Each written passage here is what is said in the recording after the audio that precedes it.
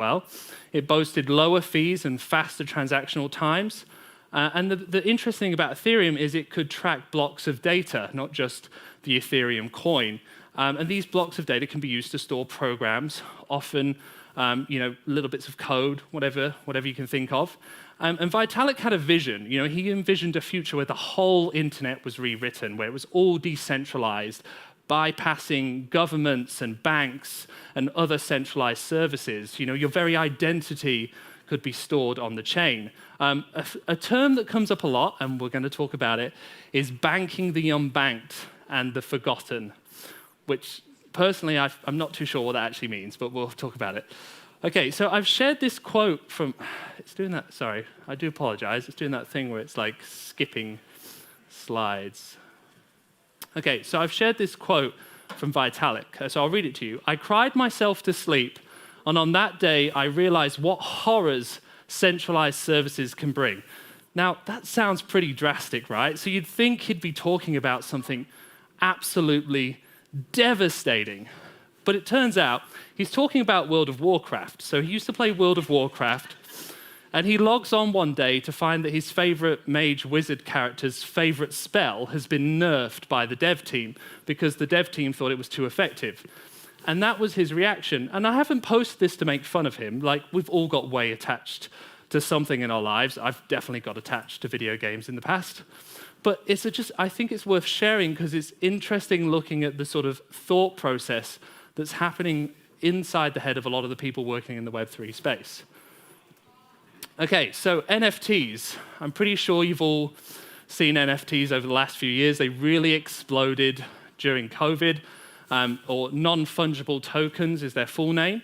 It's a way of proving that something is unique. From a technical perspective, they're just a serial number that can't be split into smaller parts. Right? So, if you have two NFTs of the same thing, they're going to have different serial numbers.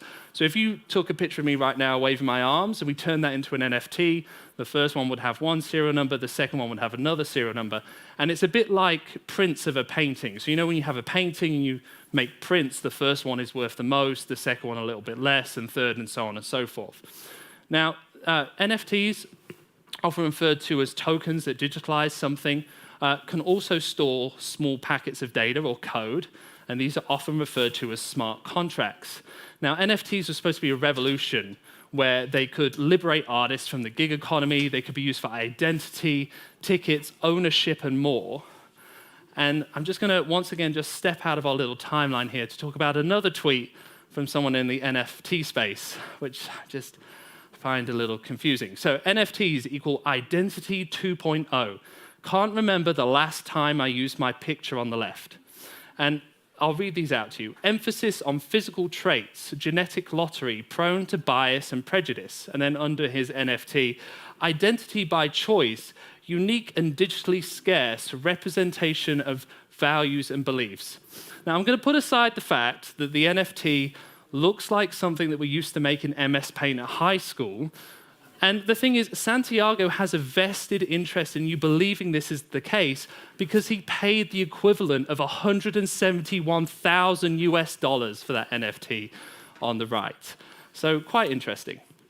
Okay, so last technical term, and then we're going to delve into the juicy bits. So Web3. So Web 1 is like static content. The web in the early days where you would read stuff, on the internet. You didn't interact with it.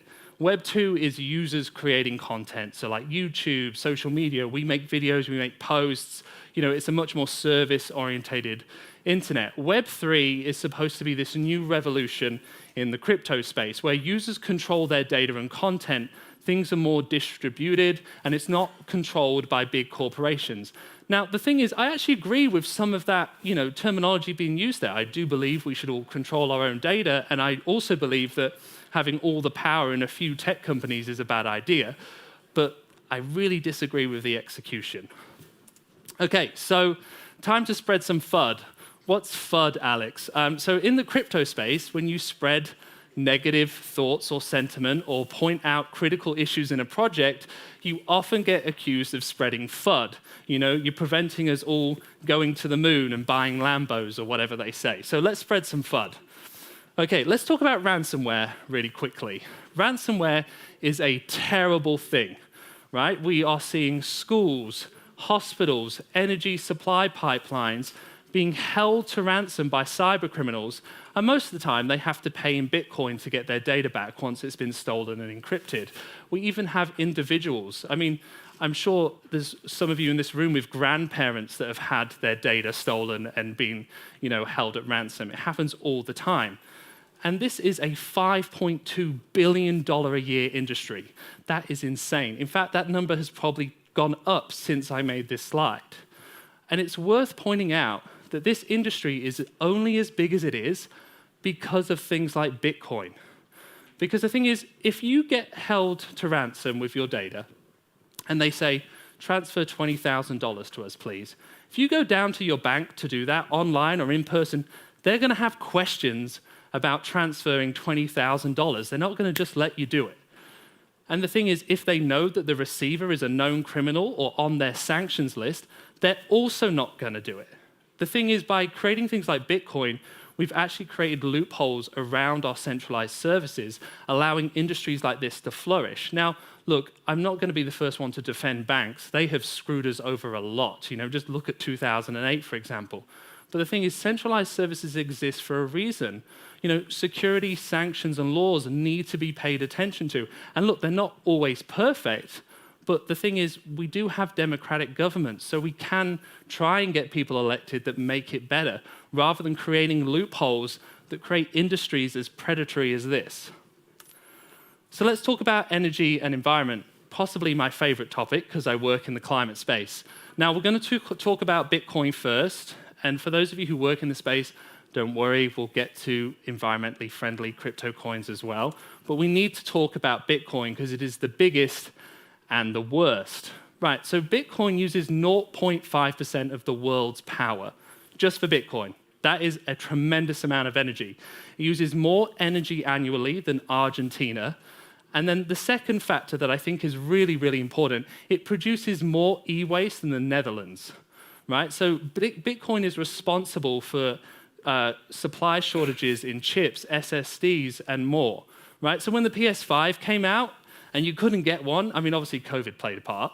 But it was also due to Bitcoin miners using all these chips. That's why people couldn't get a PS5.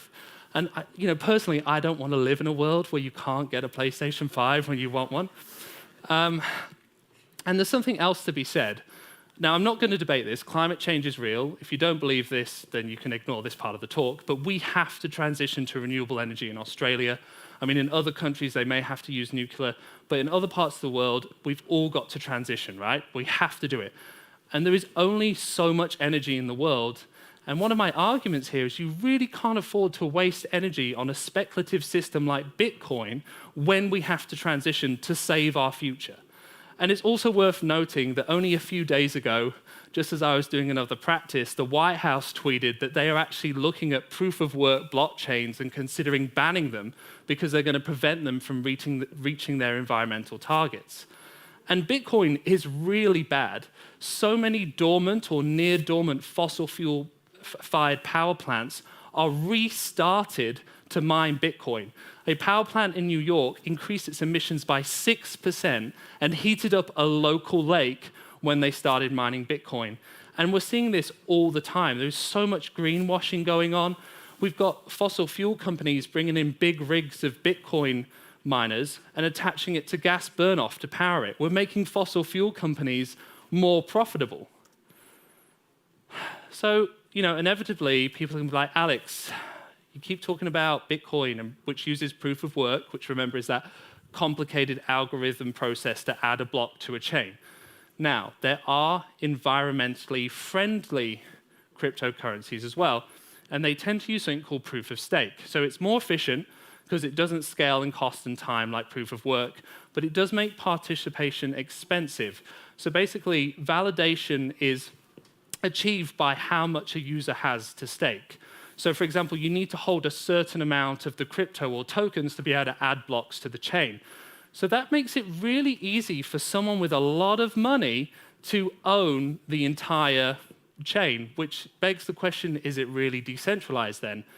So it's not as secure as proof of work. Now, Ethereum currently uses proof of work and is apparently going to be switching to proof of stake for the last 7 years, but they haven't.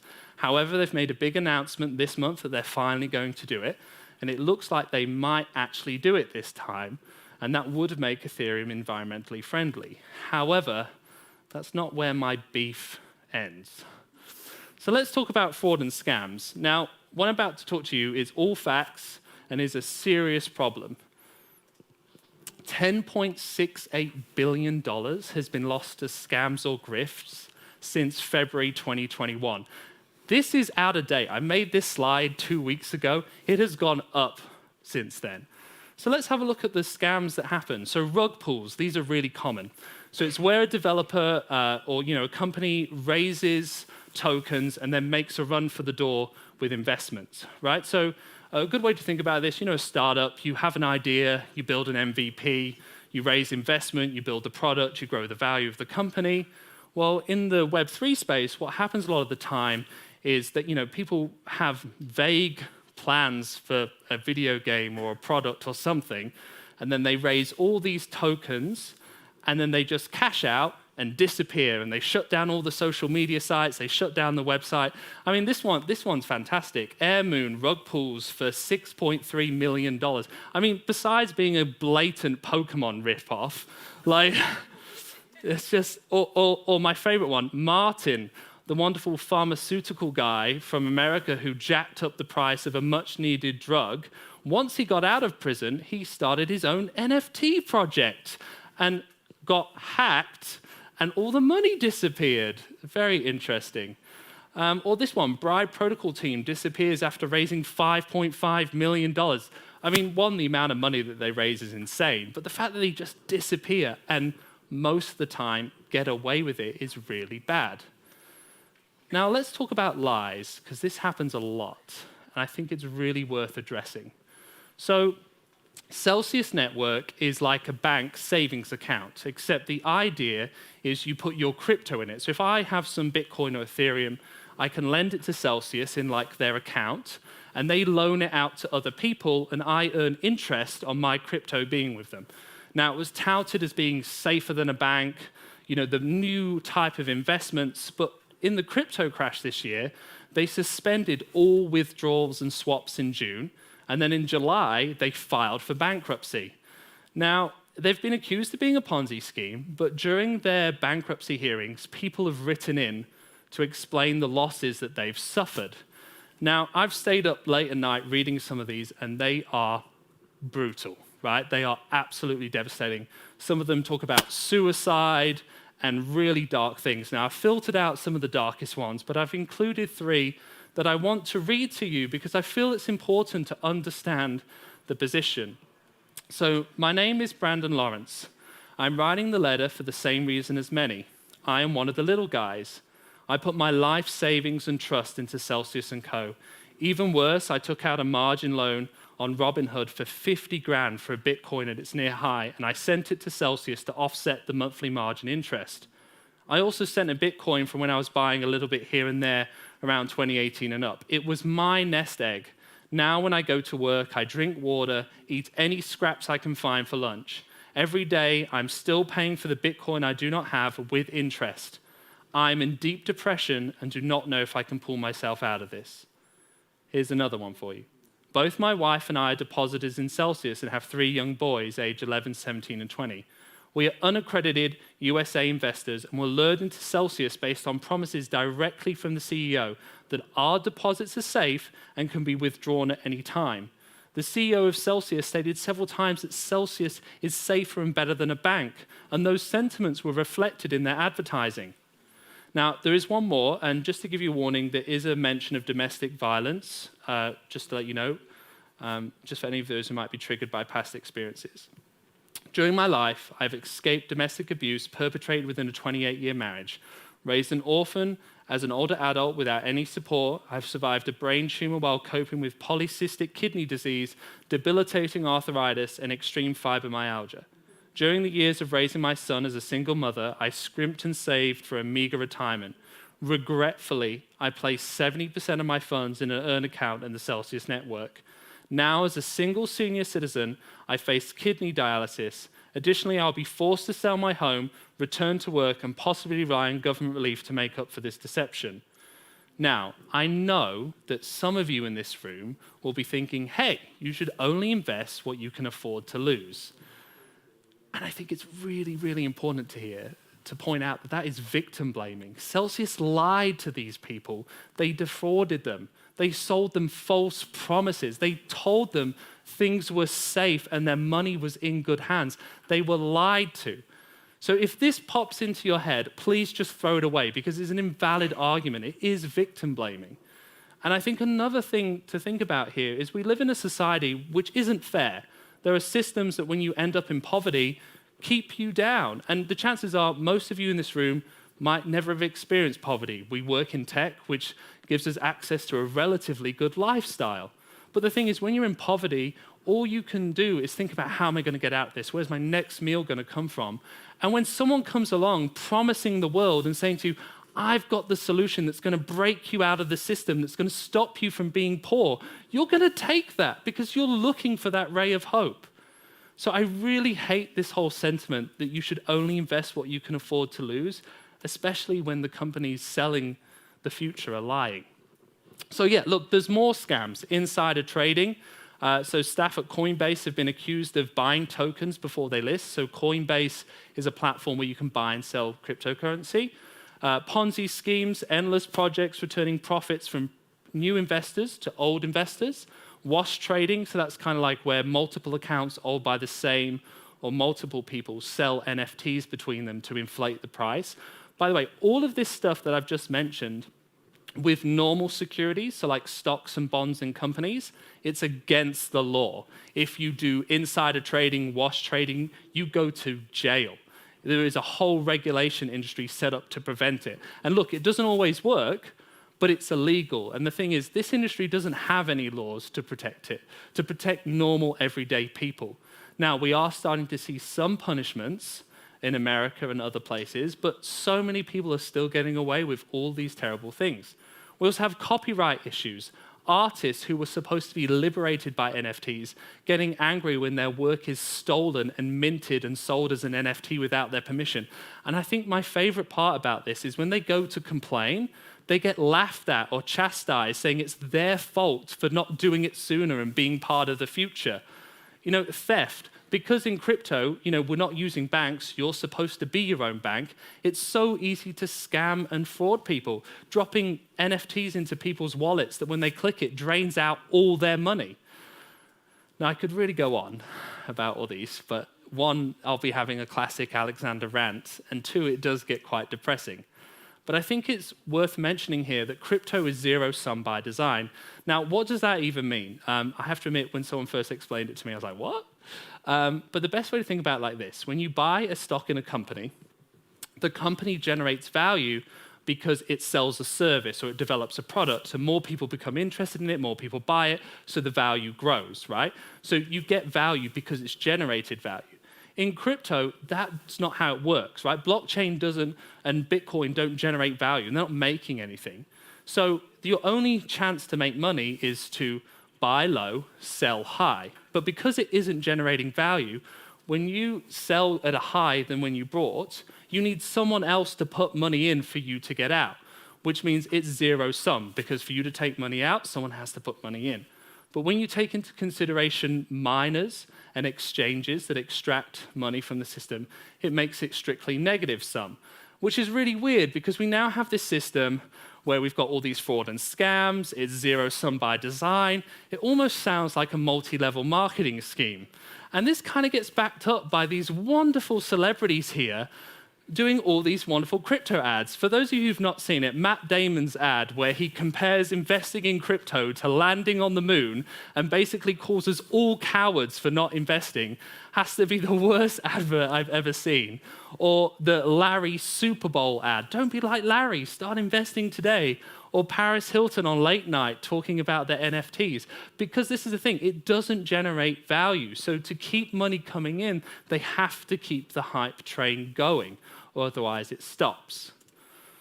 So let's explore this decentralized things. We're going to shift lanes a little bit here. So we've talked about the fraud and scams and things, but let's talk about decentralized. So that's one of the big touts, that it's decentralized. We own it. It's not owned by people.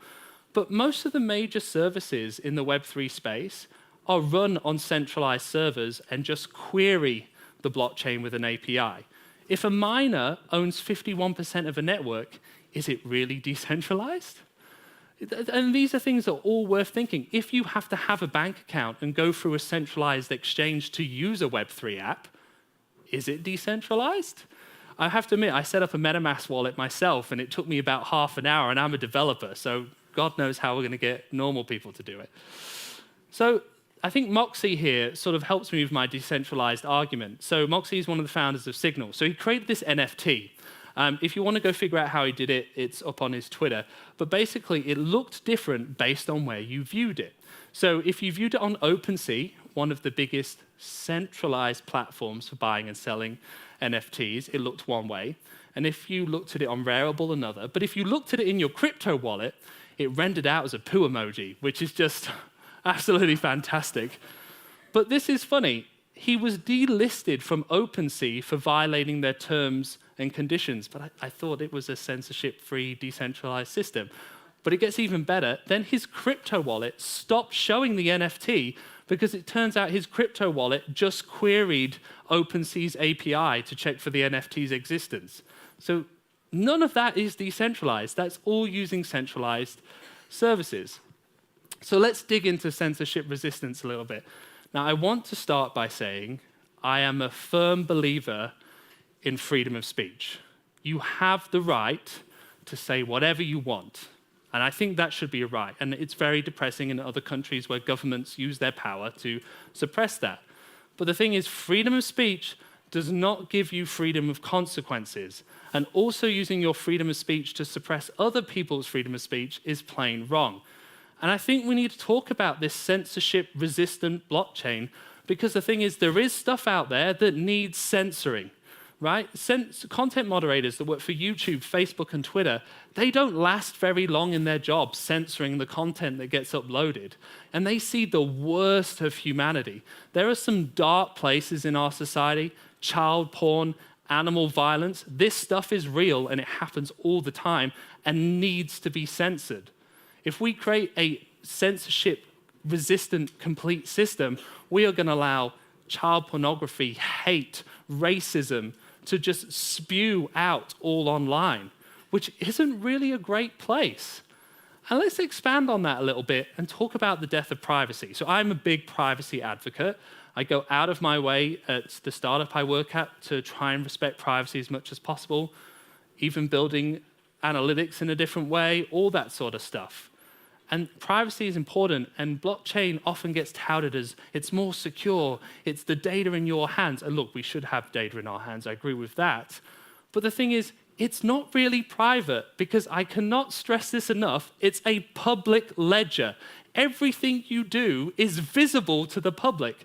Now, if you don't connect that identity to anything in the real world, sure, it gives you the ability to harass and annoy and disappear, right? But the second you start connecting it to anything in the real world, or someone figures out that that wallet belongs to you, everything you do is going to be available for everyone to see. We're talking privacy violations way worse than Google and Facebook have ever committed, especially when you've got things like this. Ethereum co-founder says we'll soon use soul-bound tokens to verify things like school and employment, all stored in a Sol's wallet. I don't even know what any of that means. But the thing is, once we start attaching things like that to the blockchain, that's there forever. Because remember, it can't be deleted. Even if it's forked, it can still be found. You know, accidentally take a photo with your credit card in the background, that's up there forever. Somebody uploads revenge porn of you, that's up there forever. It's never going away. And I think there's another thing worth mentioning is that most of the people working in this space are straight white men like me. And we don't experience harassment, stalking in the same way that people of color or women do. We just don't. And the thing is, that stuff will become easier to do. Like I said, privacy will disappear. So we're running short on time because we started a little bit late. So let's just Just cool off a little bit, Alex, and we'll go into financialization of everything. So one of the end goals of the Web3 space, right, is that everything is on the chain. Everything you do is on the chain. We're incentivized for our time with earning tokens. You pay for everything on the chain. And I think one real good example of this is Axie Infinity, which is a video game using NFTs and blockchains. It's pretty much just Pokemon. It's Pokemon with NFTs. So the way it works is you buy or rent 3 NFTs called Axies, and then you battle them, and you earn tokens for battling, and you can use those tokens to breed more Axies, or you can cash out for real money. Now, it's very expensive to get started. Like when it first started, it was very low. It costs a few $100s at least to set up one team. One thing you can do is set up a bunch of teams and rent them out to people, and then you earn 50% of whatever they're doing. Now, they've got a lot of good press about how they help people in the Philippines earn money. You know, it's like, hey, these people are now earning money, you know, playing a video game.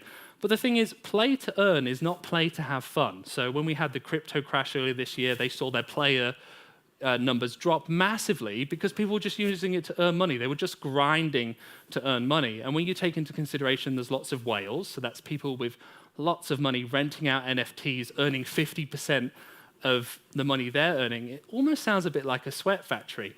But let's investigate that good press on how many people in the Philippines make money earning playing the game. Only 23% of adults in the Philippines have a bank account, right? So remember, you need a bank account to buy crypto and play crypto and work with crypto. So how many people are we actually helping? I feel that's one of the things that we do in tech a lot. It's like, this solves this problem. We should do it, but we never actually talk to the people we say we're helping. You know, and I think an example outside of the Web3 space, and you might hate me for this, and this is okay, is Elon Musk's satellite system for internet, right? Like, he's like, oh, we're bringing internet to people in the regions.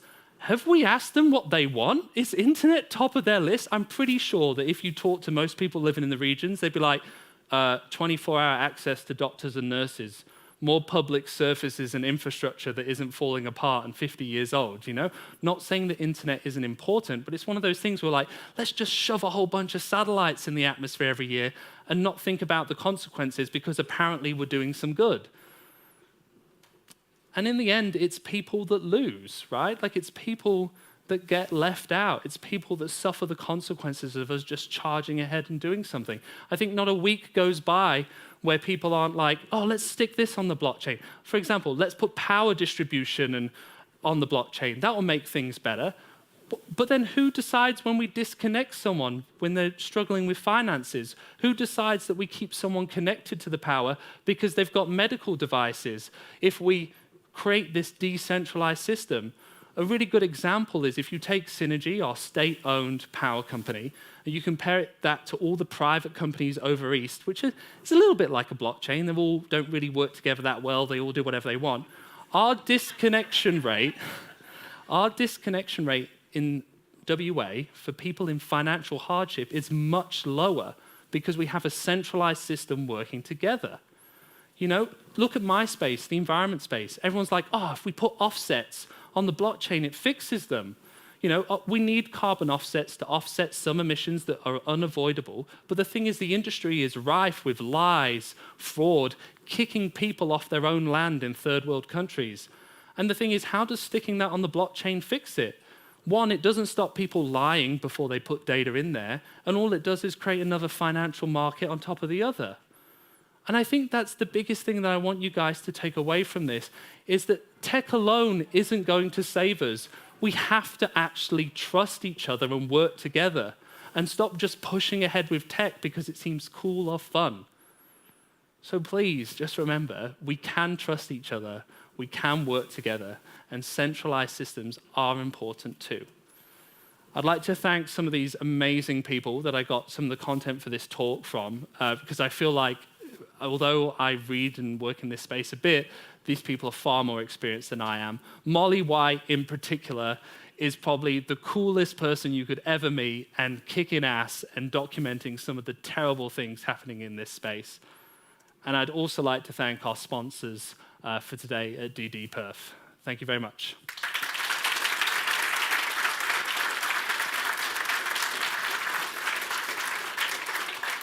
Thank you, Alex.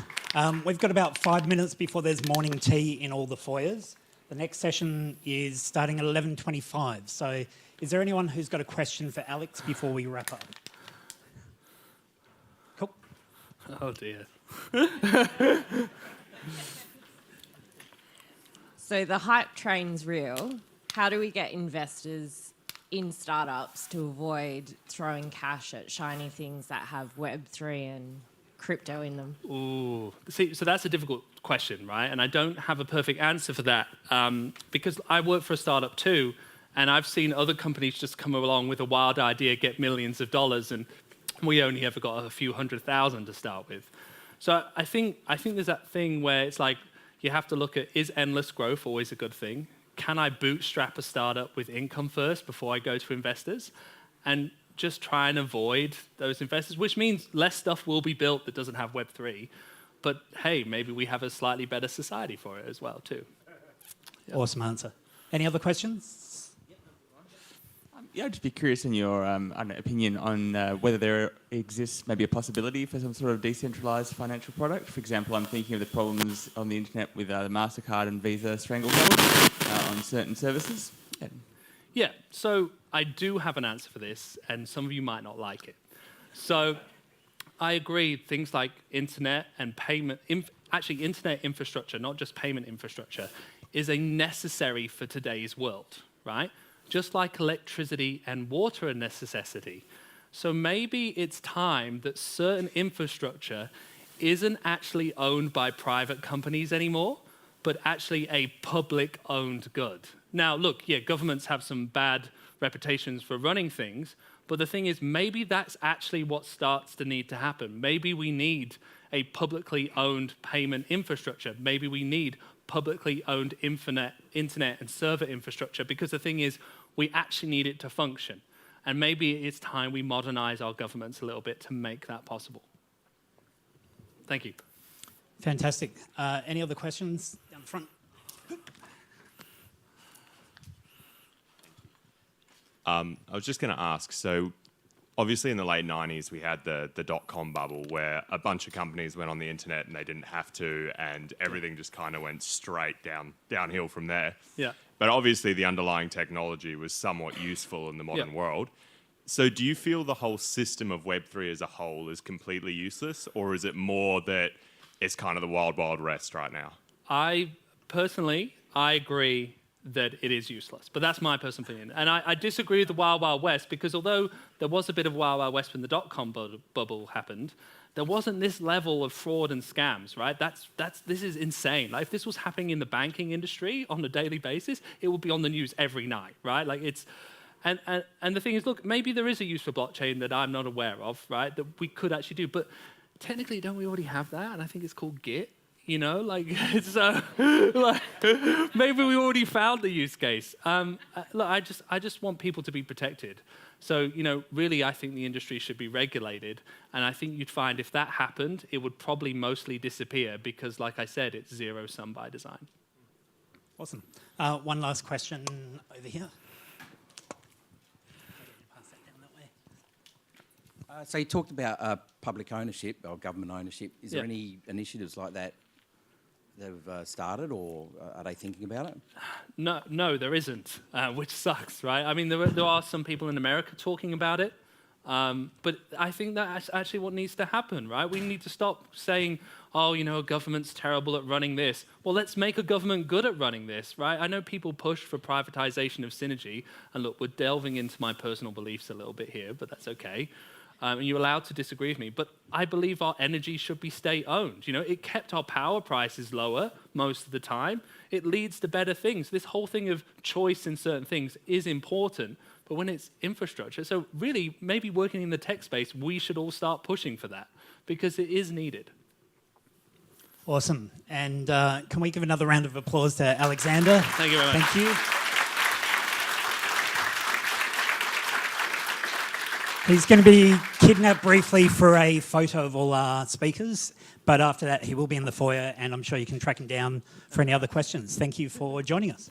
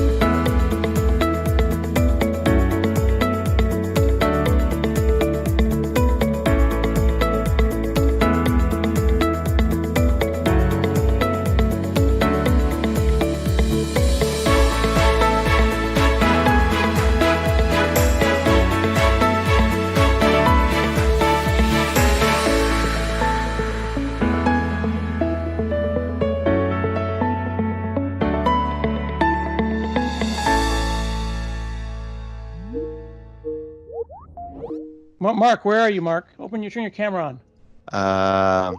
Okay. You can see me? Yeah. Okay. Yeah, we can see you.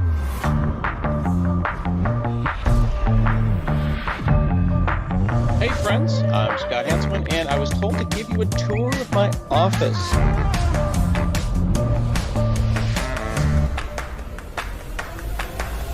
This is Nerds Nerding. What we're doing is we're talking to people all over the world because we're stuck in our houses. And we're looking at This is like my dream come true. I always wanted to join Scott Hanselman's group. What do you want?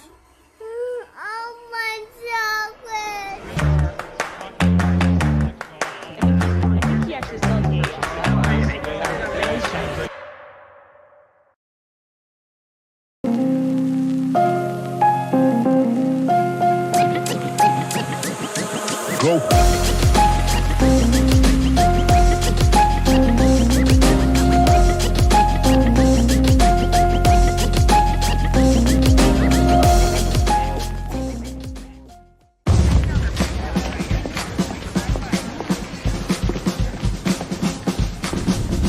We got a little problem. As you know, our motto is, you need a professional bodyguard delivered to your door in less than half an hour, you got it, buddy. But without an app, ain't no bodyguard getting delivered nowhere. So, where are we with that? The app is almost ready. We just need 3 more days? We need it ASAP. Okay, team, what's the status on the app? We're good to go, except our login experience is a disaster. We need something to keep our users' data private. And to keep the hackers out. And it needs to work flawlessly because... Because I don't want to lose one single customer.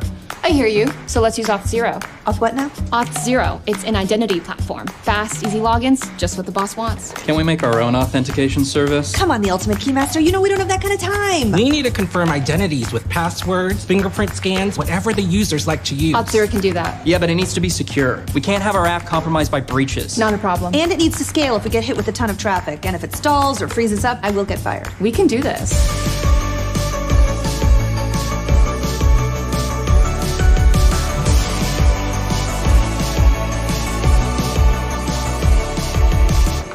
Could you guys stop? That's really distracting.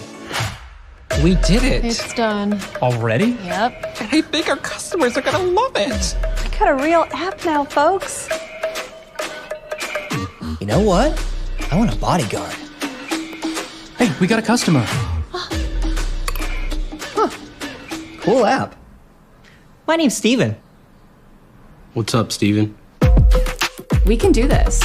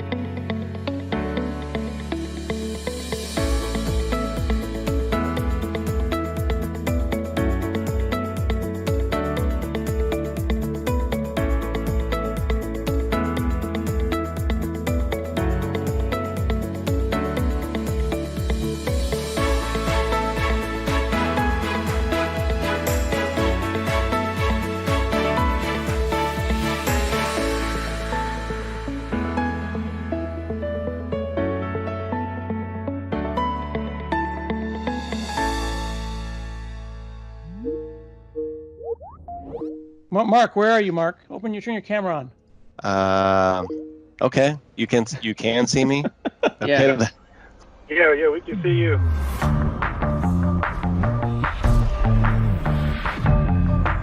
Hey friends, I'm Scott Hanselman, and I was told to give you a tour of my office.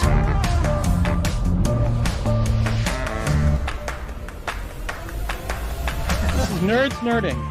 What we're doing is we're talking to people all over the world because we're stuck in our houses. We're looking at God, this is like my dream come true. I've always wanted to join Scott Hanselman's group. What do you want?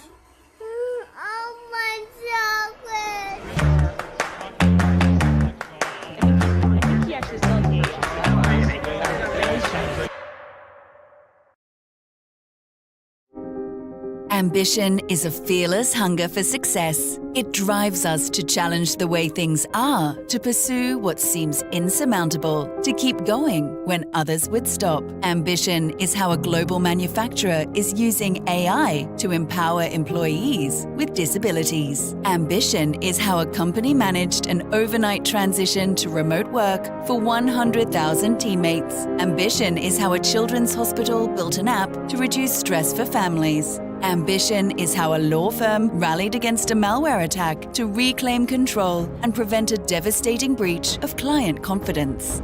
At Insight, we know the power of ambition. We've grown from a small technology provider founded by two young brothers to a Fortune 500 company offering IT services and solutions for all. For more than 30 years, people have trusted us to turn ambitious projects into meaningful outcomes. What will your ambitious story be? Now is the time to do big things together. Now is the time to be ambitious.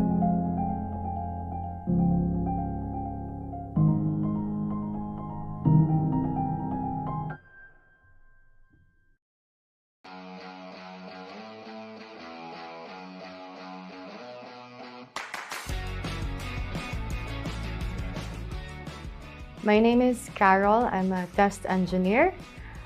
My call sign is Special K. You might be familiar with it. You see it in cereal boxes. It's my call sign because I like eating. I eat a lot. When people see me, they always see me eating, and they always ask me, Carol, why are you eating? And I think that just when they see the cereal box, they say, okay, that's Carol. Hi, I'm Joshni. I'm a test engineer.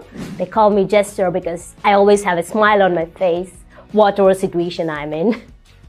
My name is Jaden. I'm an automation engineer here at Planet. My call sign is Digit because I'm a huge maths nerd. It is my primary major, but I often get called out on how I never, ever stop talking about maths. I just love maths. I am Cassandra. I am a test automation specialist. Being Beret, as you can tell by the accent, I am French. Very prominent accent. So the beret completely makes sense. As for the ping, no matter the client, no matter where I was working, it always was a pink background with Hello Kitty riding a unicorn. It does not reflect who I am outside, clearly, but I think it brings a little bit of sparks and joy, and so yeah, so pink beret it is. My name is Kong. I'm a consultant here at Planet. When people ask me how to pronounce my name, I always say, I'm not the king, but the Kong.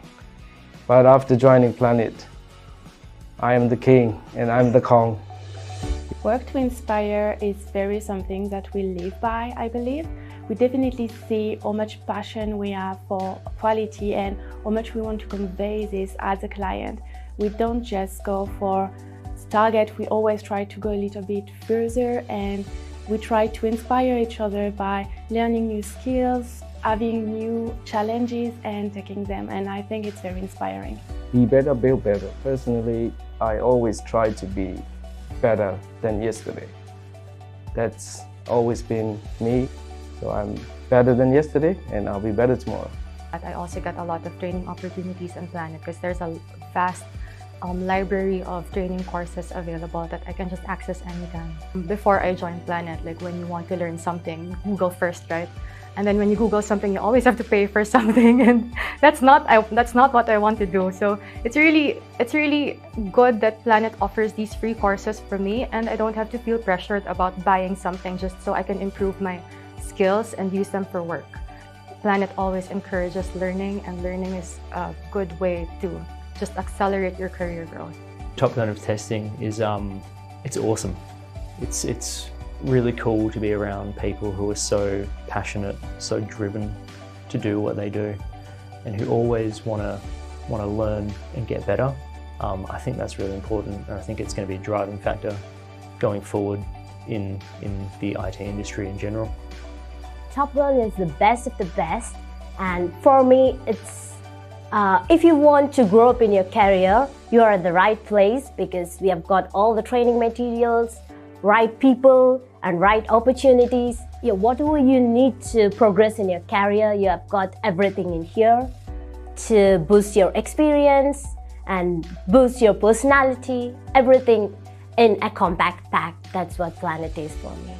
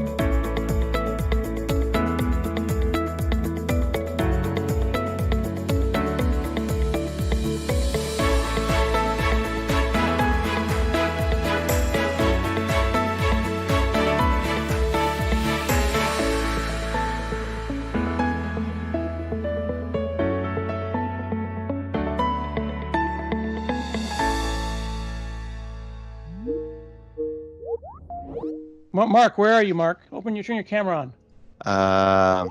Okay. You can see me? Yeah. Yeah, we can see you.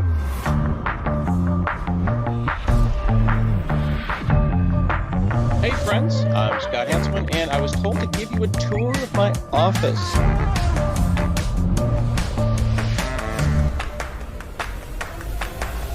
This is Nerds Nerding.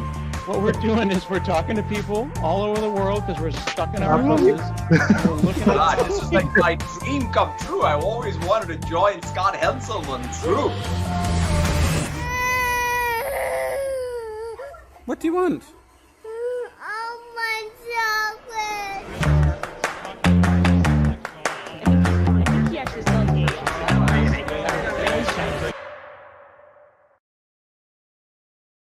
Tell me the best thing that's happened while I was gone. I made sure Dad ate healthy like you said. He even tried the broccoli. Eat it.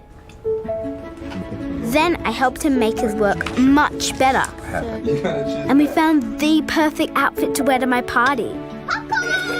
But I really needed to wind down before bed, so I turned my hand into a starfish. My best thing is you being back.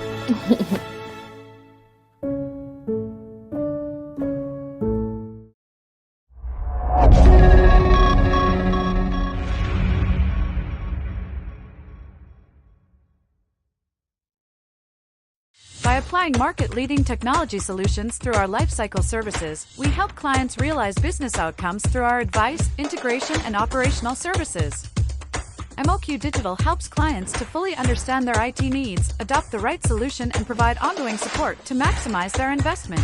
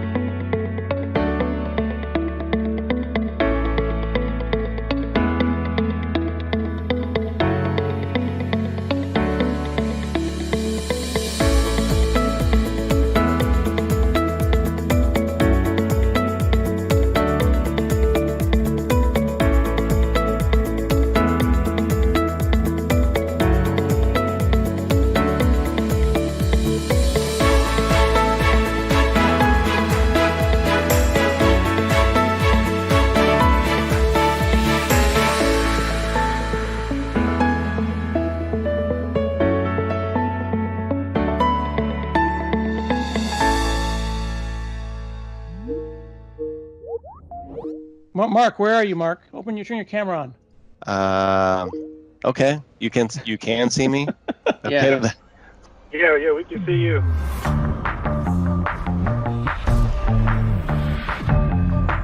Hey friends, I'm Scott Hanselman, and I was told to give you a tour of my office.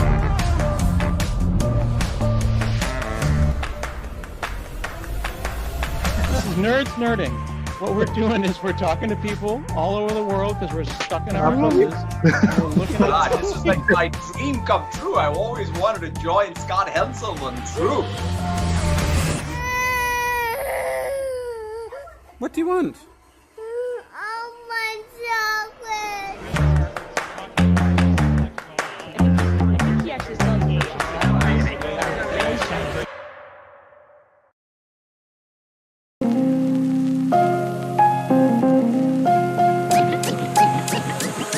Go.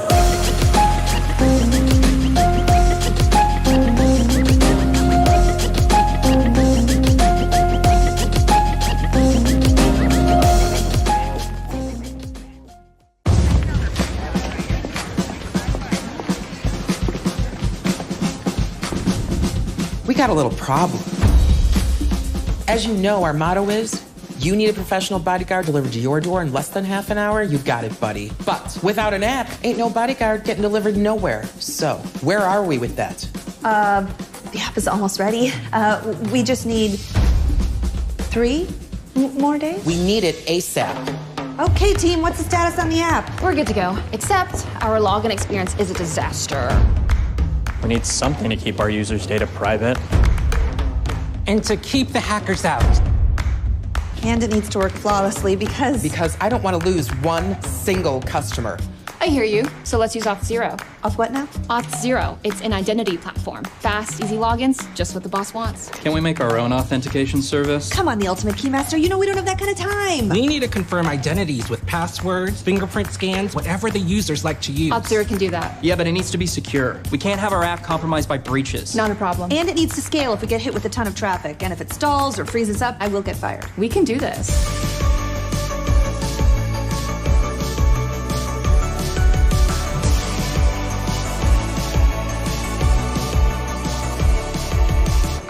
Could you guys stop? That's really distracting.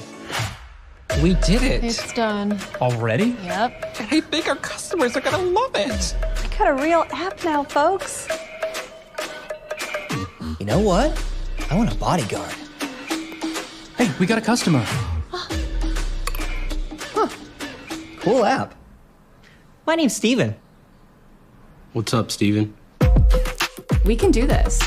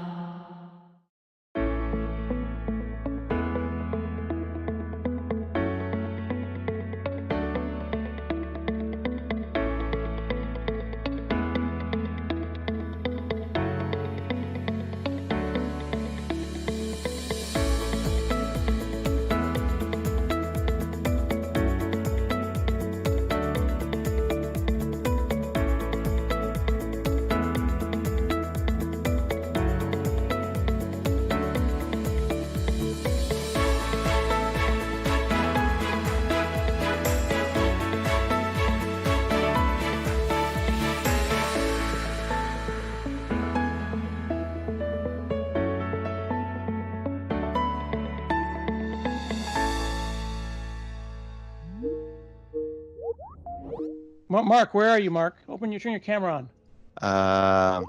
Okay, you can see me. Yeah. Okay. Yeah, we can see you.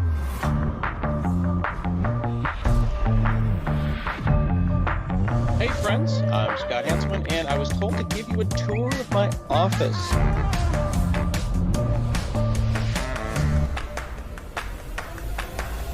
This is Nerds Nerding. What we're doing is we're talking to people all over the world because we're stuck in our houses. And we're looking God, at this is like my dream come true. I always wanted to join Scott Hanselman's group. What do you want?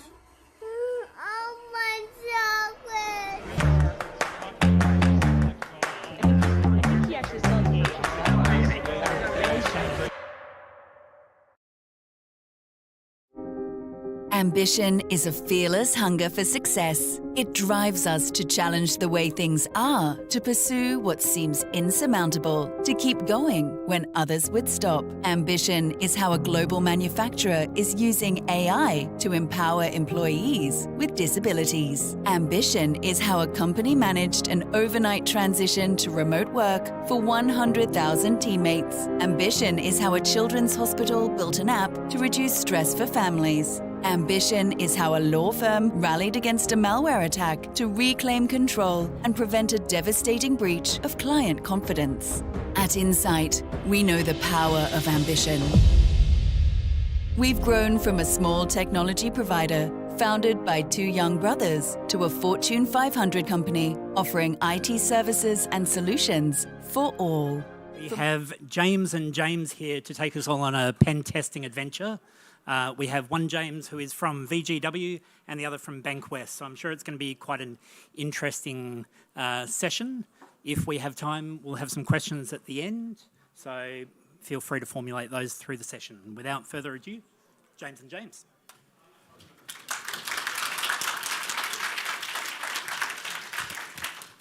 Hey everyone, I'm James number one for the purposes of this talk.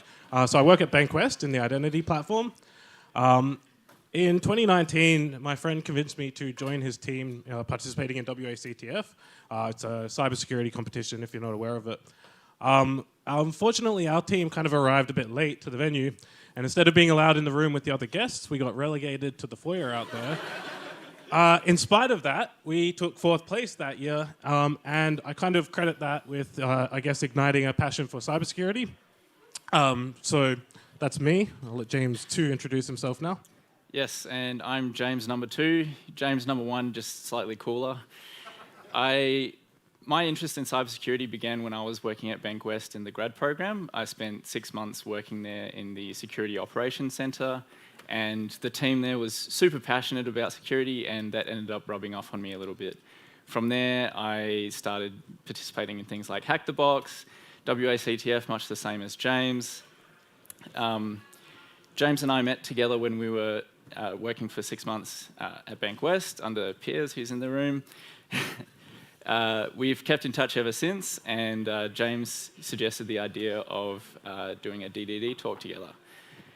I pitched the idea of doing a choose your own pen test adventure because it's something that I'm interested in, and that's the idea we ended up sticking with. We also like to do gymnastics together on the weekly. So the goals of the session. We've got 4 main goals that we'd like the audience to take away from this. As long as you tick off at least one of those, I'll be satisfied. We'd like to give everyone here a little bit of a peek at what breaking into a website or a service looks like. Certainly when I was working as a software engineer, I very rarely got to see what that looks like. I knew that managing vulnerabilities was important and avoiding flaws that let people break in was important, but I never actually got to see it practically applied. We'd also like to share with you all some practical tips for the engineers in the room. Hopefully, whatever service or application you're working on at the moment won't be vulnerable in the same way that our demo website will be. We'd also like audience participation. We've formed this as a choose your own adventure. We want the audience to feel empowered to actually make some of the decisions that are going to drive this live demo. So we're hoping to give you enough context that you feel comfortable making a bit of a decision and participating, which will hopefully lead to number 4, which is giving you some inspiration. If anyone in the room is interested, definitely hit me up afterwards, but we'll also be sharing some resources at the end for anyone who thinks this looks cool and wants to do more of it to go and do it in their own time after this session. So really hoping that some of you take that away from this. So how's the adventure, choose your own adventure actually going to work? We're going to start off by giving you a bit of context. We'll browse around the website at whatever point we're at, point out some interesting things that we've spotted, and then we'll go into explaining some of the options that are available to us. From there, you'll see a screen that looks much like this one, so have your phones ready. There's a QR code. If you're at the back, it might struggle to scan, but we'll also read you out the 6-digit number. So you can use one or the other. You either go to strawpoll.live and enter the 6-digit code, or you scan the QR code on your phone. Both will take you to an actual straw poll where you can cast your votes. This one's not the real one, so this is just a demo one. I see people taking... The QR code won't work. All right, I'm going to hop on the keyboard now, and James is going to narrate while I start exploring the website. Right, so the app that we're going to be pen testing is an online pen store. Unfortunately, because of some VPN issues, the thumbnails are not loading, but these are various different pens that you can browse through and add to your cart. There's also a search feature up here. You can type in a query and it'll filter the list to ones that match that query. There's a gallery here, once again, VPN issues, so the content is not loading, but imagine there's some beautiful pen pictures here. Finally, we see a login page, so we know that there's some kind of account system on this website.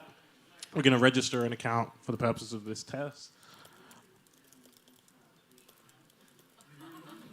Right, so there's obviously no password policy because we're not getting any validation errors, so we've just put in test as a password. We connected? All right, I might swap across to the video. It looks like we're going to have to fall back on a pre-recorded video because our VPN is acting up.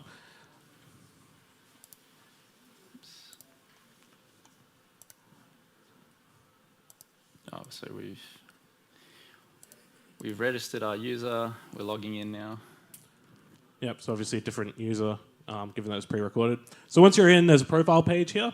And in that page, you can update some of your profile details, so your name and email address. And looking at the URL, we can see that this is hosted in S3. So that tells us that it's a static website. So we're going to kind of browse through the JavaScript code that we can see in the dev tools and see if we can find anything interesting.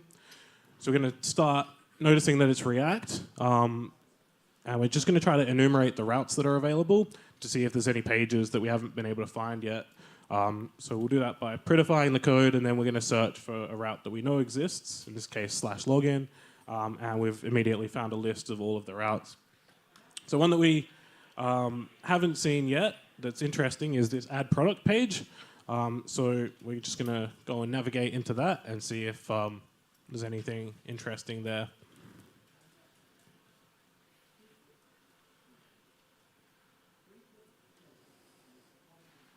All right, so we get a forbidden error. So immediately that tells us we've got some kind of role-based access control in place.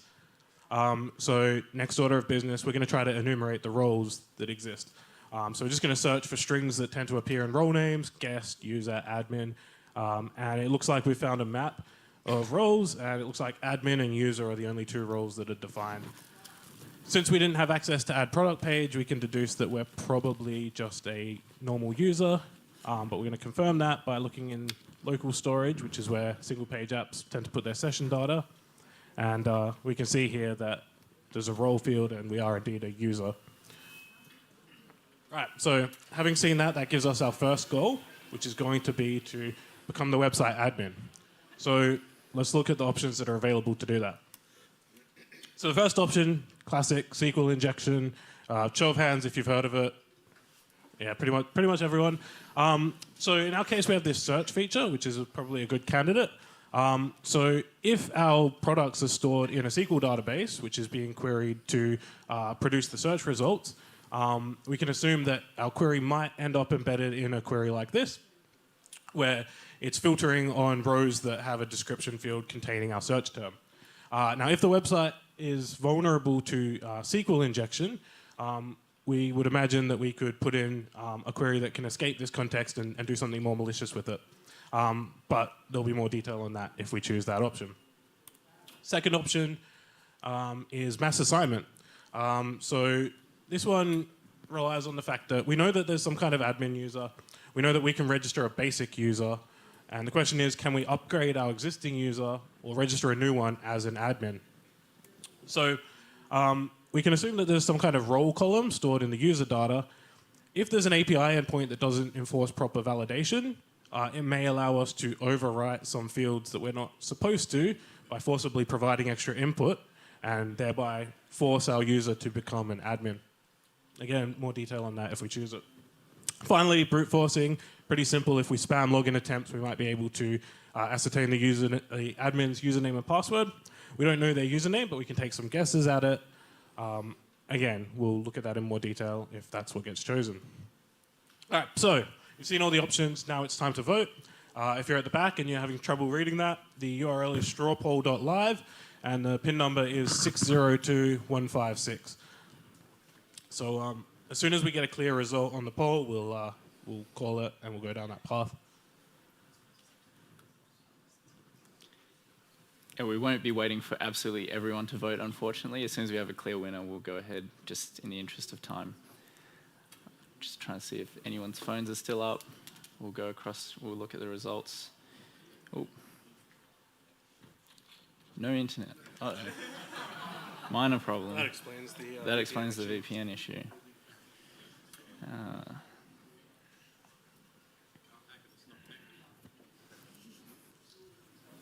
No wonder I needed to use the video backup. All right, looks like mass assignment is a pretty clear winner. So let's go down that path. All right, I'll well, hopefully while that's reconnecting, it requires a password on my. All right. You can trust us. I'm just going to go ahead with the video. All right, so here we are. The page that catches our eye as far as potential mass assignment vulnerability is the profile page, so we can update some of the user's details.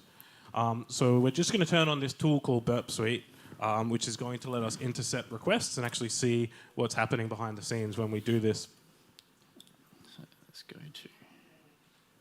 Right, so just for a simple explanation of how this works, normally your browser will send web requests directly to the backend API. We're turning on a tool called Burp Suite, which kind of proxies that, takes requests, intercepts them, allows you to tamper with them or repeat them, and forwards them onto the API. So that'll just give us some means of kind of messing with these requests and seeing what we can do. Right, so ignore this first request because you can see it's just an options request, just required for cause to work. This is the one that we're interested in. This is the one where you can see all of the data that we entered into the profile form has gone through, and we're just going to send it to repeater, which will let us kind of duplicate this request later. And we can see in what comes back here that we've got the complete set of user claims, including their role. But note that all we sent in that request was just the details that we were allowed to update. So now we're going to try to tamper with this. In particular, we're going to add a role field, and we're going to put admin in there, and we're just going to see if that succeeds and what happens. We got a 200 response, so it succeeded in sending the request, and we can see that the role field says admin now, so that's a good indicator that we've probably succeeded.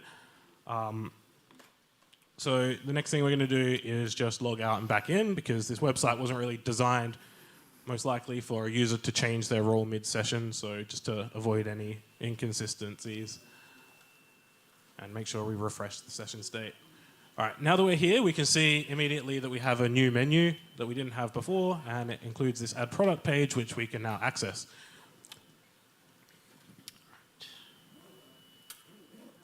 Right, so we are now in.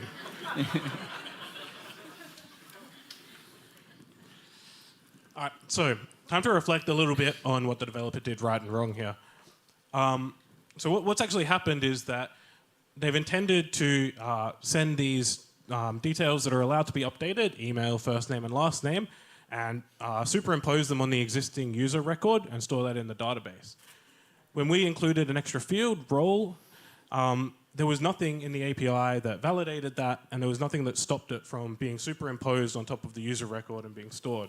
So it just accepted it, saved it, and we became an admin. All right, so what they should have done is allow listed user input explicitly. So you only allow the fields that should be updated by that endpoint, in this case, email, first name, and surname. Another thing they could have done is just to not use local accounts at all. It's very difficult to implement good user account management. There's a lot of issues that kind of come into play.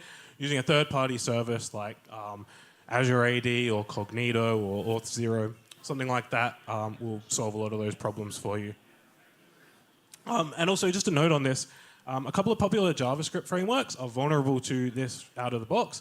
So Nest.js and Fastify both will, by default, not validate input fields and will just kind of deserialize whatever you send it. And if you don't check for that explicitly, they will save it.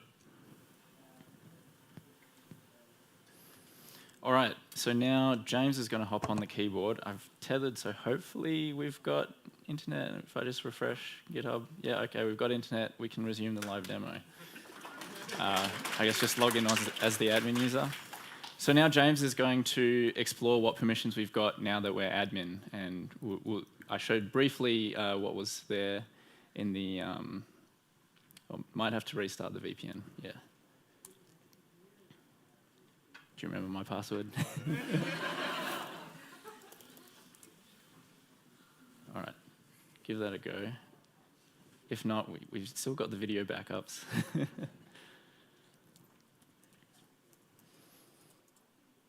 might have to refresh just to get the login working again. Have we overwritten the user credentials? No.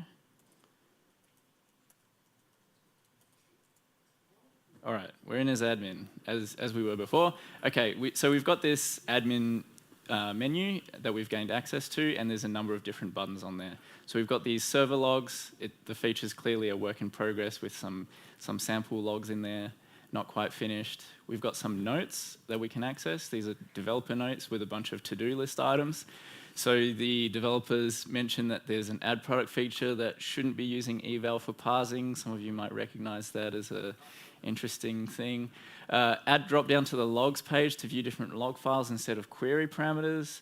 That's another interesting one for us. Stop using the API host as a jump box. Remove unnecessary privileges. Implement a couple of features. So there's a bunch of cleanup that the developers left themselves. Clearly a work in progress website. We've got the add product feature, which we mentioned earlier that we were interested in. So from this page, it seems like you can add a new product to the page, to the website. If we're having trouble, it's still tethered? No? Okay. It doesn't look like the internet is down. It just looks like the VPN is interfering with the page. Yeah. And we've got add image to gallery, which is still under construction. So that seems to be the extent. There's nothing else obvious that the admin seems to have access to. So let's discuss some of the options that we see ahead of us.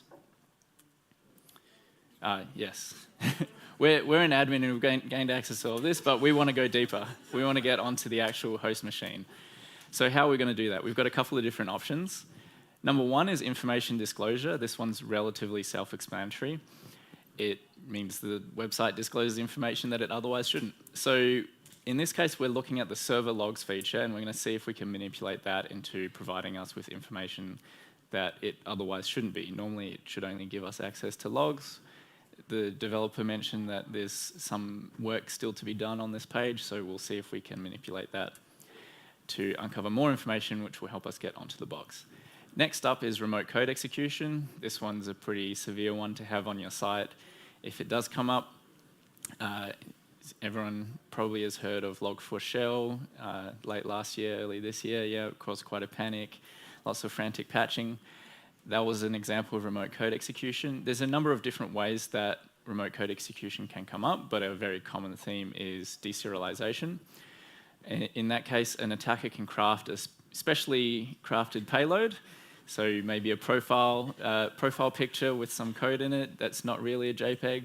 They provide that to the target, and when the target goes to read that data, the attacker has crafted a payload that's exploiting the way that it reads that data to then get it to do whatever it wants, potentially die. In this case, we'll be looking at the add product feature to see if we can manipulate it. Based on the developer notes, they mentioned they're using eval for parsing the input from the user. So we'll have a look and see if we can manipulate that to run whatever code we'd like. So once again, we have come to a decision point. Vote on your phones for whichever option.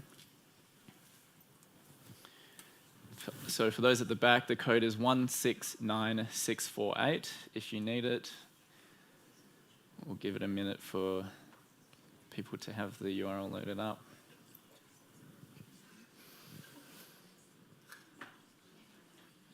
All right. Hopefully the results should be off on the other side. If we're tethered, we should be able to actually see the results ourselves this time. All right. Looks like a pretty clear win for remote code execution. Thanks for all your votes. We'll proceed with that option live now. All right, so James is now going to do a demo of this. Hopefully we can do it live and not use the video recording. So James is now navigating to the add product feature, and he's turning on burp again, which we saw in the previous layer. And James is just going to enter some data into this form. It doesn't really matter. And he's going to submit. Oh, yeah. Turn the VPN back on. And submit. And now we can see the request has been intercepted by burp. Again, we've got this options request, which we're not interested in. We go ahead to the post request, and James is now sending that to repeater for us to repeat the request. So now if James scrolls down in the request, we can see the actual payload that he submitted in the form.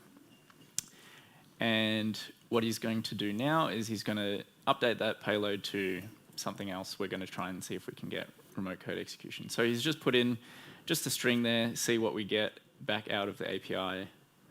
We get a 500 internal server error, unexpected identifier, okay. Not particularly helpful to us. Now James is going to do a random shot in the dark, have a look if, oh, you're missing the one, yep. We're just going to see if 1 = 1, if we get any sort of parsing of that input and returning as true.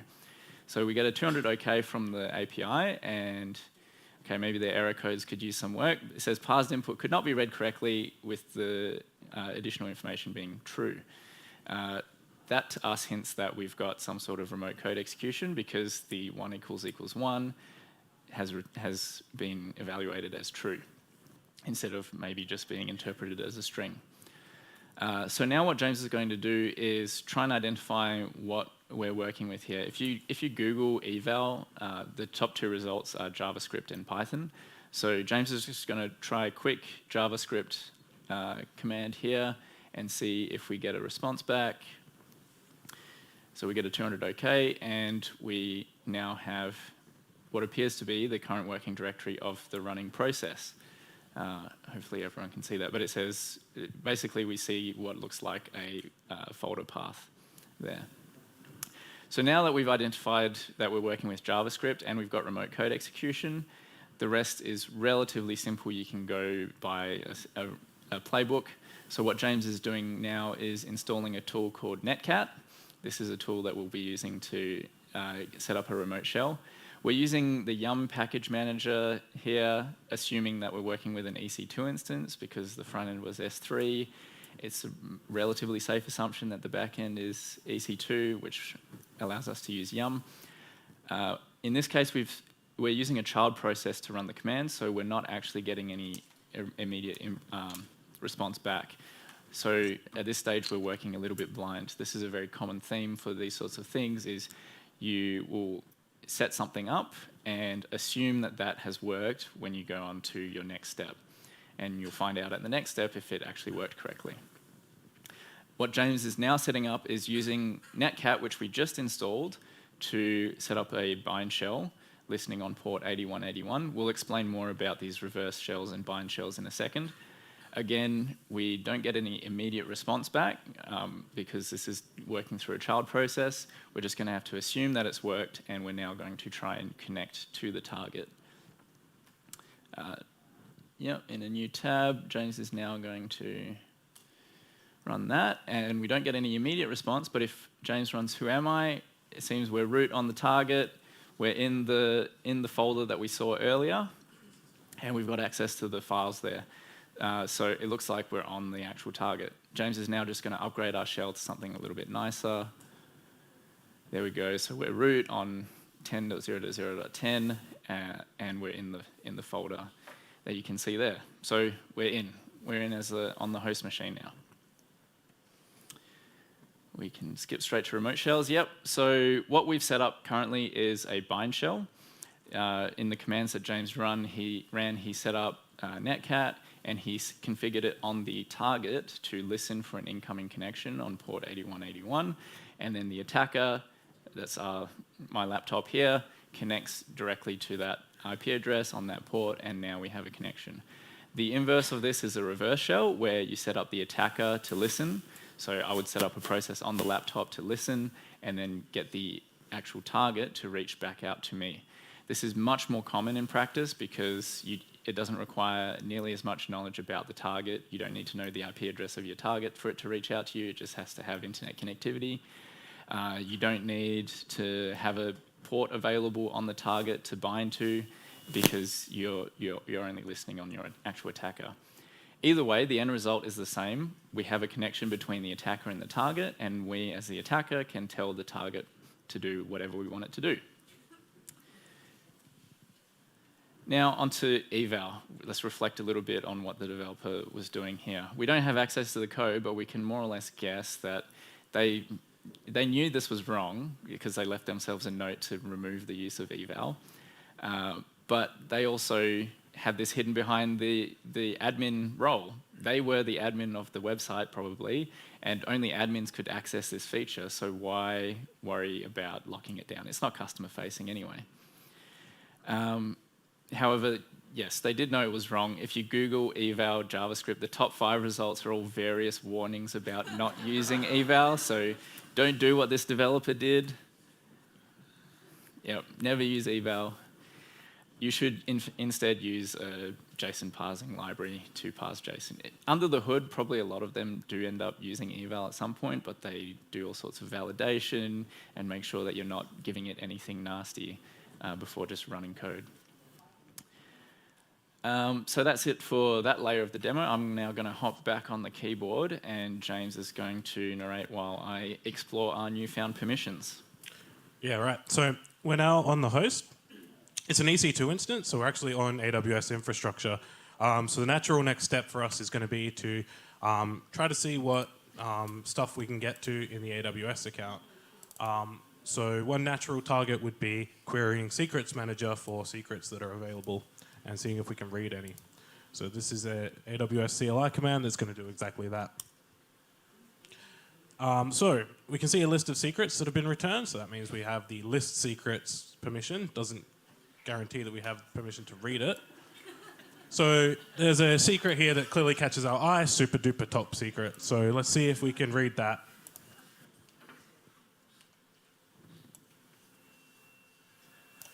All right, so this is the CLI command that we need to use to actually query the contents of that secret. And we get an access denied exception. So that is an AWS IAM error that tells us that we're not authorized to access that resource. So next thing we're going to do is we're going to do a little bit of recon. We're going to try to figure out what permissions we do have and see if there's a way we can escalate our privileges. So James is just querying the metadata endpoint that the EC2 instance has access to find out the name of the role that it's using. And then attached to an IAM role in AWS can be one or more policies, which are documents that define permissions. So now we're going to look at the role policies that are attached to that role, and we can only see one. So now the next thing we're going to do is actually query the policy document that role, that policy contains. And we can see a whole bunch of permissions here. When we scroll up, we can see that we do have the secrets manager get secret value permission assigned to us, but it's scoped to these resources that have these ARN prefixes, and our super duper top secret is not among that list. We do, however, have a big list of permissions here that we do have. EC2 run instances is one that catches our eye, as is create policy version. And if you scroll down a little bit more, I am pass role. And if we keep scrolling, we can see as well that the resource section of that is a wildcard, so we can execute these permissions on any resource in the account. All right, so that gives us our third goal, which is to start exfiltrating secrets. So we want to get this super duper top secret. First role to do that, or first option to do that, is to use the pass role permission. So the purpose of this is that it allows one resource to pass a role to another. So say you're provisioning an EC2 instance, you can give it a role, and then if we were to leverage that, we could then connect into that EC2 instance via SSH, and then as we're doing currently with the API host, we can just use the role that it has available. Second option is create policy version. Despite the name, this is just an update policy permission. So what it allows us to do is create a new version of a policy. So at the moment, if we query secrets manager, we get an access denied error because we don't have the permission to access it. But what we can do, based on what we've found, is we can just update that policy to allow us to do it.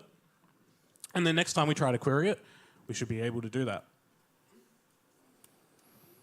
All right, so time to vote. Once again, if you're at the back of the room, the code is 939765.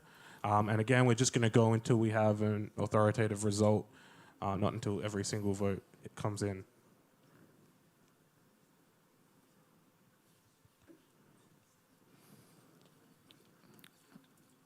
Got one or two phones still up. We'll wait till... All right. Have a look at the results.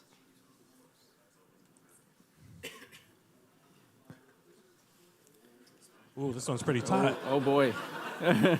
It's a dead heat. All right, it kind of looks like create policy version is winning by a hair, but we'll... Is anyone still trying to vote? Is this it? Any tiebreakers coming in? All right. All right. I'll take the silences. Oh, there's one close up.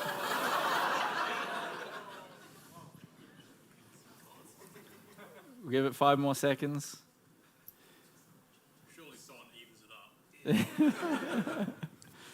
Someone open up incognito on your browser and do a second vote. It looks like create policy versions won. Only just. That's the closest we've seen it. All right. So create policy version has it. So let's go do that and see if we can get that secret. All right. So what we're going to do now is create a new version of the policy that's attached to our role. So the first thing we're going to do is go back to that query that we used before to list the policies that are attached to the role. So the name of the policy that we're after is simple policy. It's the only one there, and we've got the ARN of it there, which we're going to need to make a command to update it. Right, so this is one very big inline command that James is going to paste in that's going to do the update operation, but I will talk to it piece by piece. Right, so first line of the thing there, the first main argument is that ARN that we just looked up, which is the policy that we're going to be updating. Following that, you can see the actual policy document. We've just pasted it there as inline JSON. The most important parts are this statement here that contains the action section that says secrets manager lists secrets and secrets manager gets secret value. So that's going to allow us to get the secret value. And importantly, we've got a wildcard for the resource section. So this policy will have permission to read any secret that's in the account.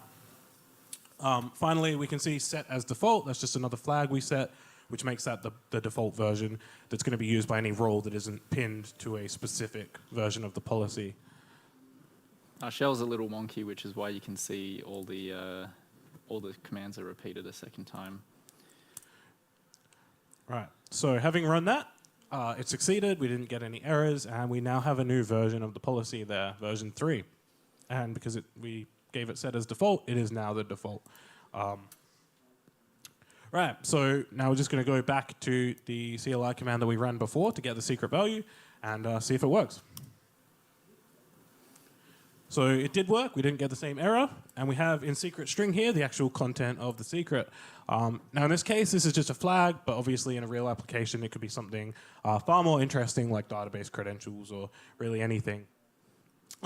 Also worth calling out at this point that although we just used our powers to give ourselves access to read any secret in the account, we do effectively have admin access. We could have written any policy that allowed any or all AWS API actions, and that would have been accepted, and we would have those permissions. All right. So how do we get here? Right, so let's just reflect a little bit on what the developer did right and wrong. Actually, first off, we're going to talk about automation because we just did that by hand, and we were lucky in that we had permissions in our role to list the policies that are attached to the role and to query the granular permissions that that policy consists of. If you don't have that, there are tools available that can do it for you. Examples being Weird Al, Paku, and Redbodo. And what they'll basically do is hit the AWS API using your credentials, probe it, and they can distinguish from the error messages that they get whether you actually have that permission or not. So if you're working blind, those tools really help you out. All right, now we're going to reflect on what the developer should have done. The main thing is they should have applied the principle of least privilege. This being an API host, it should have had one clear role and only had permissions it needed for that. So they should have segregated the duties. That EC2 instance shouldn't be spinning up other infrastructure, nor should it be manipulating IAM policies. And another recommendation would be don't put wildcards in your IAM policies. Scope them as granular as you can to the actual resources that you do need to manipulate. And that brings us to the end of the live demo of the pen test. So what did we learn? We learned to sanitize and control user inputs wherever they arise, follow the principle of least privilege, like James just mentioned, apply defense in depth. This is particularly relevant, especially to that second and third layer, where the developer left themselves a bit of a mess, some notes. They said to themselves, well, this thing's a bit buggy, it's a bit vulnerable, but it's not customer facing anyway. I'm the admin, what could go wrong? You should always be assuming that, well, you shouldn't always assume that your defenses will fail, but you should aim to minimize blast radius whenever someone can get into one layer to prevent them from being able to exploit that to get further access. Ideally, if there weren't those bugs in that for that second layer, an attacker that got in through the first bug, which was the mass assignment, wouldn't be able to then get onto the actual API host through further exploitation. They would just be able to read the to-do list, and that would be about it. The rest of the learnings depends on the path we took, so I hope you were paying attention during the various reflections. Different paths would have had different key takeaways. How can you get into this? Like I promised, we're hoping to inspire at least some of the audience to participate in this sort of thing. Try Hack Me and Hack the Box are both really valuable resources that I've personally really enjoyed. I spent about a year working with Eric, who's in the room, on various Hack the Box exercises. They were lots of fun, really satisfying to break into. Particular shout out to IPSEC tutorials. Whenever a box gets retired, you can be sure that there's a really useful and thorough video tutorial on how to break into that box. It will go up on YouTube immediately after. Pentester Lab and OWASP Juice Shop are other things that I haven't used personally, but have had recommendations for. There are also some certs you can aim for in this space, not really for the beginners, but something to maybe aspire for. I'm also interested in going for these myself.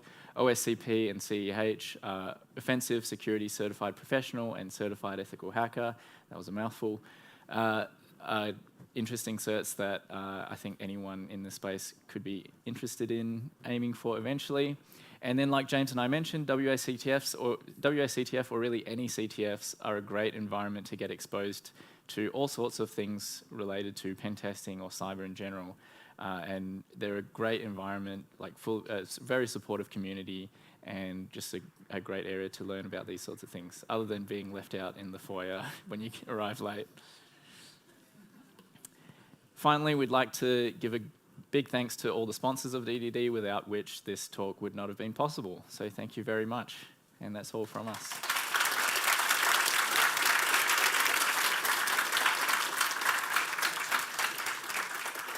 We've got about 5 minutes left in this session. If anyone has a question for James down the back. Hi. So let's say you're just a graduate, postgrad or undergrad cybersecurity student. So to further improve your chances and having no internship available made to you, you just do some more CTFs and then try and get some more certifications, and then fingers crossed, and the company will look at you even though you don't have any years of experience to employ you as a pen tester, etc. To be clear, neither James nor I are professional pen testers. Yeah, in terms of looking for jobs, most of the pen testers I know are actually ones who went in from software engineering. That's not necessarily the only path. Obviously now more and more there's more focus on cybersecurity studies, and you could potentially get into that via entry-level roles. Most of the pen testers I know are not so entry-level though. I don't know. I feel like there's probably more analyst roles that would be a suitable start, would be my gut instinct, but I haven't done a huge amount of research into actually becoming a pen tester. So. Can I also add, there's 1,000 people here today, and so there's going to be a few people in the room. There's certainly some of the organisations are recruiting, so the more people you meet today, the better your chances are of finding that. Have we got another question from anyone? Cool. That's an easy win. Thanks for the talk today, guys. So my question is, I appreciate that both of you guys are in software engineering, not cyber at the moment, but my question is, in an enterprise pen test, how do you know the scope of which to, basically attack the system you're trying to test to? Because obviously you could spend lots of time and eventually break in, but you probably have limited resources and limited time. So, yeah, I mean that really ends up being an agreement between the pen tester and the testee. So. Yeah, that varies. I know certainly when I was working at Bankwest, there's all sorts of meetings with the team beforehand where you talk about what the exact scope of the work will be, and I'm sure the same can be applied to basically any pen test, right? You agree with the client what the scope of the pen test is, how long you're going to spend on it. You've probably, as a pen tester, you've probably got a playbook of like a very systematic approach to testing all sorts of vulnerabilities. And you go through those, and if you find stuff, and you report those back. If you don't, you don't. And then, yeah, the depth at which you're pen testing, again, would be something agreed on probably prior to the test. Unless maybe you're doing a pure red teaming exercise, in which case potentially all bars are off, but unlikely. Awesome. We've probably got time for one more question if there's anyone else. No? Can I ask a question then? Oh, there is a question. More an observation, really, but I've been in software development for a while, and there's almost no code base that doesn't have any kind of vulnerability or something if you look and dig deep enough. So there's always something to find no matter where you're looking. Yeah, absolutely. Yeah, I would 100% agree. That's kind of just a quick comment as well, is that's obviously another argument for applying defense in depth and just making sure that if any layer of your architecture does get breached, that you kind of minimize the risk that poses to other layers. And I'd assume that's where the bounty hunting and the rewards come from for a lot of these organisations I've seen. So if you're looking for a job in this space, then go for a bounty hunting expedition, another pen testing adventure.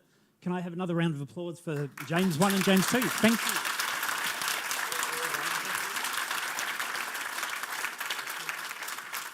Thank you. So there's about 10 minutes until the next session. If you need to change rooms, please do get in there quickly.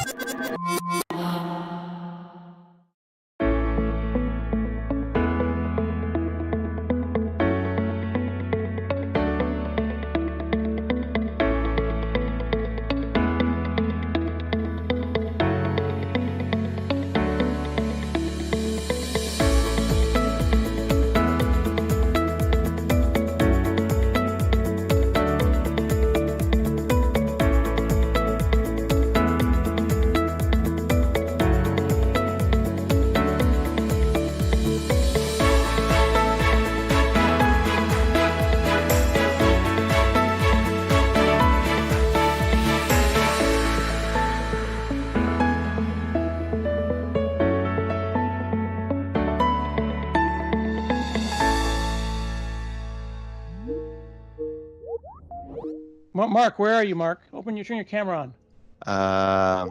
Okay, you can see me. Yeah, we can see you.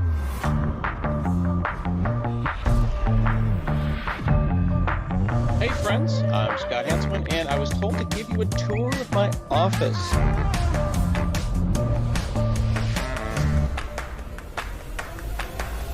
This is Nerds Nerding.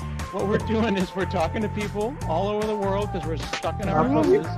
We're looking at God, this is like my dream come true. I've always wanted to join Scott Hanselman's group. What do you want?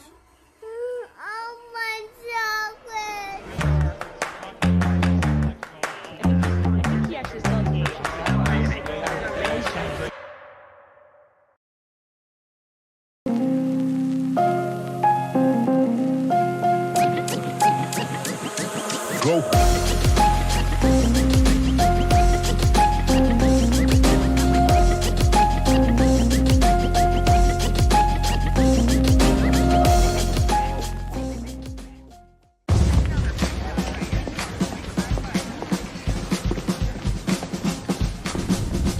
We got a little problem.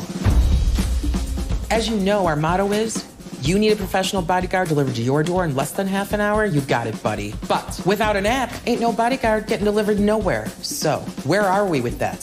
The app is almost ready. We just need 3 more days? We need it ASAP. Okay, team, what's the status on the app? We're good to go, except our login experience is a disaster. We need something to keep our users' data private. And to keep the hackers out. And it needs to work flawlessly because I don't want to lose one single customer. I hear you. So let's use Auth0. Off what now? Auth0. It's an identity platform. Fast, easy logins, just what the boss wants. Can we make our own authentication service? Come on, the Ultimate Keymaster. You know we don't have that kind of time. We need to confirm identities with passwords, fingerprint scans, whatever the users like to use. Auth0 can do that. Yeah, but it needs to be secure. We can't have our app compromised by breaches. Not a problem. And it needs to scale if we get hit with a ton of traffic. And if it stalls or freezes up, I will get fired. We can do this.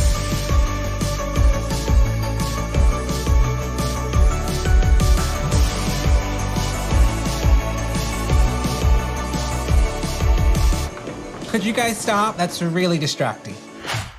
We did it. It's done. Already? Yep. Hey, bigger customers are gonna love it. I got a real app now, folks. You know what? I want a bodyguard. Hey, we got a customer. Cool app. My name's Steven. What's up, Steven? We can do this.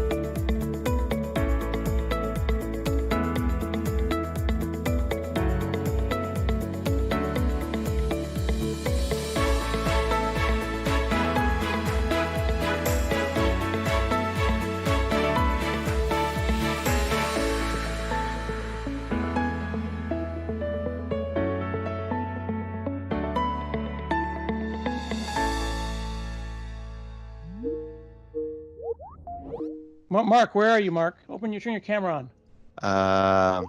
Okay. You can see me? Yeah. Yeah, we can see you.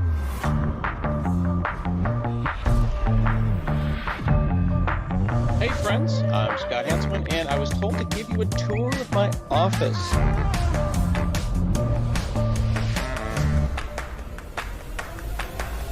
This is Nerds Nerding.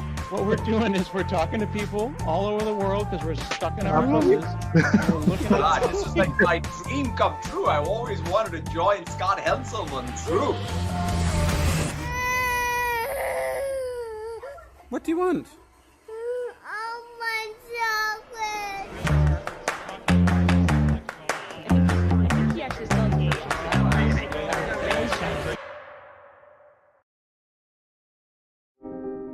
Ambition is a fearless hunger for success. It drives us to challenge the way things are, to pursue what seems insurmountable, to keep going when others would stop. Ambition is how a global manufacturer is using AI to empower employees with disabilities. Ambition is how a company managed an overnight transition to remote work for 100,000 teammates. Ambition is how a children's hospital built an app to reduce stress for families. Ambition is how a law firm rallied against a malware attack to reclaim control and prevent a devastating breach of client confidence. At Insight, we know the power of ambition. We've grown from a small technology provider founded by two young brothers to a Fortune 500 company offering IT services and solutions for all. For more than 30 years, people have trusted us to turn ambitious projects into meaningful outcomes. What will your ambitious story be? Now is the time to do big things together. Now is the time to be ambitious.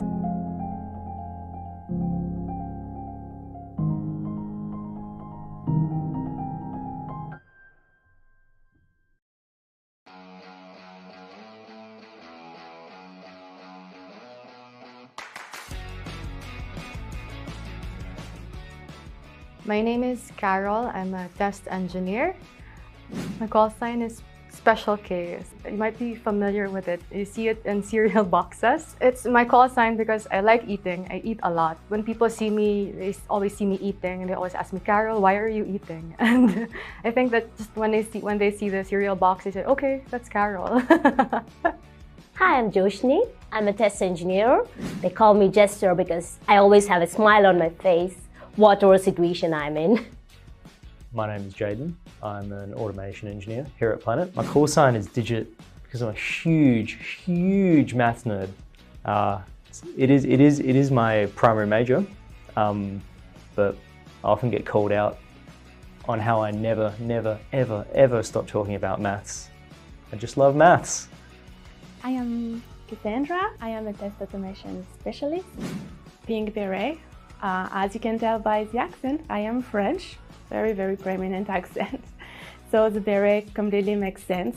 As for the pink, no matter the client, no matter where I was working, it always was a pink background with Hello Kitty riding a unicorn. It does not reflect who I am outside, clearly, but I think it brings a little bit of sparks and joy, and so yeah, so pink beret it is. My name is Kong. I'm a consultant here at Planet. When people ask me how to pronounce my name, I always say, I'm not the king, but the Kong. But after joining Planet, I am the king and I'm the Kong. Work to inspire is very something that we live by, I believe. We definitely see how much passion we have for quality and how much we want to convey this as a client. We don't just go for target, we always try to go a little bit further, and we try to inspire each other by learning new skills, having new challenges and taking them, and I think it's very inspiring. Be better, build better. Personally, I always try to be better than yesterday.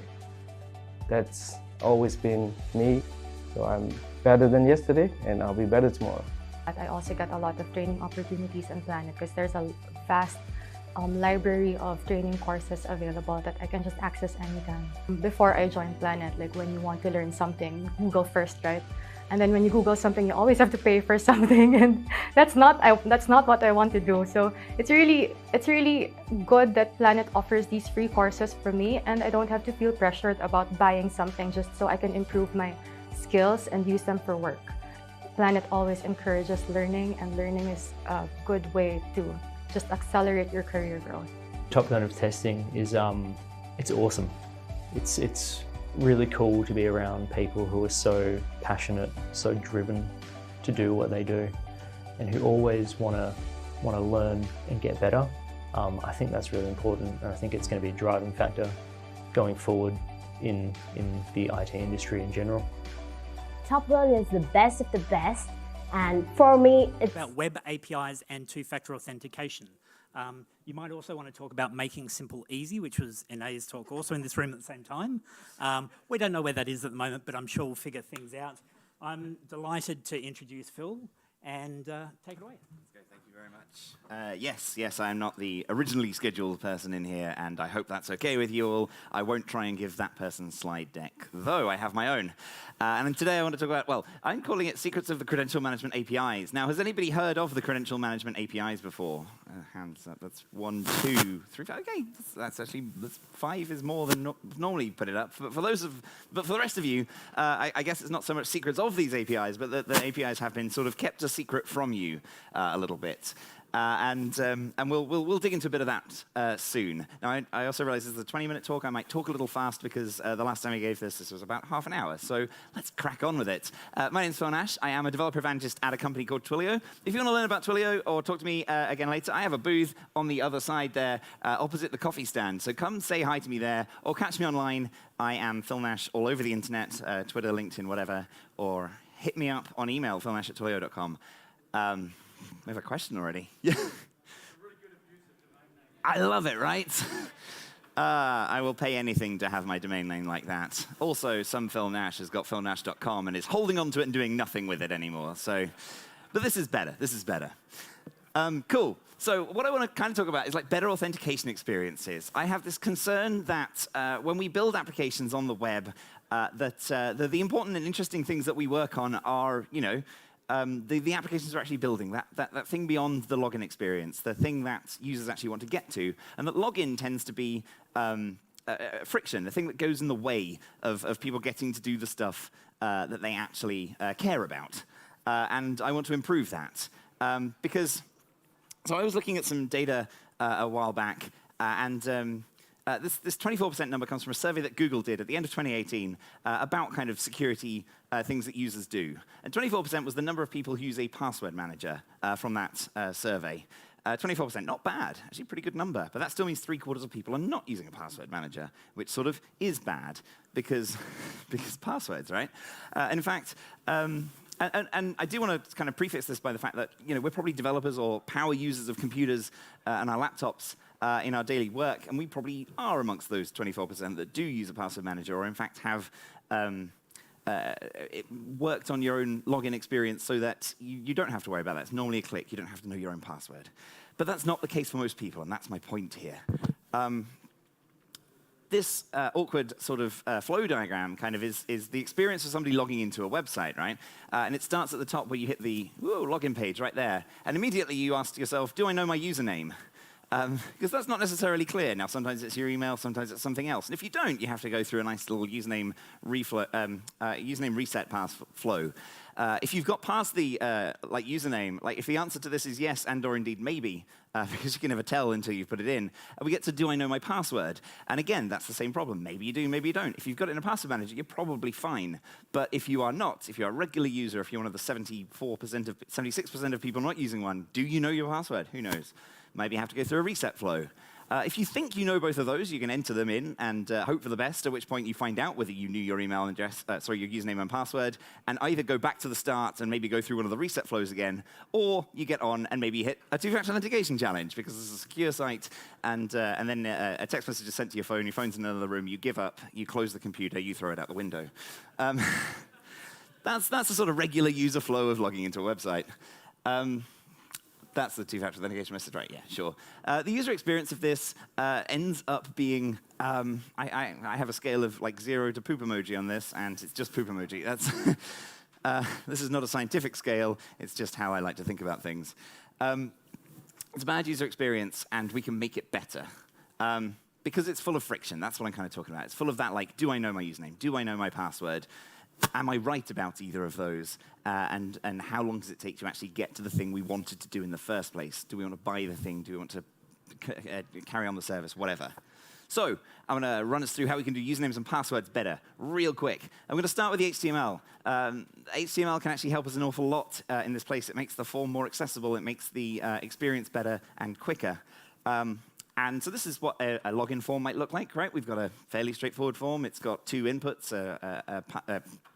a text input for our username, a password input for our password. The labels point to the right things. It's quite good.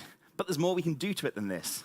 The input element itself is one of my favorite elements in HTML, possibly my favorite, because of how much scope it has. The amount of things you can do with a single attribute that change the behavior of an input element is incredible. The attributes available to us, some are less used than others. And the ones I want to kind of call out here, well, firstly, the type. Now, you might be able to change an input element to a checkbox or a radio button or something, but in this particular case, if my form was, if my username was in fact an email address as well, then we probably should change that type to an email. That's going to help us on a mobile device. It's going to pop up the keyboard, which has an @ symbol like prominently on it, which is useful and helps people out.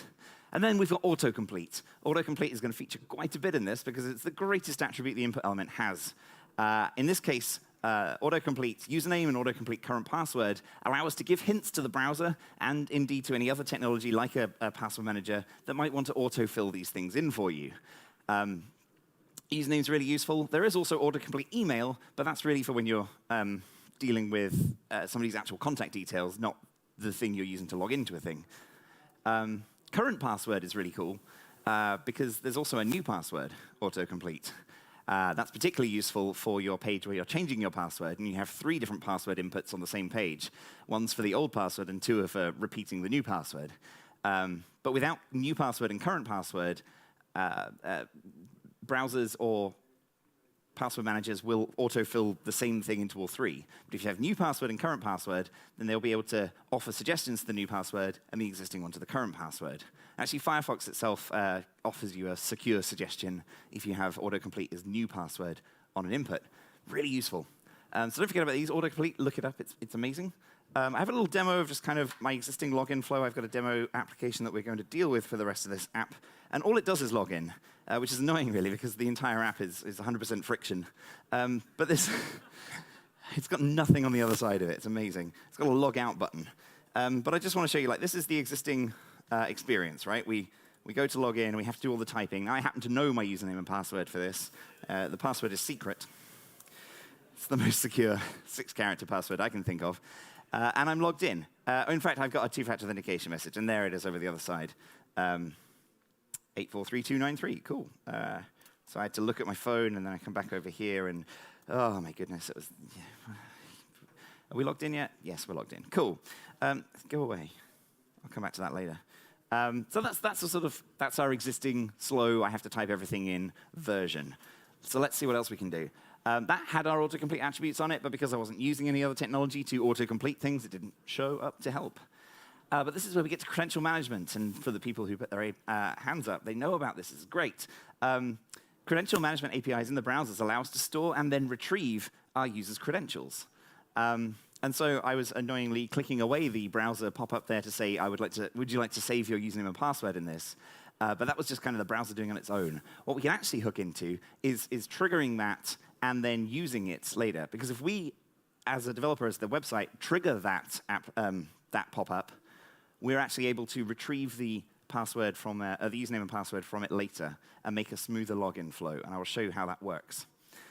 Here's what the code looks like. It's actually fairly simple.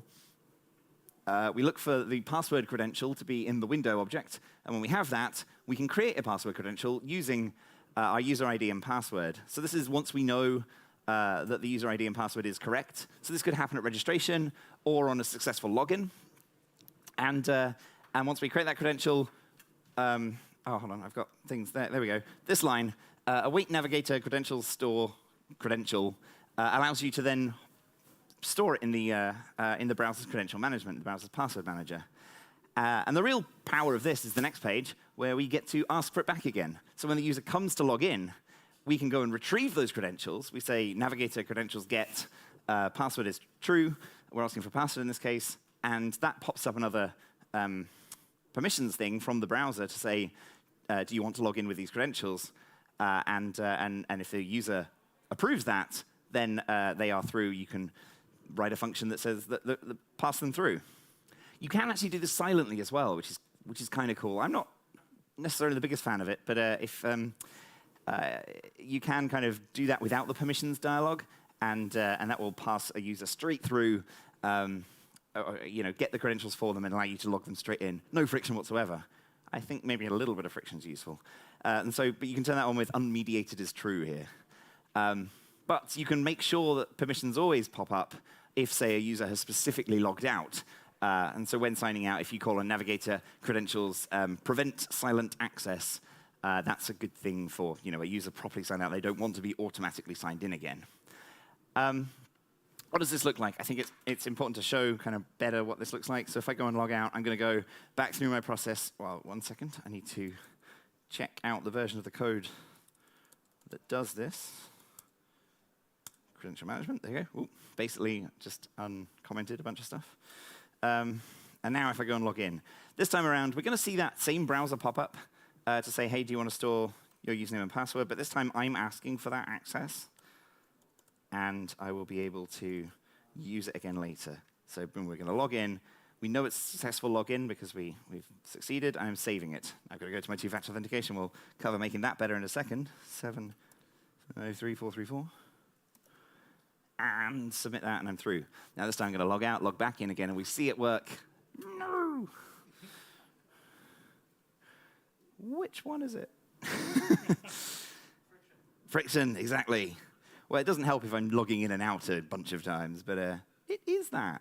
Or I didn't do the right typing. Let's try it one more time.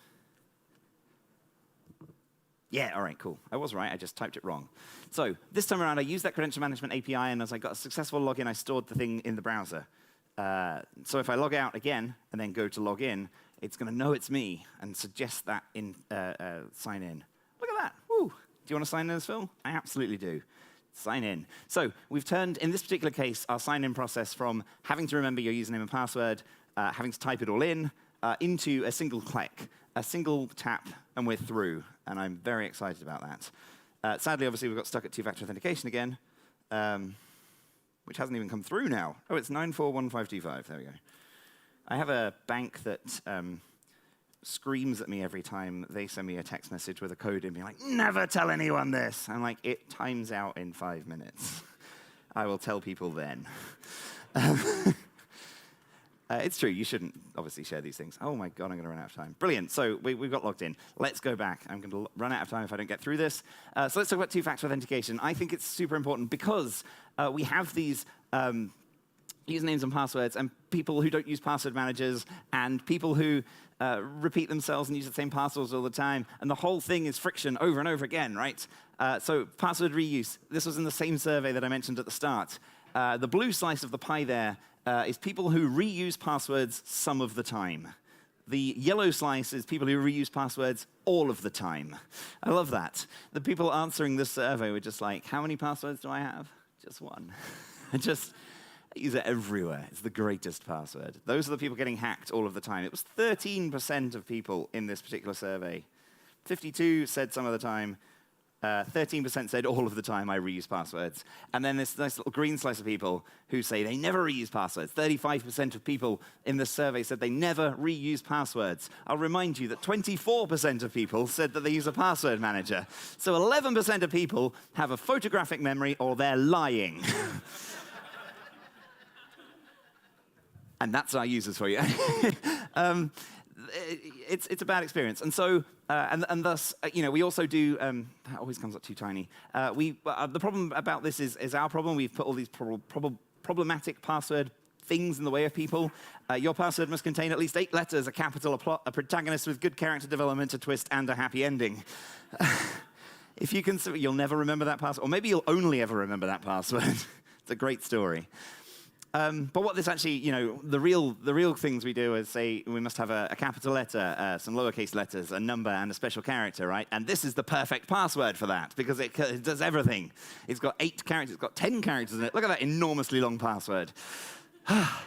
But this gives attackers an easy way to patternize things. It's a dictionary word which starts with a capital letter, ends with the number 1, because why would you think beyond 1? And uses the exclamation point because it's a special character, but it uses the same key as number 1. You don't even have to move your finger when you're typing it in. And so when you have patterns like this, it makes it easier to brute force attack this kind of thing. And that's a bad thing. And then on the other hand, there are sites leaking our data all out over the place. And if you don't know haveibeenpwned.com, that gathers those leaks, those breaches, and shares to tell you whether your password has been part of that. And yes, it has. So either other people are leaking our passwords, or users are using the same password, or they're using an easily broken password. And so that's why we have two-factor authentication, so we can have one extra factor, one other reason to believe that this person is the right person signing in. And hooray for two-factor. But the user experience remains on the poop scale of poop.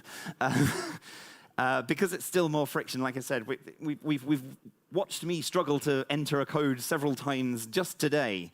And so let's make it better. We can actually help these get auto-completed and auto-filled in again. So I'm going back to the HTML and going back to autocomplete, because on the input, when you have a code, if you include autocomplete as one-time code, then in Safari, when your text message comes through, it comes up in that little autocomplete bot on the keyboard, autocomplete on the keyboard, right? And it's just this one little attribute that allows that to happen. And it's wonderful. And if you've not seen it before, it looks like this. You go to log in, you get the message sent to you, and as you enter, you just go to enter the code, there it is. Boom. All right. It's too quick. There's no friction. It's wonderful. And so you only need that one little thing for it. So there it is, coming up in the top of the keyboard there. And you just hit that, it enters, we're through. It's glorious. We can do some other things to make this nicer. If your one-time code input is a text input, then you're going to see the keyboard for text, which is not a good thing because it's normally 6 digits that we're entering. And so if you actually add like input mode as numeric, it's going to make that a better experience for people who can't autocomplete, because that brings you up your number keypad. Much nicer number keypad. So let's think about that. And then what about the desktop? I mean, this is only Safari right now, and that was only iOS that showed up there. But actually, if you happen to be a big Safari fan and have your desktop Safari set up as well, this actually works across to the desktop. And I'm going to hold up. Look at that. Woohoo! When the message comes through to your iPhone, if you've got iMessage like set up onto your device as well, it's going to do the autocomplete on your desktop, as long as you're in Safari. Right? So what's the other thing? WebOTP is our final thing here. This is the sort of Chrome, Android, and pushing to a web standard solution for this. And it allows actually a bit more security in this. Like that autocomplete kind of sort of works, but it really does actually just see a text message, see like 6 digits in it, and assume everything else works. Whereas WebOTP is a bit more strict than that. It enforces that the message that you send the two-factor authentication code into have 2 bits at the end of it. An @ symbol followed by the domain name on which the person should be logging in, and then a hash symbol, and then the code. Now, the @ symbol in the domain allows the browser and the operating system to agree to autocomplete on this site and this site only, which is a good phishing defense, right? If you are being phished for your two-factor authentication code, you're on a different domain, and therefore this will not offer the autocomplete for it because it doesn't match up. So it's a security thing to actually use this, which is very nice. WebOTP actually uses that very same credential management API. Looks a little bit like this, and instead of asking for the password in this case, we ask for the OTP transport of SMS. I really like this because that's an array which can have one element in it, which is the string SMS, which is cool. Got loads of options there to go in that array. So let's see that in action. I'm going to go to the demo, and this time bring up the phone. I'm going to do this on the phone this time. Assuming we can get a browser. There we go. So if I go back and refresh this login page, firstly what you'll notice is that because I'm logged in both my Google account, my Chrome account on both the desktop and the phone, that it's already synced my username and password across. So that is already still a one-tap process to get through the username and password section. And now, no, I didn't restart the server. No. I need to try that again. Because that wouldn't have had the code. I'm going to go back to login, start again. Oh no. Back to login, we get offered the login. This time it's going to send me the text message and offer me to autocomplete that text message. So it's come in as the text, and there's the permissions dialog to say, hey, do you want to read this and enter the code? And we allow it. We get access to the code, and we're through. Our login has gone from typing, finding the phone, and getting in there to tap to yes, log me in, and tap yes, use that code. I think that's cool. But you might be asking, what about the desktop in this particular case? And the desktop actually works as well. It's very cool. I hope it works. So it can be a bit finicky, but if you are in Chrome, in your Android device and your browser, and they all agree with each other that you're the same person, then the mobile device will offer you up to copy across the code that has arrived from the text message into the browser. It tends to require the devices to be on the same network as well. That has failed for me in the past. And I have not yet managed to check, because this is a last-minute talk, haven't managed to check if this works on this network. But cross your fingers for me. We're going to go and log in. We're going to sign in with a one tap. And what we should see is the text message coming over here on the right-hand side, and then an offer to copy that across, or just crash the browser in the background. Amazing. That was unexpected. Let's give it one more attempt at that. I'm going to log in with that. It doesn't need the browser to be open. This is just the device doing it. And so the message should arrive, and then it should give me the option. There we go. Submit this code on the other computer. If I press submit there, I'm hands off for the other side. We submit the code, and it enters it and logs me in. The security there, like you have to say that code is allowed to go from this device to the computer. And yeah, if you're not on the same network and things like that, it's not going to offer that up. But now our two-factor authentication is just it's much less friction. So it works across the desktop as well, at least if you're in Chrome and Chrome. Just talking a little bit about the future, like I kind of laugh at the idea that we have this single array that has one potential element to it. But I like this because it's the way that web gets designed and designed well. It's designed for extensibility. And if we come up with other transports and other ways to get an OTP code from a device, we can add to this API. And so I hope that this is something that can be built to deal with authenticator apps, or indeed other device-based authentication, being able to web authent maybe from a phone to a desktop, anything like that. This is extensible and ready. But in general, I think these little changes, these little tweaks, credential management API and the autocomplete kind of things that we have available to us allow us to enhance and progressively enhance, because it doesn't work everywhere, but progressively enhance the experience for login. And I'd recommend that you take another look at your own login flows and see if you can reduce the friction for your users when they're getting into your application.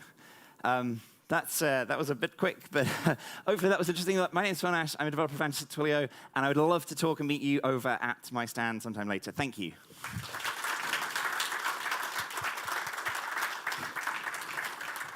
Thank you, Phil. If anyone's seen a lightning talk, they're about half as slow as Phil. But for a last-minute ring-in and to fit into that time slot is pretty amazing. So can we have one more round of applause? Thank you Phil so much. Nash from Twilio. Thank you. We're about to kick off the next sessions. In this room, we have the mother of unicorns, Ming Johansson. If anyone doesn't know Ming, then stick around. You're in for a treat. An amazing advocate for our local tech community.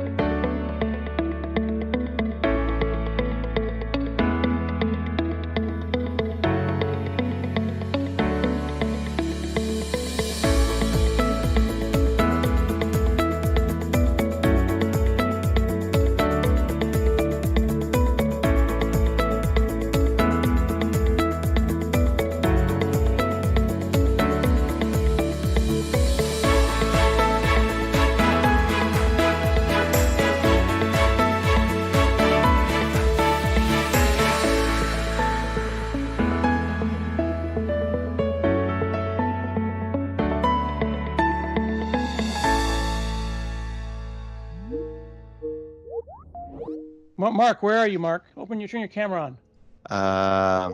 Okay, you can see me. Yeah. Yeah, we can see you.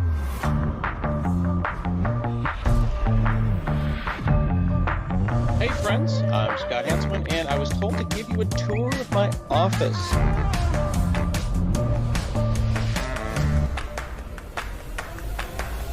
This is Nerds Nerding. What we're doing is we're talking to people all over the world because we're stuck in our houses. And we're looking God, at this is like my dream come true. I always wanted to join Scott Hanselman's group. What do you want?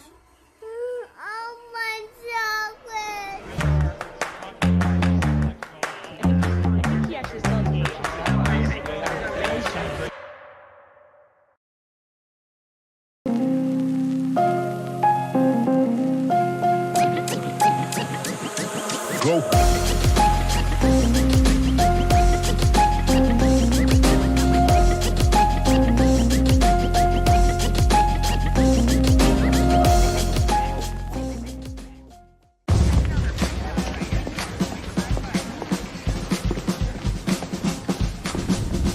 We got a little problem. As you know, our motto is, you need a professional bodyguard delivered to your door in less than half an hour, you got it, buddy. But without an app, ain't no bodyguard getting delivered nowhere. So, where are we with that? The app is almost ready. We just need 3 more days? We need it ASAP. Okay, team, what's the status on the app? We're good to go, except our login experience is a disaster. We need something to keep our users' data private. And to keep the hackers out. And it needs to work flawlessly because... Because I don't want to lose one single customer.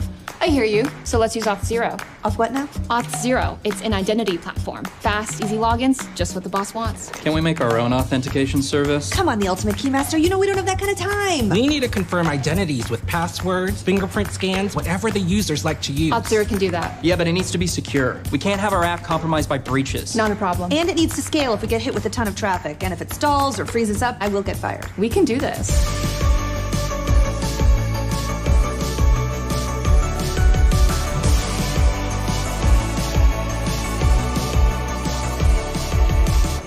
Could you guys stop? That's really distracting.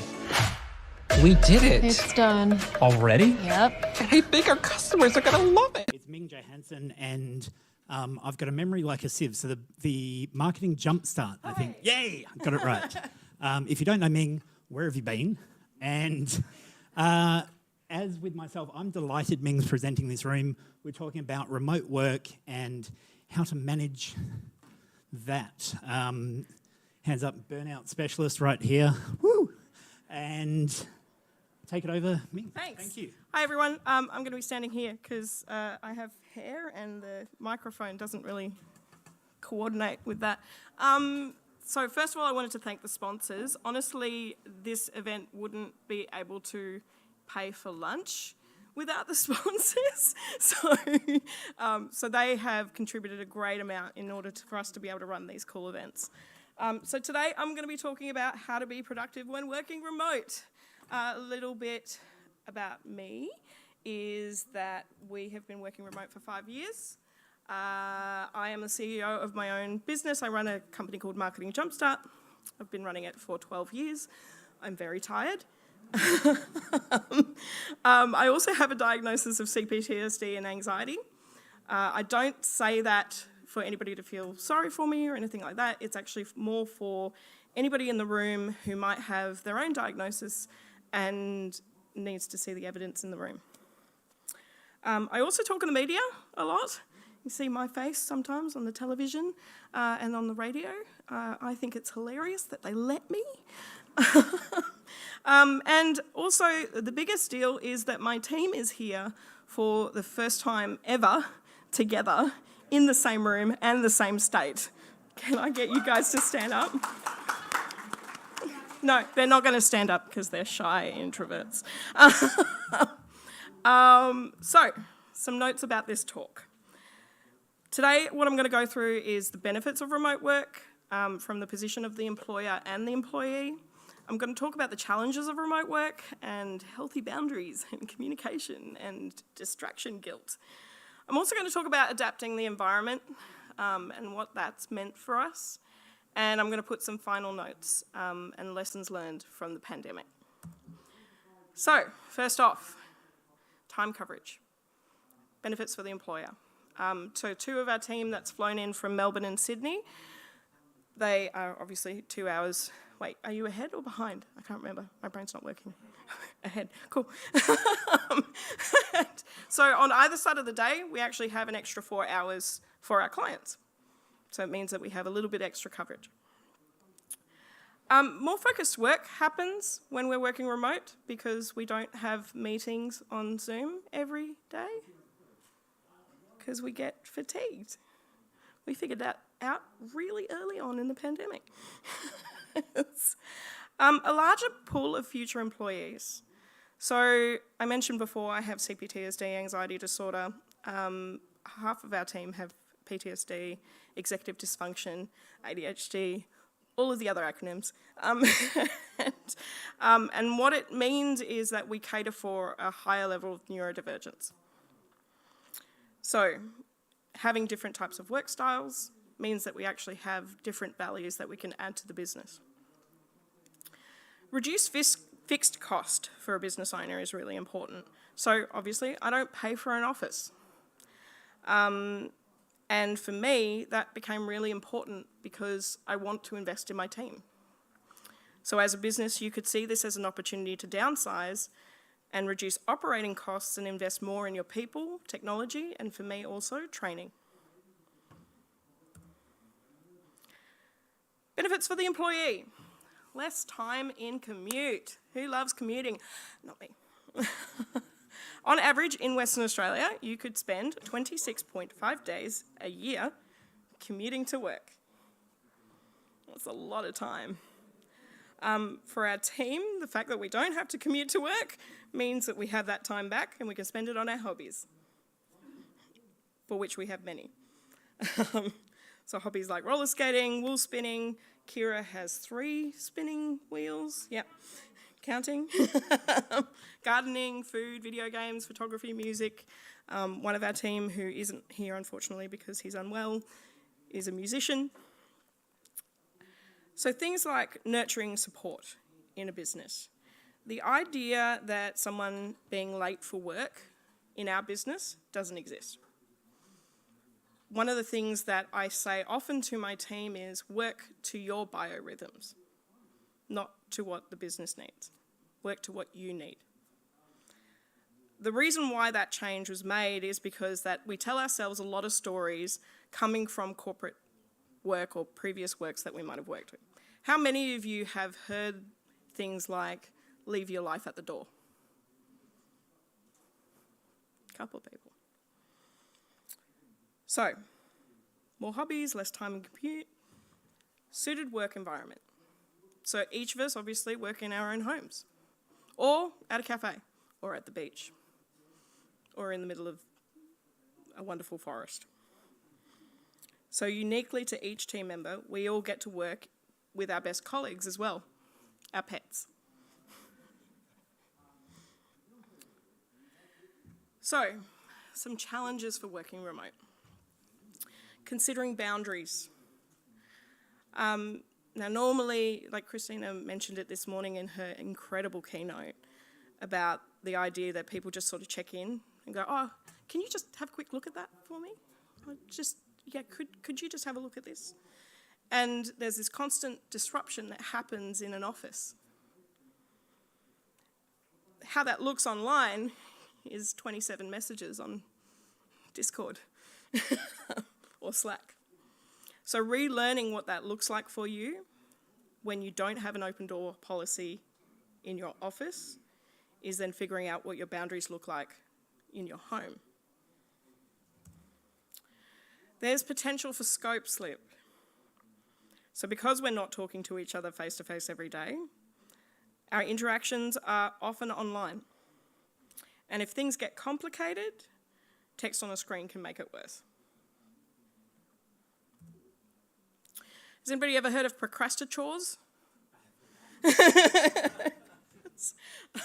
Trying to get it to trend. Procrastination. When you're working from home, it's really easy for you to get distracted with all of the things that you've got going on in your home. For me, I have been, for the last 6 weeks, trying to film some videos for some courses that we're doing. And instead of filming the videos, what I decided in my head was I would clean my entire house, reorganize my storage room, and paint a wall. Black. So work life and your life can creep into each other's spaces. One of the key things about that is be gentle with yourself. Don't judge yourself too harshly for that. We all do it. One of the other challenges that we have is finding ways to close the distance between the team. Working in isolation can get really hard, and making sure that you've got regular check-ins and that you're having conversations that are not just work conversations are actually really valuable. So we've all been working together for 5 years, and it took us for the pandemic to happen for us to realise that we didn't actually really know anything about each other. Because we are efficient and we have all these conversations about the work stuff because that's what the meeting's for. So we don't have the water cooler to have those, oh, what did you get up to on the weekend? Those conversations are actually really valuable to your workplace. Distraction guilt. Who's watched 7 seasons of Frasier? 3 people. Well, it's suddenly feeling more guilty. So there is studies to say that people who work from home tend to work more out of guilt because they might have taken a little bit longer for lunch, they might have streamed a few too many episodes instead of actually doing work. Again, one of the rules in our business is work to your own flow, so long as the job gets done. We have 2 deadlines. One is the real deadline for the client. The other is our internal deadline, which is 2 weeks prior. Different communication styles. With everybody's different neurodiversities, having awareness around the other person's communication style can be really challenging. Most of the time, we will communicate in the ways that we prefer best. I am the worst culprit for this. I will often send things to my team at rapid fire. Hey, could you do this? Hey, could you do this? Hey, I forgot about this. I am working on it. Work in progress. But remembering that other people receive information differently and trying to accommodate them. Recognize it. So, adapting the environment. There's an importance of designated workspace. Kira very much has 2 different workspaces. So at the beginning of the day, she starts in her chair in her office. By the end of the day, she's on her couch. So a lot of that is about healthy boundaries for her mind, her space, and her relationship with work. With me, this led to a very specific purchase when I bought my house. I have an upstairs and a downstairs. Upstairs is work. Downstairs is home. They do not cross. So once I step out of work, literally and figuratively, I am in my home space mode. And that's very important because one of the people that I work with is also my partner. Activities for breaks. So we have what we call a circuit breaker event. For me, it's going to do a food shop in the middle of the day when nobody else is at the shops. But it's to get me outside of my house and outside of my environment to make sure that my brain is not getting too clouded. Work time and home time is your choice. If you stay late, you're choosing that, and everything has to be a conscious choice. Nobody is putting a gun against your head asking you to work late hours. Certainly not in our business. One of the things that I say quite regularly to the team is, so long as it is healthy. Meal prep is actually way more important for neurodiverse people. Well, it's important for everyone, but for people who are neurodiverse, sometimes you can get really super hyper-fixated on things and then you don't eat for 2 days. Yeah, definitely me. Kira is a recent convert to having lunches. She's very angry about it, but she loves it really. And she's eating lunches which are more than a cereal box. It's not judgment, I love you. Some of the lessons that we learnt from the pandemic was fatigue. Despite working from home prior to the pandemic, the challenges of the team were shared by the team. Even though we all had unique challenges, things like COVID fatigue and long COVID, things that we were not expecting. These became things that we shared collectively as a team. And it became really important for us to share empathy with the rest of the team. Managing mental spoons. There's some great blogs out there about mental spoons and having how many spoons you have for your day. Some days you have less spoons because you borrowed from next week's spoons. Currently, we're working towards a 4-day week, and we're doing this for mental health reasons. We realise that the last 2 years have been hard. And it's 4-day work week with a 5-day pay, to clarify. I'm not undercutting anybody. The business values are also imperative. They have been from day one for me. When I walked out of my previous business, it was because there was a misalignment with values. And I swore that I would make a business that was aligned with my values always, even as they evolve. The people in our business are aligned with our values. Our clients are aligned with our values. We have fired clients this year for not being aligned with our values. I want to have a bit of a conversation about the word overachieving. Say hello to my toxic relationship. It's with this word. We used to highlight it as really great. Oh, it's so great. You're such an overachiever. With pride. And then our newest team member, Michael, who's from Melbourne, joined. And I remember him saying to me, oh, I want to be just like Vern and just like Derek. 2 of our highest overachievers in our business. And I realised that our toxic relationship with that word sets the tone for anybody new coming into our business. Have a think about what you're setting the tone for new people. So I've probably run under time because I talk very quickly. Yeah. But my final notes is you might have noticed that I've talked about work environment and beliefs and structure of workplace and pitfalls of the remote work. But ultimately the core thing is actually about productivity is mental health and wellness and the security of the team. When the pandemic kicked off, one of the decisions that I made was to employ my team. They were all subcontractors at the time, and I employed them. I gave them security. Against every single piece of advice I was given at the beginning of the pandemic. Every leader I spoke to, everyone I spoke to, all of my peers, all of them said to me I was crazy. Said to me I was making foolish decisions. Said to me I was making a lot of risky choices. Ultimately, without my team, my business is nothing. Their wellness and security is the most important thing.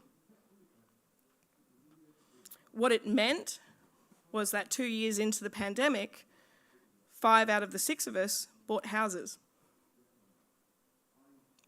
We all have security. With us having that security, it also meant that our clients have that security. We're not going anywhere. Thanks for listening.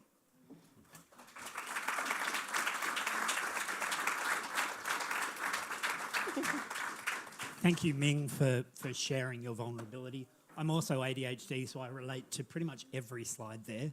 And before I rattle on, as an ADHD person could do, are there any questions for me? Down the back.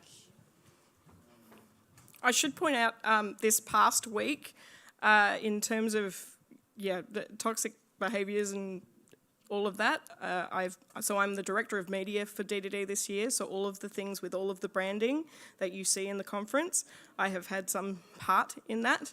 The wonderful neon signs on the main stage is my responsibility.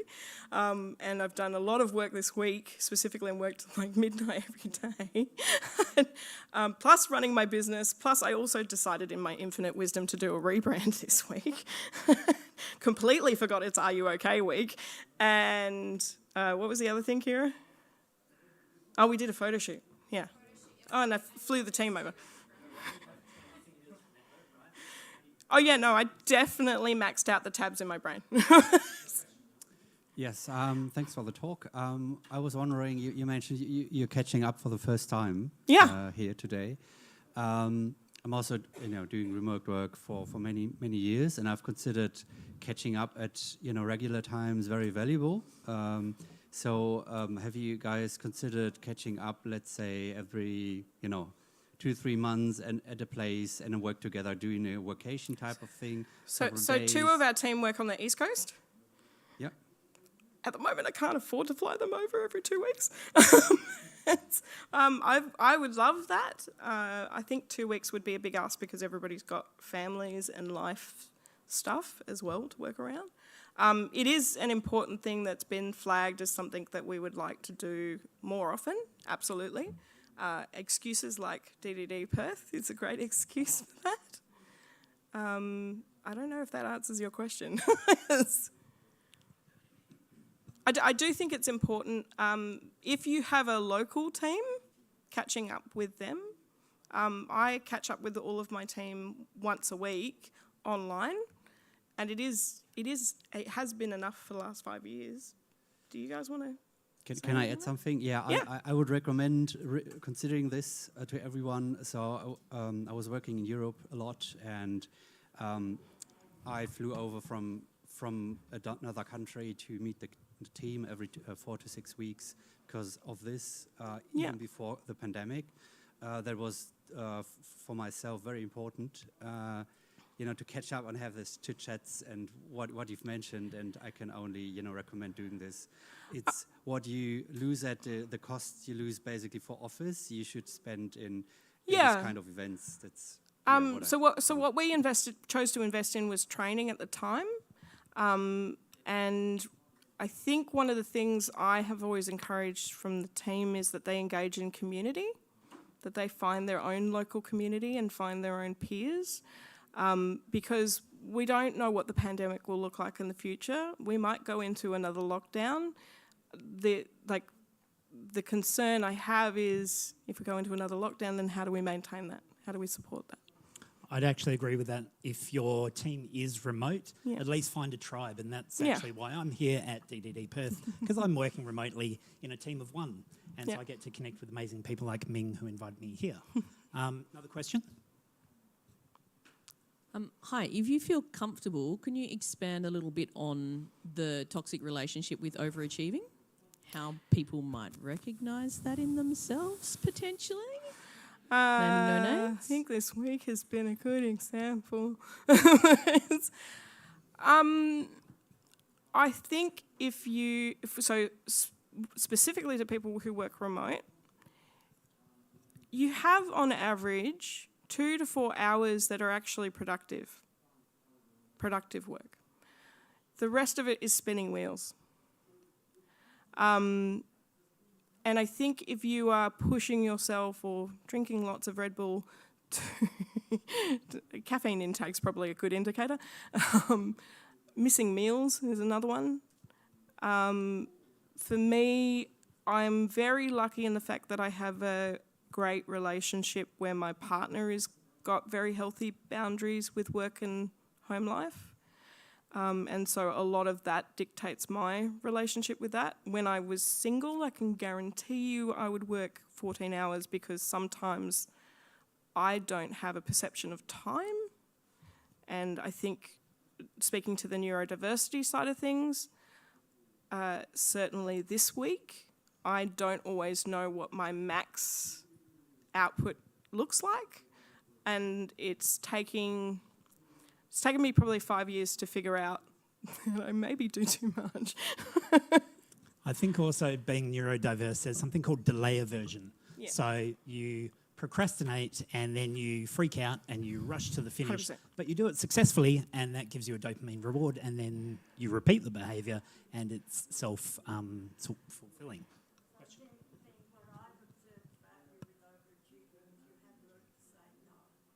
I'm getting better at it.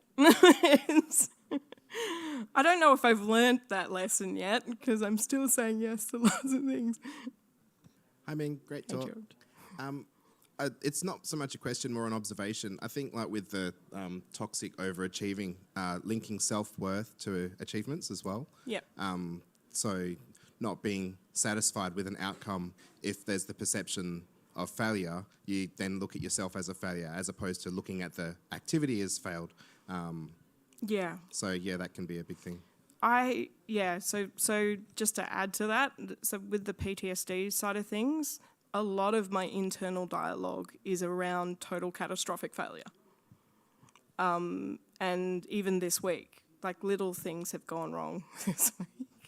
And my brain has gone, oh my God, everybody's going to hate me. It's going to be the worst experience. What's going on? I don't even know how to do this, if I'm going to show up, and if I do my talk and I'm not even ready and I haven't even done my slides. And that is constantly in my brain. So yeah, thank you. Thank you for pointing that out, George. Thanks, Ming, for the talk. You mentioned the 4-day week, and I've just on articles I've read, the rhetoric is around like in the office you have that water cooler time and a lot, so really you can get, we can compress to a 4-day week for our current workload, for our current 5-day pay. As what sounds like an already efficient team, as a business owner, if you're happy to share, do you have any ways you're working towards that as a remote company to a 4-day week? So some of it is around figuring out what that work day looks like, that day off looks like. So for some of the team, it's the Monday. They don't like, they're more functional if they have the Saturday, Sunday, Monday. For the other half of the team, it's the Friday, Saturday, Sunday.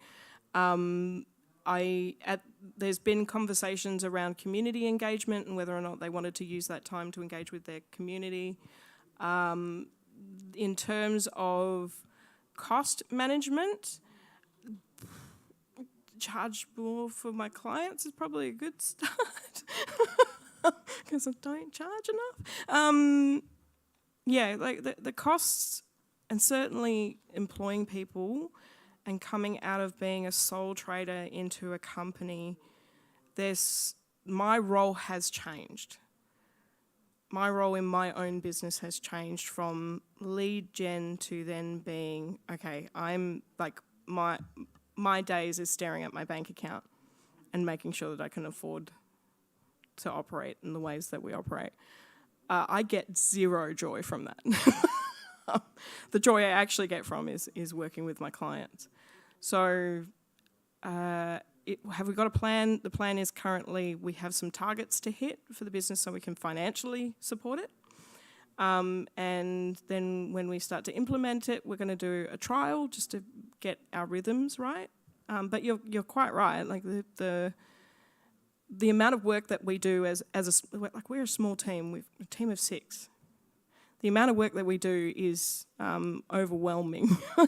Kira wrote a really great blog that's on our website, which was something along the what the ever-loving bleep have I gotten in myself into, and I think it was like a month into her job, a week into the business.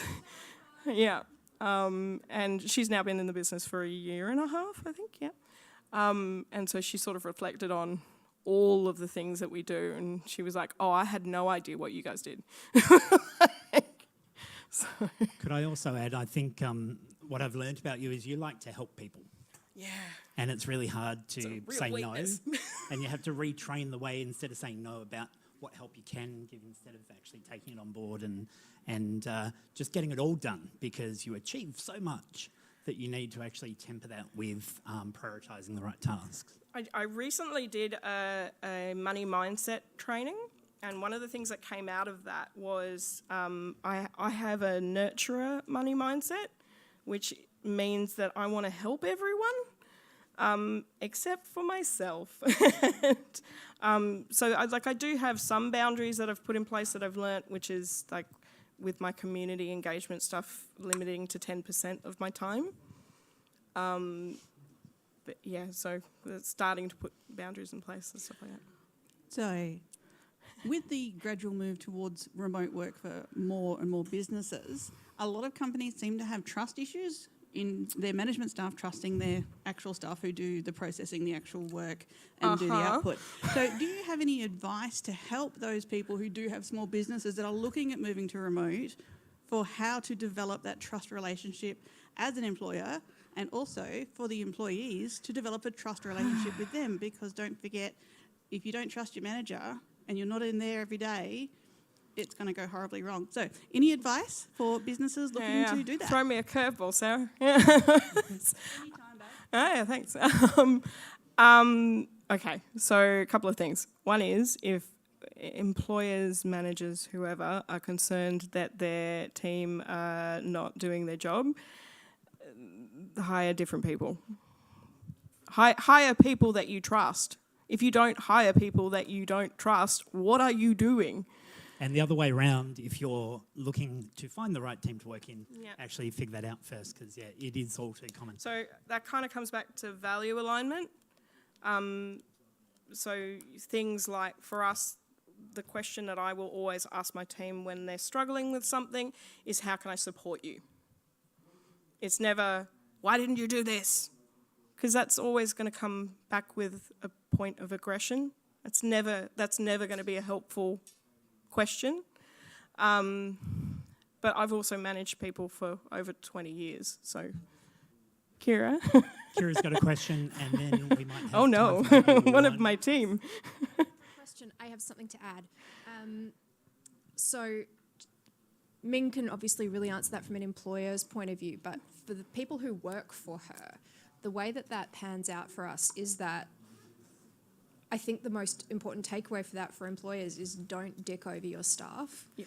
Because I've been in really toxic work environments, and I now work for Ming, and I have been in situations where they will say, oh great, come to us, are you okay, is everything all right, tell us when you have problems, and then we'll use that as an excuse to screw you every time.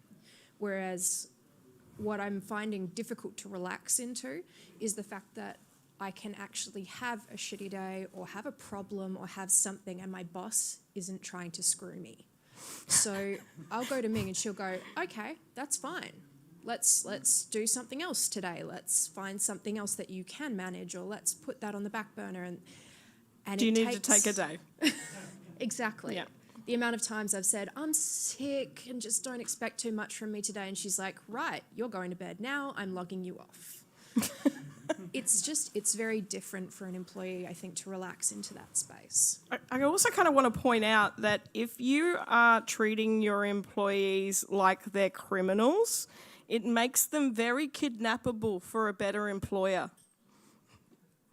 Case in point, Kira was kidnapped from her last employer. Yep. Hi, I've got a question about the different communication styles. That's something that I've definitely struggled with since starting remote work, pandemic-wise. Yep. Because I'm more, I talk to speak, and some people, talk to think, and some people think to talk. Yeah. And some people think and then write. Yeah. And I really struggle with that. So do you have any tips? First of all, if you are having a challenging conversation, it's an indicator that the other person is not receiving you the right way. And ask the other person how the best way is for them to receive that information. It's probably one of the best pieces of advice I got when I was learning to be a manager, was just communicate with your manager what's going on and explain to them how you best, A, receive information, but then also try to understand how they receive information. So we have team members who will much prefer to have a dot point list and like the overview. And then there will be team members who want all the details. They want all the details and the minutiae. Then there's me who rolls in and is a verbal communicator and doesn't like writing emails. And so I have to force myself to slow down and actually find space to write that stuff, like to write out all of that information. Things like so I'm very good at building processes from a thing that I've done, so long as I've done it. So if I can do an action or create something, I can then create the user guide for it. And that has sort of become the really good transition point for us right now in our business, where we're building out like standard operating procedures and stuff like that. And then we're reviewing it regularly, making sure that it's up to date and it's current, and especially in the industry that we work in, the technology is constantly changing. So we're about to break for lunch, and so that Ming doesn't have to rely on cereal for most of the meals throughout this event. Can we have one more round of applause for Ming? Thanks so much, guys. Thank you for coming. Thank you very much. Thanks for coordinating the room, Jeff.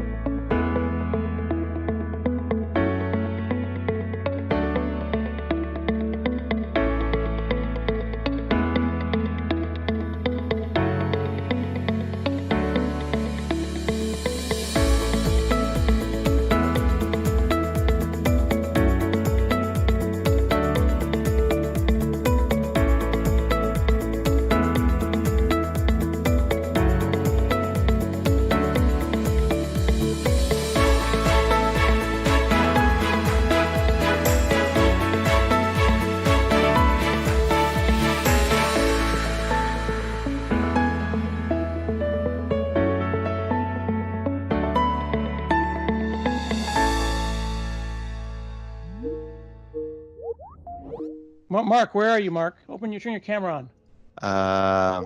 Okay. You can see me? Yeah. Yeah, we can see you.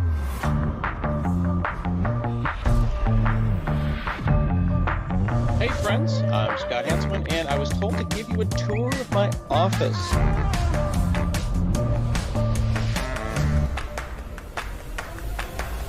This is Nerds Nerding. What we're doing is we're talking to people all over the world because we're stuck in our houses. And we're looking God, at this is like my dream come true. I always wanted to join Scott Henselman's group. What do you want?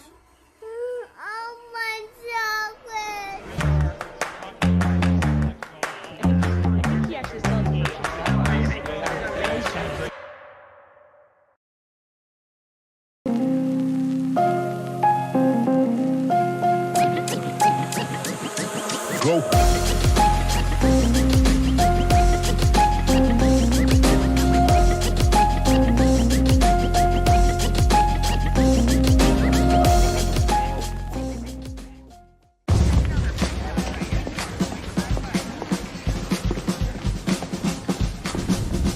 We got a little problem. As you know, our motto is, you need a professional bodyguard delivered to your door in less than half an hour, you got it, buddy. But without an app, ain't no bodyguard getting delivered nowhere. So, where are we with that? The app is almost ready. We just need 3 more days? We need it ASAP. Okay, team, what's the status on the app? We're good to go, except our login experience is a disaster. We need something to keep our users' data private. And to keep the hackers out. And it needs to work flawlessly because... Because I don't want to lose one single customer.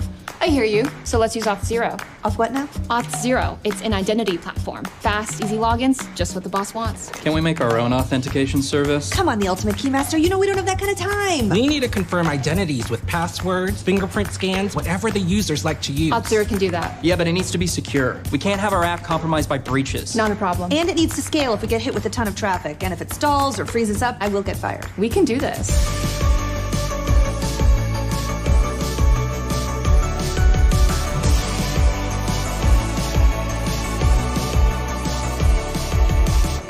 Could you guys stop? That's really distracting. We did it. It's done. Already? Yep. And I think our customers are gonna love it. We got a real app now, folks. You know what? I want a bodyguard. Hey, we got a customer. Cool app. My name's Steven. What's up, Steven? We can do this.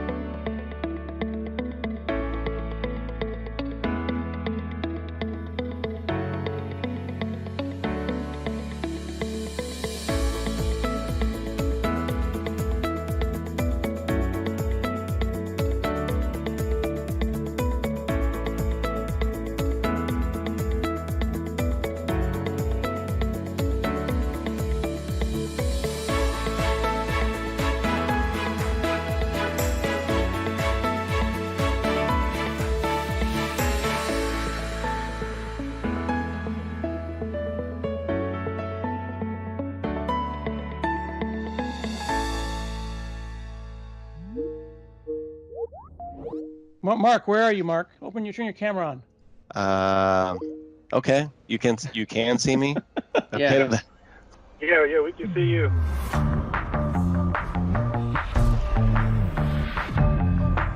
Hey friends, I'm Scott Hanselman, and I was told to give you a tour of my office.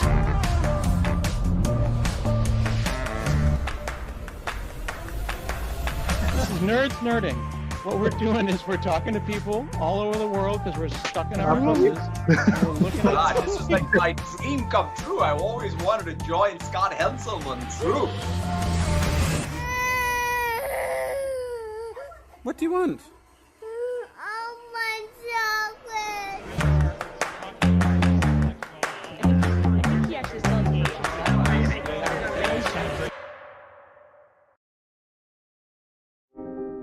Ambition is a fearless hunger for success. It drives us to challenge the way things are, to pursue what seems insurmountable, to keep going when others would stop. Ambition is how a global manufacturer is using AI to empower employees with disabilities. Ambition is how a company managed an overnight transition to remote work for 100,000 teammates. Ambition is how a children's hospital built an app to reduce stress for families. Ambition is how a law firm rallied against a malware attack to reclaim control and prevent a devastating breach of client confidence. At Insight, we know the power of ambition. We've grown from a small technology provider founded by two young brothers to a Fortune 500 company offering IT services and solutions for all. For more than 30 years, people have trusted us to turn ambitious projects into meaningful outcomes. What will your ambitious story be? Now is the time to do big things together. Now is the time to be ambitious.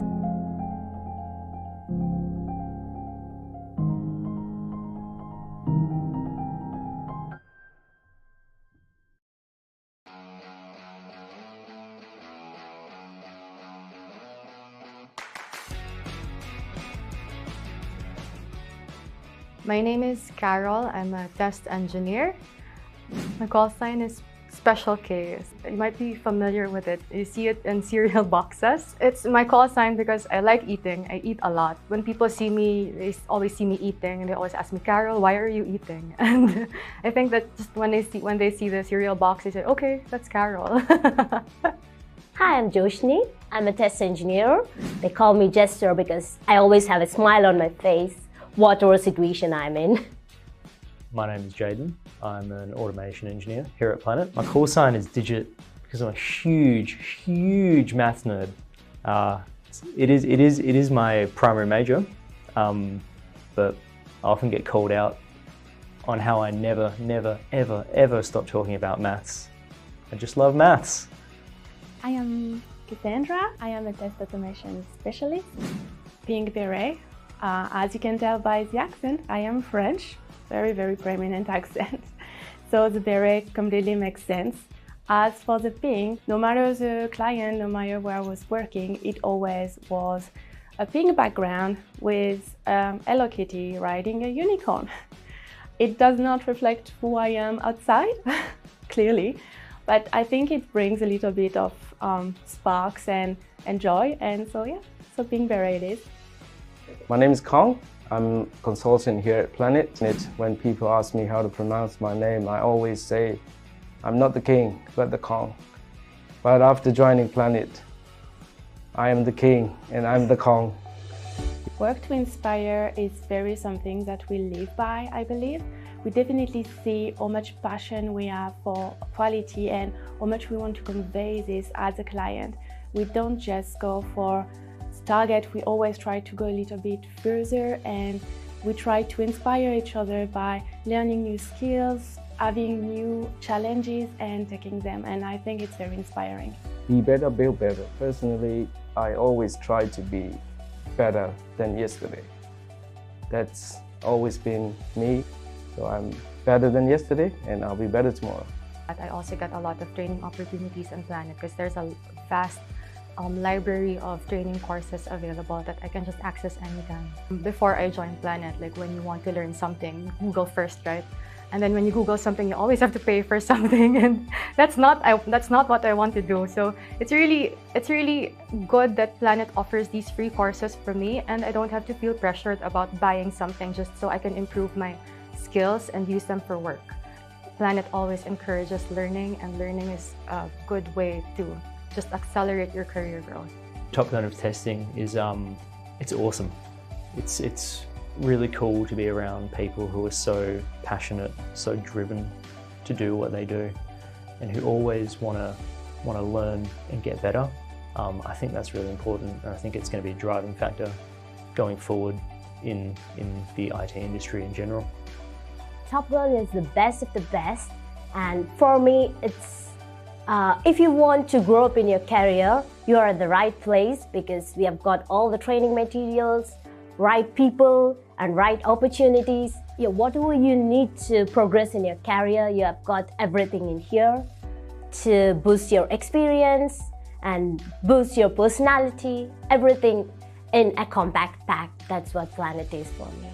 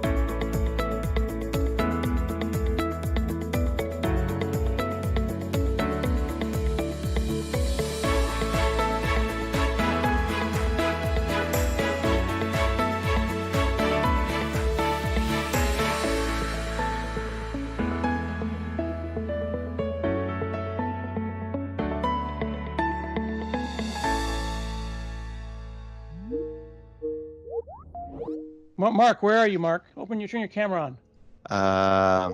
Okay. You can see me? Yeah. Okay. Yeah, we can see you.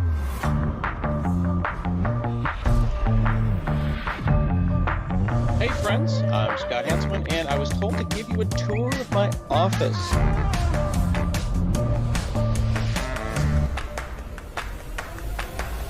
This is Nerds Nerding. What we're doing is we're talking to people all over the world because we're stuck in our houses. And we're looking at God, this is like my dream come true. I always wanted to join Scott Hanselman's group. What do you want?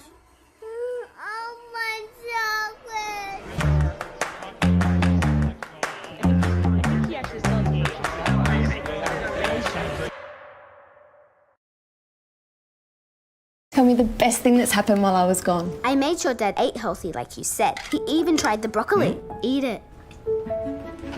Then I helped him make his work much better. And we found the perfect outfit to wear to my party. But I really needed to wind down before bed, so I turned my hand into a starfish. My best thing is you being back.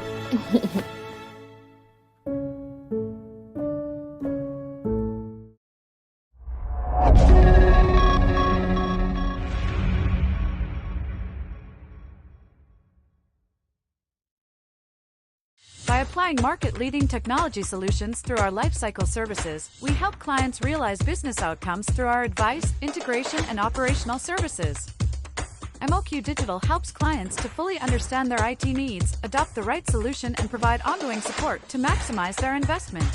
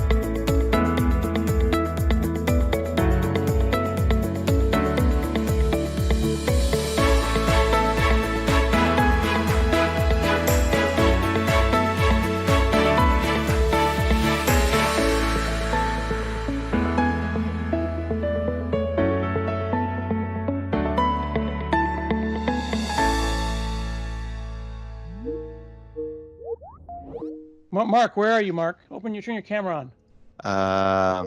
Okay. You can see me? Yeah. Okay. Yeah, we can see you.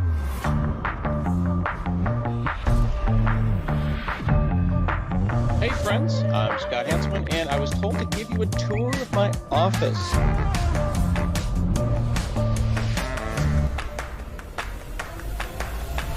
Nerds nerding.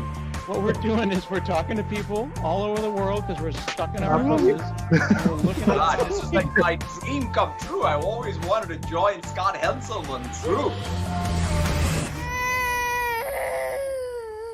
What do you want?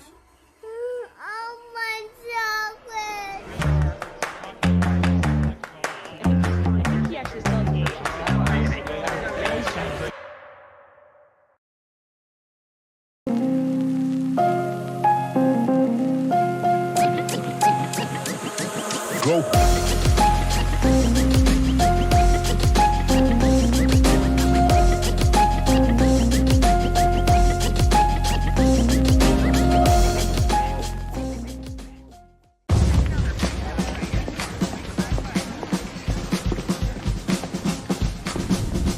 We got a little problem. As you know, our motto is, you need a professional bodyguard delivered to your door in less than half an hour, you've got it, buddy. But without an app, ain't no bodyguard getting delivered nowhere. So, where are we with that? The app is almost ready. We just need 3 more days? We need it ASAP. Okay, team, what's the status on the app? We're good to go, except our login experience is a disaster. We need something to keep our users' data private. And to keep the hackers out. And it needs to work flawlessly because I don't want to lose one single customer. I hear you, so let's use Auth0. Auth what now? Auth0, it's an identity platform. Fast, easy logins, just what the boss wants. Can't we make our own authentication service? Come on, the ultimate keymaster, you know we don't have that kind of time. We need to confirm identities with passwords, fingerprint scans, whatever the users like to use. Auth0 can do that. Yeah, but it needs to be secure. We can't have our app compromised by breaches. Not a problem. And it needs to scale if we get hit with a ton of traffic. And if it stalls or freezes up, I will get fired. We can do this.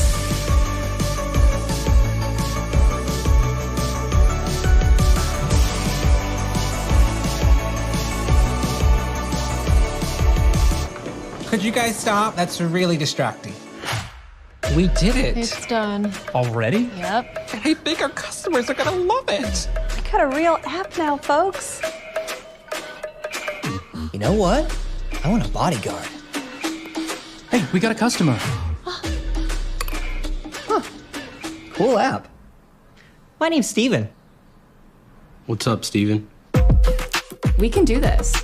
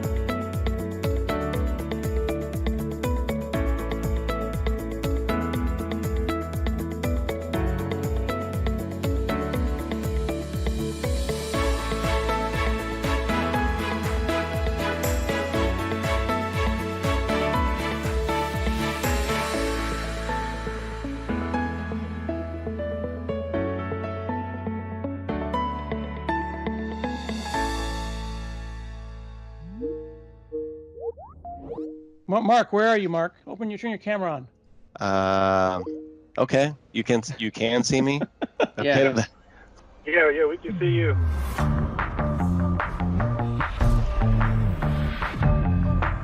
Hey friends, I'm Scott Hanselman, and I was told to give you a tour of my office.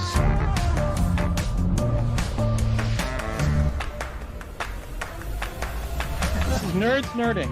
What we're doing is we're talking to people all over the world because we're stuck in our houses. And we're looking at This is like my dream come true. I always wanted to join Scott Hanselman's group. What do you want?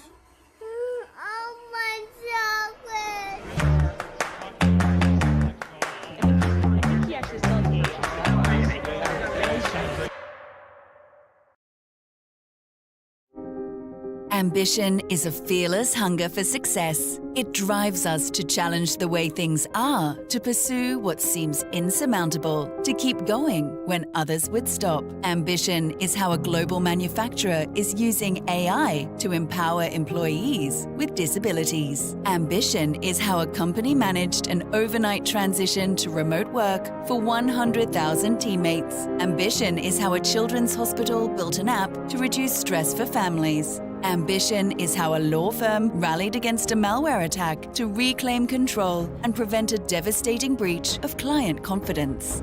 At Insight, we know the power of ambition. We've grown from a small technology provider founded by two young brothers to a Fortune 500 company offering IT services and solutions for all. For more than 30 years, people have trusted us to turn ambitious projects into meaningful outcomes.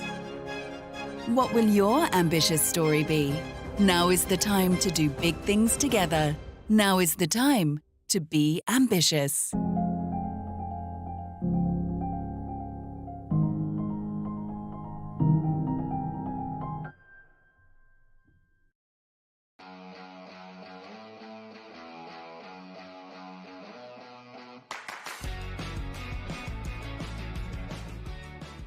My name is Carol. I'm a test engineer.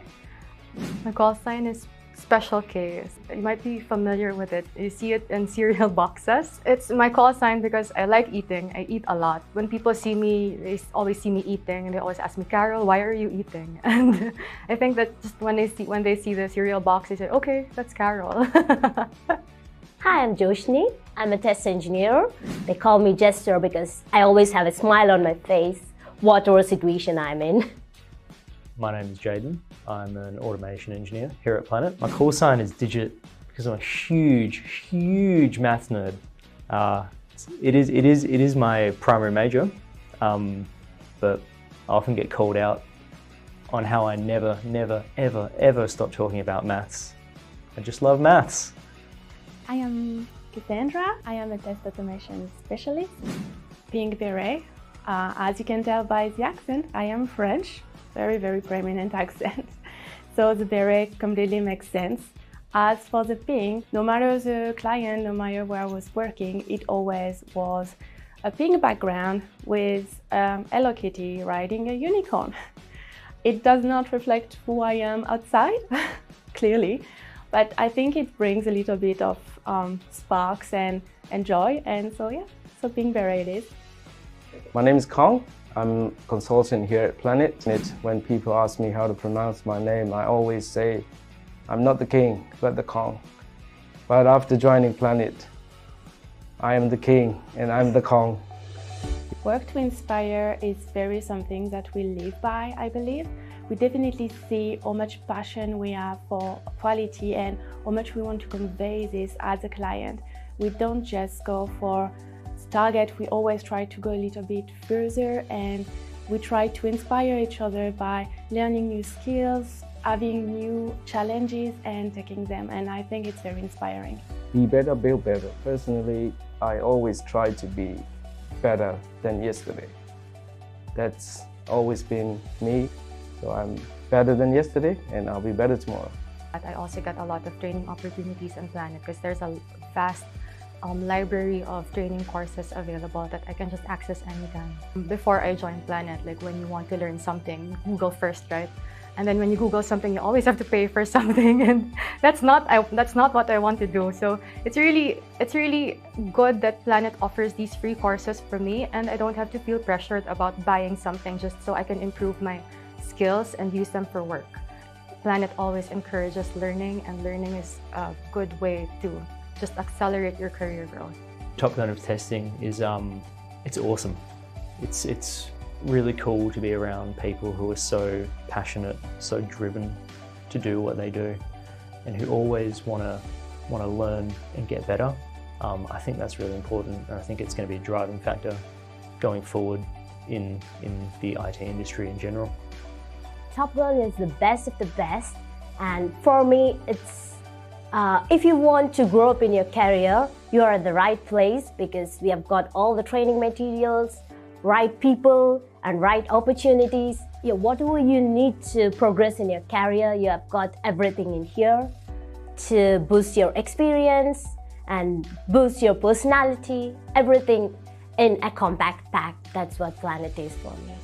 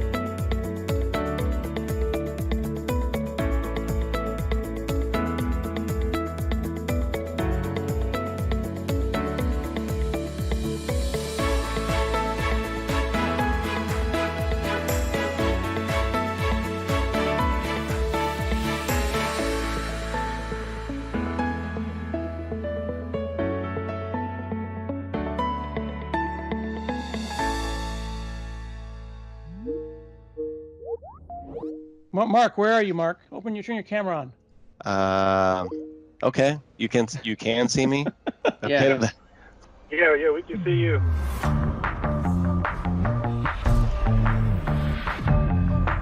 Hey friends, I'm Scott Hanselman, and I was told to give you a tour of my office.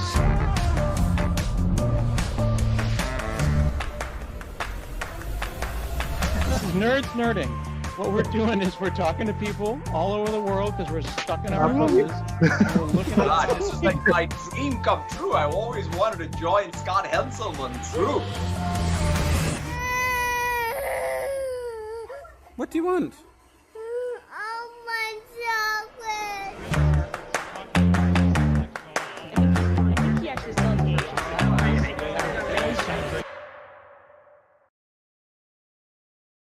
Tell me the best thing that's happened while I was gone. I made sure Dad ate healthy like you said. He even tried the broccoli. Eat it. Then I helped him make his work much better. And we found the perfect outfit to wear to my party. But I really needed to wind down before bed, so I turned my hand into a starfish. My best thing is you being back.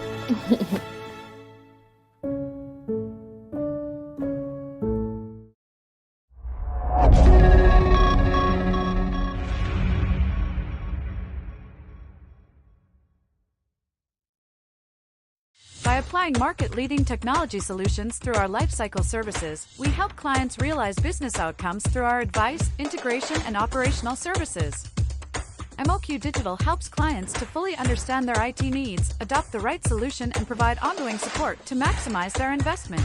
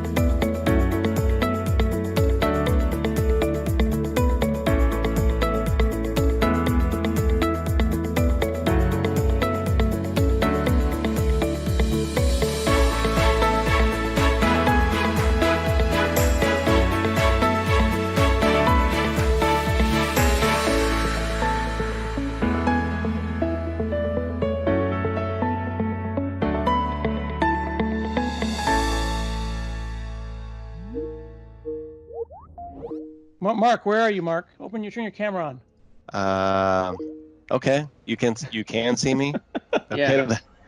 Yeah, we can see you.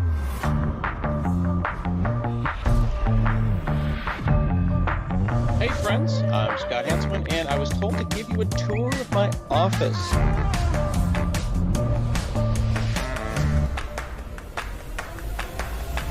Nerds nerding. What we're doing is we're talking to people all over the world because we're stuck in our houses. And we're looking God, at this is like my dream come true. I always wanted to join Scott Henselman's group. What do you want?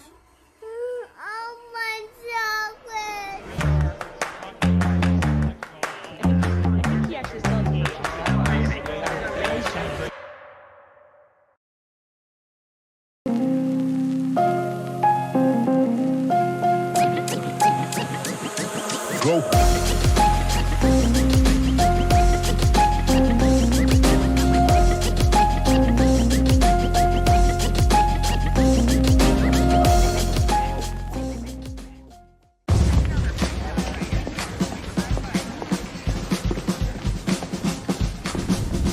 We got a little problem. As you know, our motto is, you need a professional bodyguard delivered to your door in less than half an hour, you got it, buddy. But without an app, ain't no bodyguard getting delivered nowhere. So, where are we with that? The app is almost ready.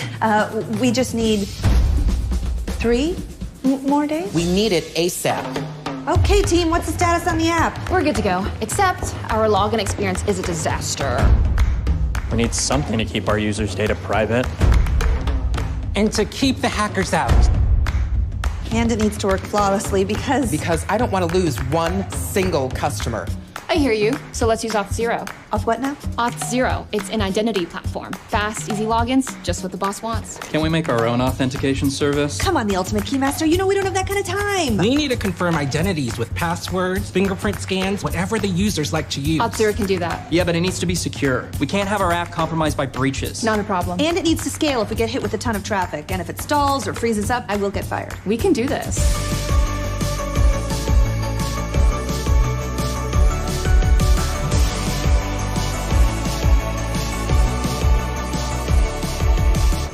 Could you guys stop? That's really distracting. We did it. It's done. Already? Yep. I think our customers are gonna love it. We got a real app now, folks. You know what? I want a bodyguard. Hey, we got a customer. Cool app. My name's Steven. What's up, Steven? We can do this.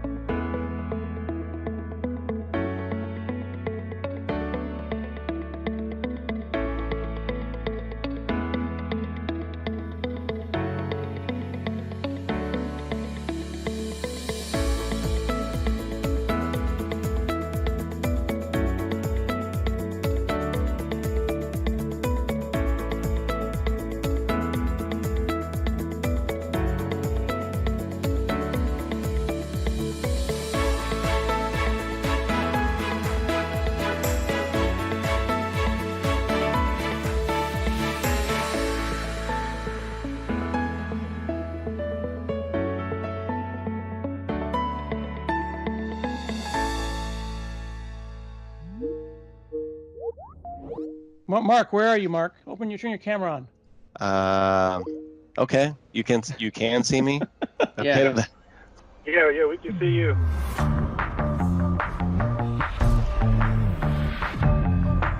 Hey friends, I'm Scott Hanselman, and I was told to give you a tour of my office.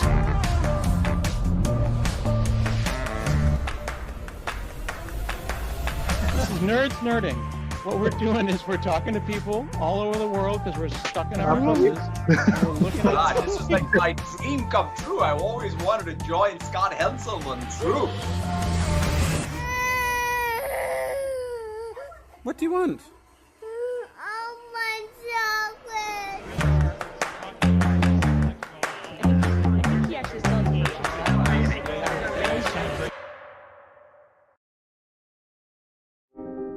Ambition is a fearless hunger for success. It drives us to challenge the way things are, to pursue what seems insurmountable, to keep going when others would stop. Ambition is how a global manufacturer is using AI to empower employees with disabilities. Ambition is how a company managed an overnight transition to remote work for 100,000 teammates. Ambition is how a children's hospital built an app to reduce stress for families. Ambition is how a law firm rallied against a malware attack to reclaim control and prevent a devastating breach of client confidence.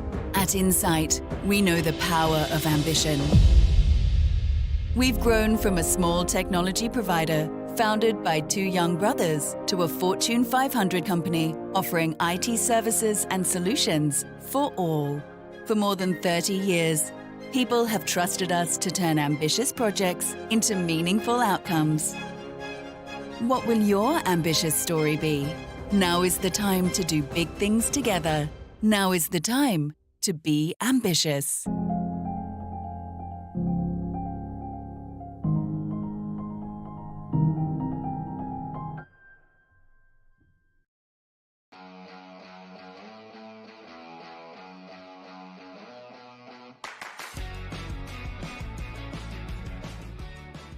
My name is Carol. I'm a test engineer. My call sign is Special K. You might be familiar with it. You see it in cereal boxes. It's my call sign because I like eating. I eat a lot. When people see me, they always see me eating, and they always ask me, Carol, why are you eating? And I think that just when they see the cereal box, they say, okay, that's Carol. Hi, I'm Joshni. I'm a test engineer. They call me Jester because I always have a smile on my face, whatever situation I'm in. My name is Jaden. I'm an automation engineer here at Planet. My call sign is Digit because I'm a huge maths nerd. It is my primary major, but I often get called out on how I never, ever stop talking about maths. I just love maths. I am Cassandra. I am a test automation specialist. Pink Beret. As you can tell by the accent, I am French. Very prominent accent. So the beret completely makes sense. As for the pink, no matter the client, no matter where I was working, it always was a pink background with Hello Kitty riding a unicorn. It does not reflect who I am outside, clearly, but I think it brings a little bit of sparks and joy, and so yeah, so pink beret it is. My name is Kong. I'm a consultant here at Planet. When people ask me how to pronounce my name, I always say, I'm not the king, but the Kong. But after joining Planet, I am the king and I'm the Kong. Work to inspire is very something that we live by, I believe. We definitely see how much passion we have for quality and how much we want to convey this as a client. We don't just go for target, we always try to go a little bit further, and we try to inspire each other by learning new skills, having new challenges and taking them, and I think it's very inspiring.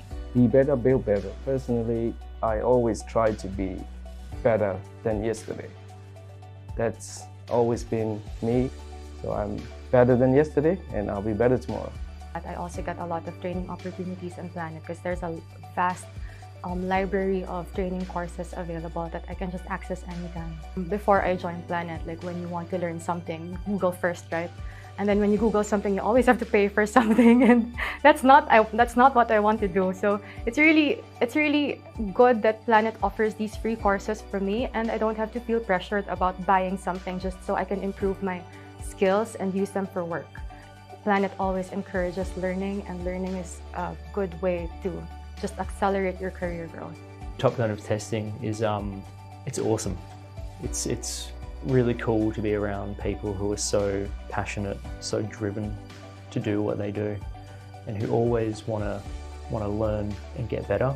I think that's really important, and I think it's going to be a driving factor going forward in the IT industry in general. Top Gun is the best of the best, and for me, it's if you want to grow up in your career, you are at the right place because we have got all the training materials, right people, and right opportunities. Yeah, whatever you need to progress in your career, you have got everything in here to boost your experience and boost your personality. Everything in a compact pack. That's what Planet is for me.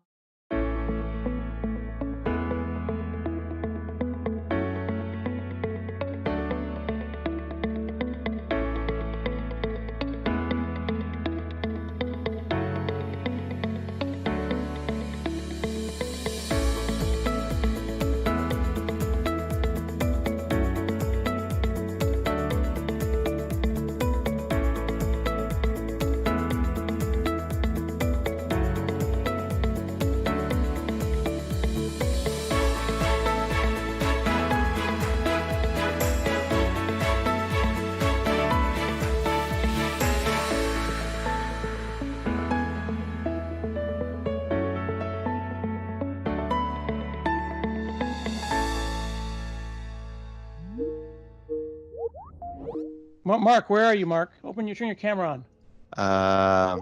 Okay. You can see me? Yeah. Yeah, we can see you.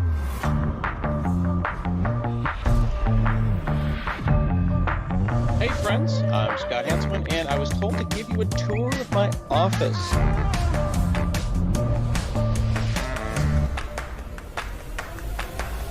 This is Nerds Nerding. What we're doing is we're talking to people all over the world because we're stuck in our houses. And we're looking at God, this is like my dream come true. I always wanted to join Scott Hanselman's group. What do you want?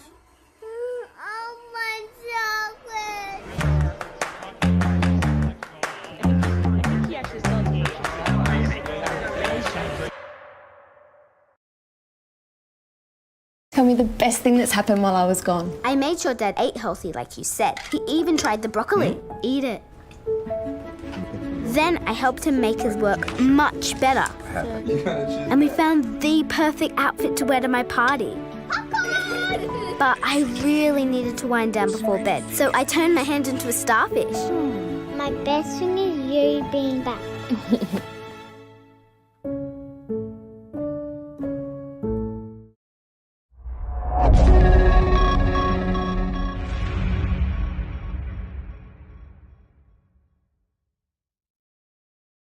By applying market-leading technology solutions through our lifecycle services, we help clients realize business outcomes through our advice, integration, and operational services. MOQ Digital helps clients to fully understand their IT needs, adopt the right solution, and provide ongoing support to maximize their investment.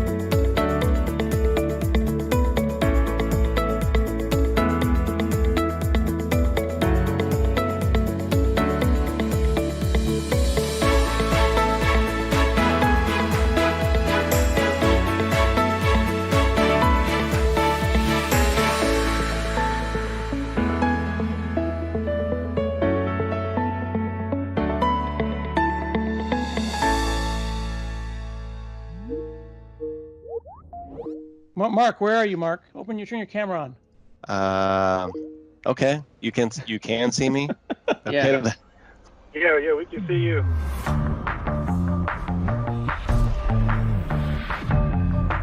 Hey friends, I'm Scott Hanselman, and I was told to give you a tour of my office.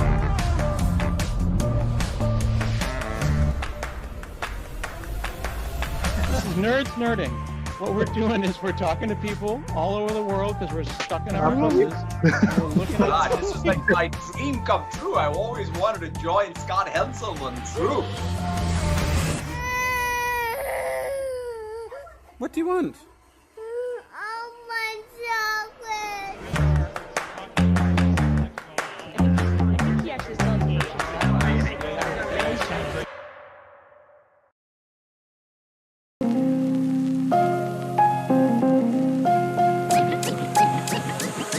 Go.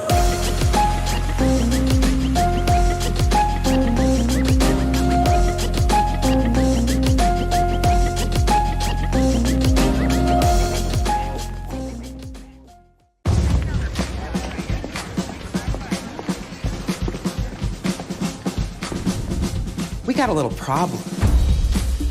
As you know, our motto is, you need a professional bodyguard delivered to your door in less than half an hour, you got it, buddy. But without an app, ain't no bodyguard getting delivered nowhere. So, where are we with that?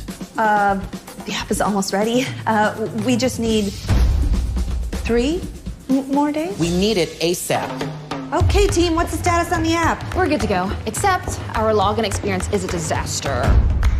We need something to keep our users' data private. And to keep the hackers out. And it needs to work flawlessly because... Because I don't want to lose one single customer.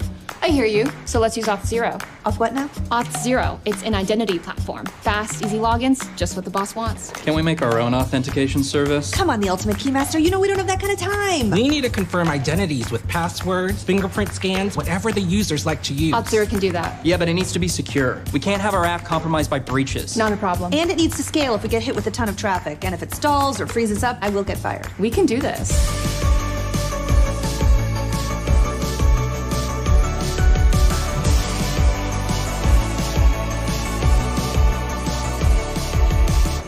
Could you guys stop? That's really distracting. We did it. It's done. Already? Yep. Hey, bigger customers are gonna love it. I got a real app now, folks. You know what? I want a bodyguard. Hey, we got a customer. Cool app. My name's Steven. What's up, Steven? We can do this.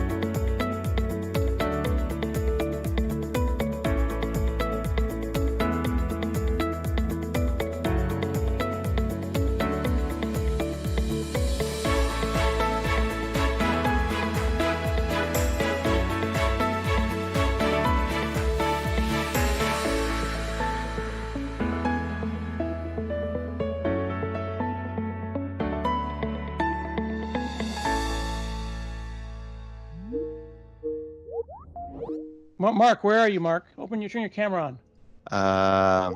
Okay, you can see me. Yeah. Okay. Yeah, we can see you.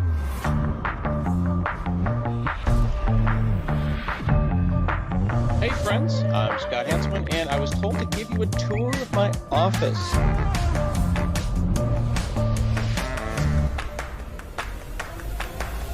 This is Nerds Nerding. What we're doing is we're talking to people all over the world because we're stuck in our houses. And we're looking at God, this is like my dream come true. I always wanted to join Scott Hanselman's group. What do you want?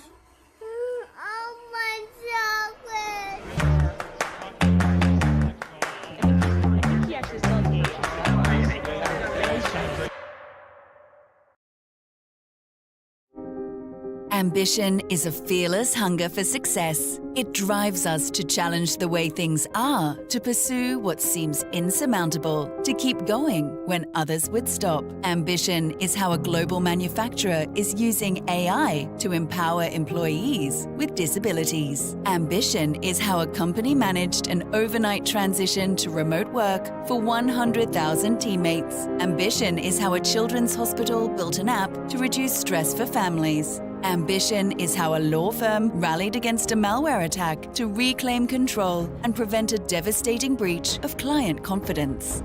At Insight, we know the power of ambition. We've grown from a small technology provider founded by two young brothers to a Fortune 500 company offering IT services and solutions for all. For more than 30 years, people have trusted us to turn ambitious projects into meaningful outcomes. What will your ambitious story be? Now is the time to do big things together. Now is the time to be ambitious.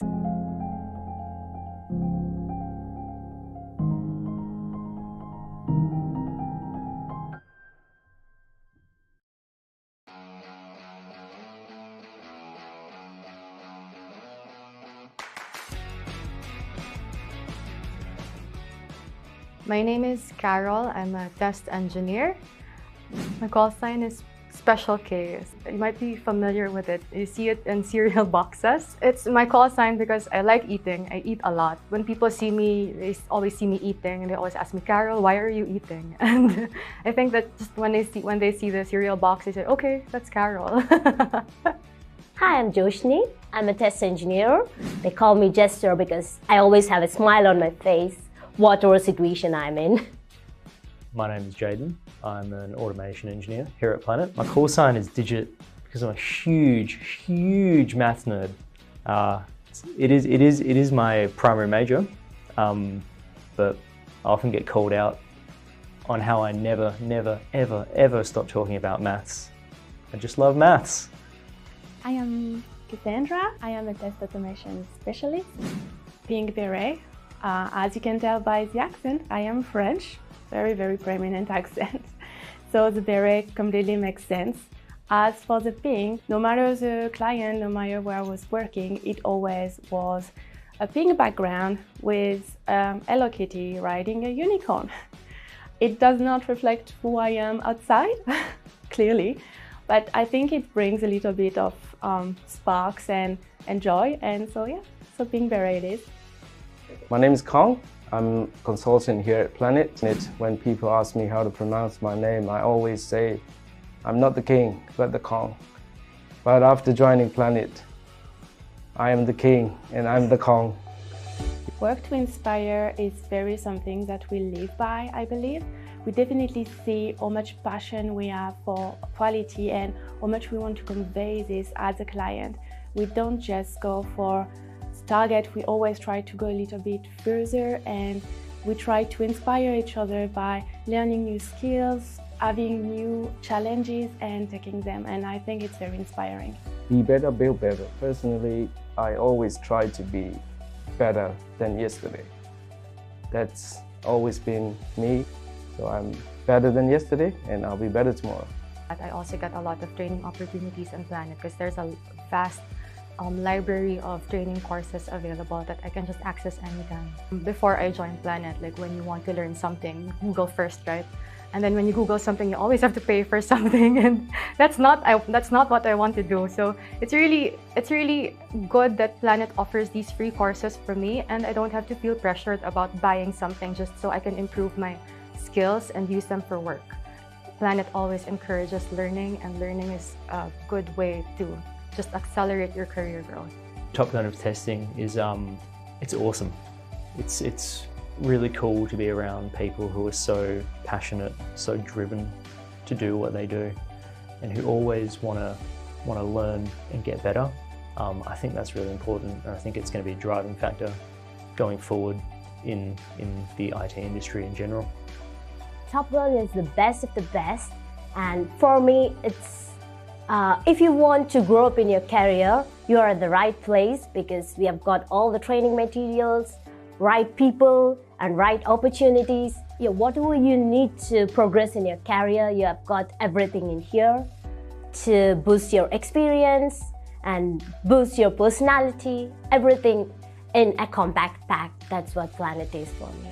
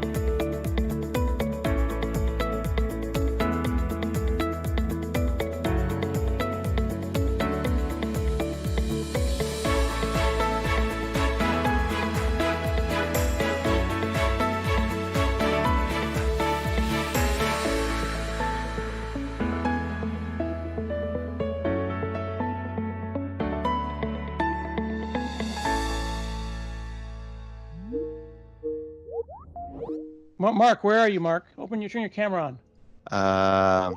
Okay. You can see me? Yeah. Yeah, we can see you.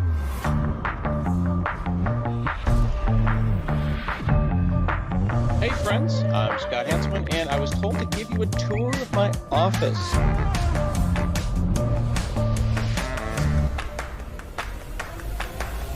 This is Nerds Nerding. What we're doing is we're talking to people all over the world because we're stuck in our offices. We're looking God, at this is like my dream come true. I always wanted to join Scott Hanselman's group. What do you want?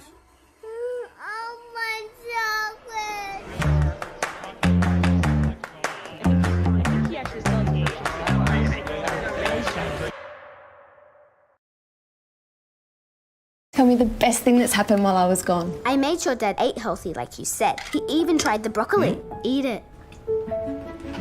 Then I helped him make his work much better. And we found the perfect outfit to wear to my party. But I really needed to wind down before bed, so I turned my hand into a starfish. My best thing is you being back.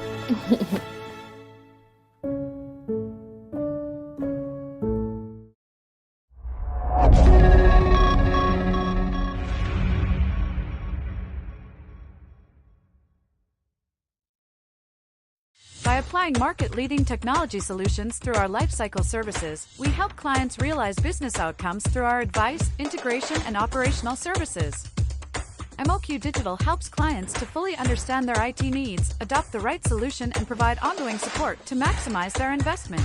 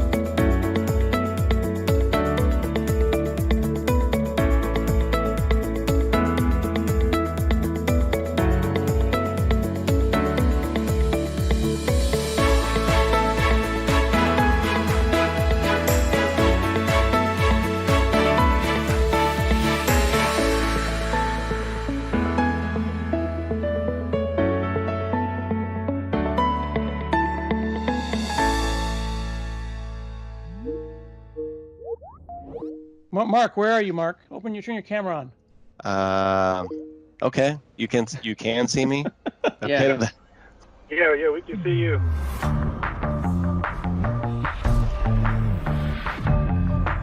Hey friends, I'm Scott Hanselman, and I was told to give you a tour of my office.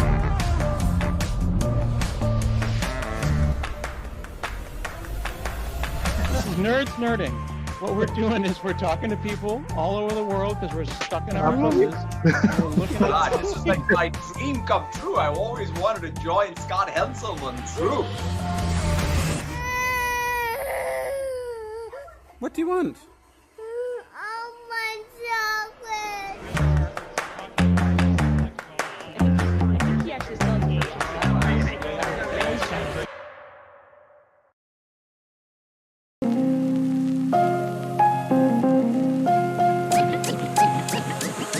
Go.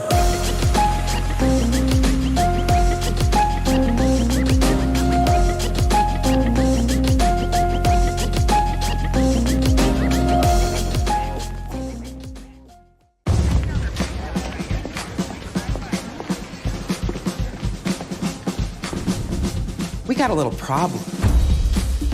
As you know, our motto is, you need a professional bodyguard delivered to your door in less than half an hour, you got it, buddy. But without an app, ain't no bodyguard getting delivered nowhere. So, where are we with that? The app is almost ready. We just need 3 more days? We need it ASAP. Okay, team, what's the status on the app? We're good to go, except our login experience is a disaster. We need something to keep our users' data private. And to keep the hackers out. And it needs to work flawlessly because... Because I don't want to lose one single customer.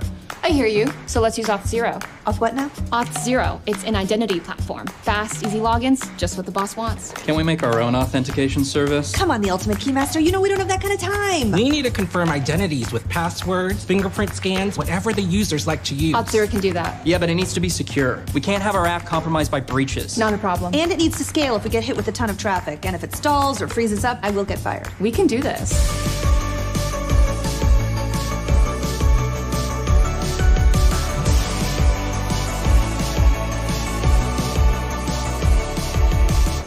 Could you guys stop? That's really distracting.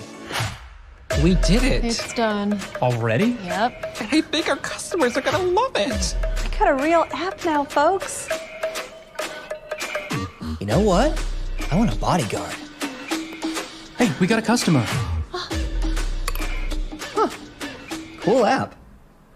My name's Steven. What's up, Steven? We can do this.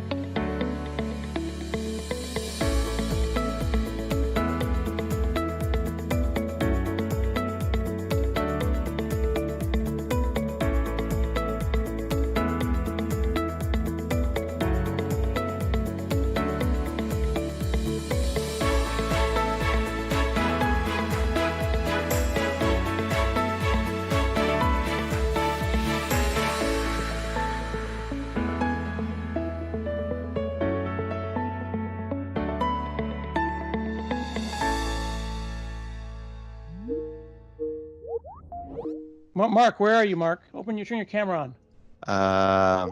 Okay, you can see me. Yeah. Yeah, we can see you.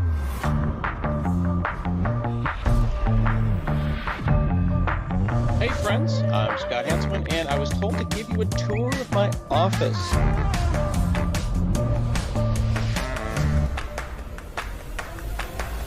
This is Nerds Nerding. What we're doing is we're talking to people all over the world because we're stuck in our houses. And we're looking at God, this is like my dream come true. I always wanted to join Scott Hanselman's group. What do you want?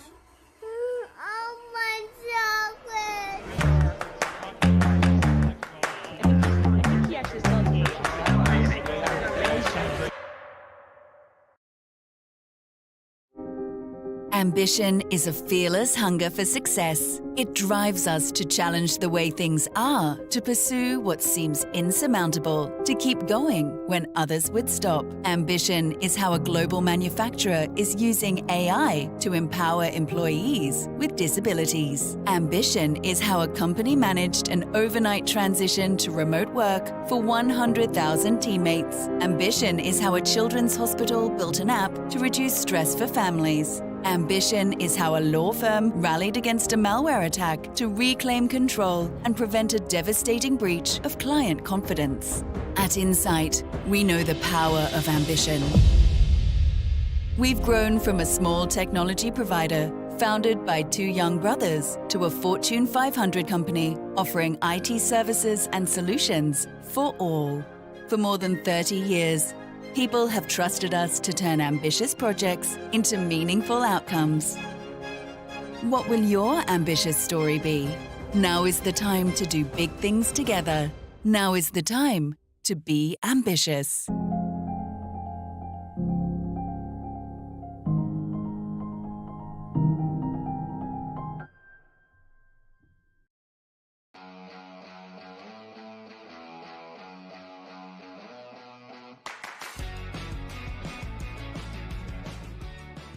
My name is Carol. I'm a test engineer.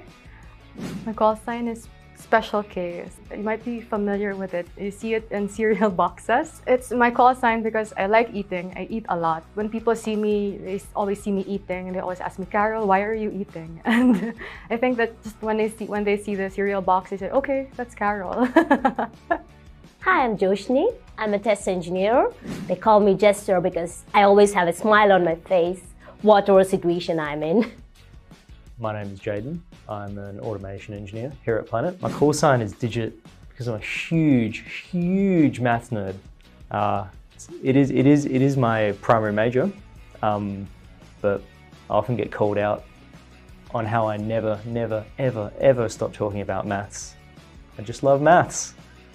I am Cassandra. I am a test automation specialist. Pink beret. As you can tell by the accent, I am French. Very prominent accent. So the beret completely makes sense. As for the pink, no matter the client, no matter where I was working, it always was a pink background with Hello Kitty riding a unicorn. It does not reflect who I am outside, clearly, but I think it brings a little bit of sparks and joy, and so yeah, so pink beret it is. My name is Kong. I'm a consultant here at Planet. When people ask me how to pronounce my name, I always say, I'm not the king, but the Kong. But after joining Planet, I am the king and I'm the Kong. Work to inspire is very something that we live by, I believe. We definitely see how much passion we have for quality and how much we want to convey this as a client. We don't just go for target, we always try to go a little bit further, and we try to inspire each other by learning new skills, having new challenges and taking them, and I think it's very inspiring. Be better, build better. Personally, I always try to be better than yesterday. That's always been me, so I'm better than yesterday and I'll be better tomorrow. I also get a lot of training opportunities on Planet because there's a vast library of training courses available that I can just access anytime. Before I joined Planet, like when you want to learn something, Google first, right? And then when you Google something, you always have to pay for something, and that's not what I want to do. So it's really good that Planet offers these free courses for me, and I don't have to feel pressured about buying something just so I can improve my skills and use them for work. Planet always encourages learning, and learning is a good way to just accelerate your career growth. Top Gun of testing is it's awesome. It's really cool to be around people who are so passionate, so driven to do what they do, and who always want to learn and get better. I think that's really important, and I think it's going to be a driving factor going forward in the IT industry in general. Top Gun is the best of the best, and for me, it's if you want to grow up in your career, you are at the right place because we have got all the training materials, right people, and right opportunities. Yeah, whatever you need to progress in your career, you have got everything in here to boost your experience and boost your personality. Everything in a compact pack. That's what Planet is for me.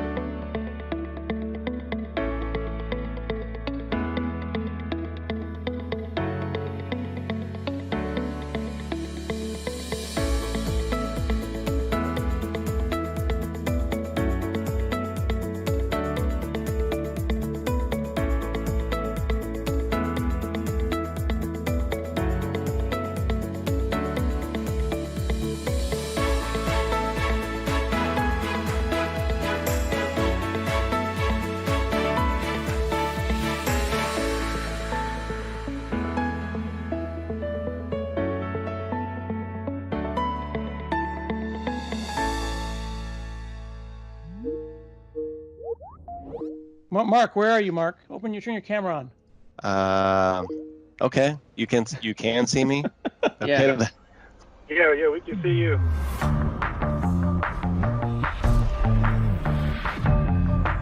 Hey friends, I'm Scott Hanselman, and I was told to give you a tour of my office.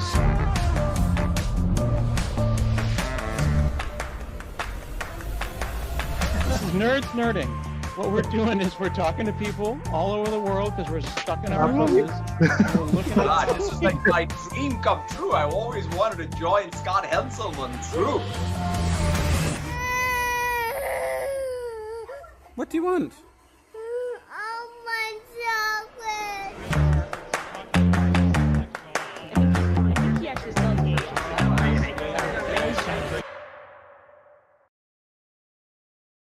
Tell me the best thing that's happened while I was gone. I made sure Dad ate healthy like you said. He even tried the broccoli. Eat it.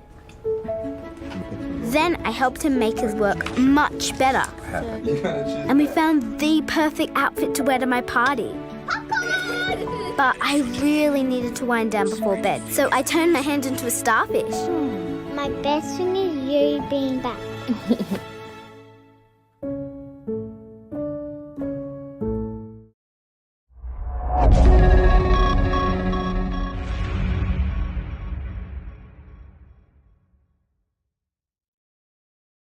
By applying market-leading technology solutions through our lifecycle services, we help clients realize business outcomes through our advice, integration, and operational services.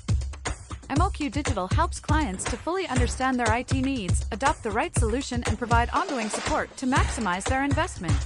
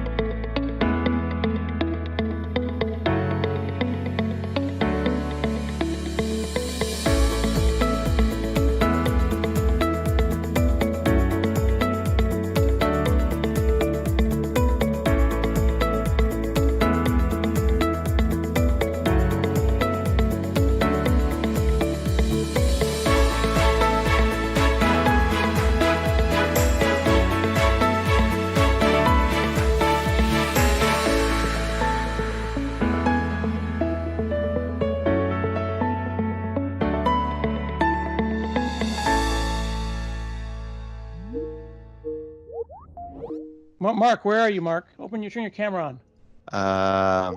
Okay. You can see me? Yeah. Yeah, we can see you.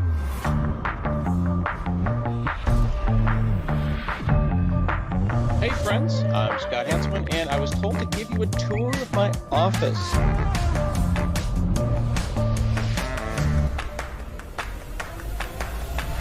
Nerds nerding. What we're doing is we're talking to people all over the world because we're stuck in our houses. We're looking at God, this is like my dream come true. I've always wanted to join Scott Henselman's group. What do you want?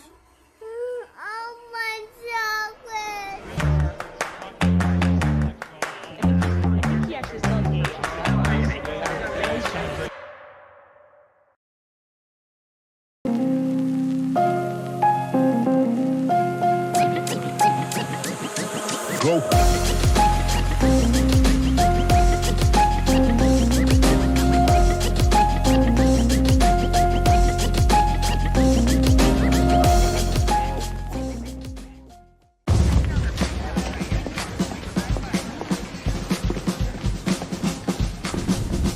We got a little problem. As you know, our motto is, you need a professional bodyguard delivered to your door in less than half an hour, you got it, buddy. But without an app, ain't no bodyguard getting delivered nowhere. So, where are we with that? The app is almost ready. We just need 3 more days? We need it ASAP. Okay, team, what's the status on the app? We're good to go, except our login experience is a disaster. We need something. It's 3:15 and no one's here to introduce me, so I'm just going to introduce myself because I want to get...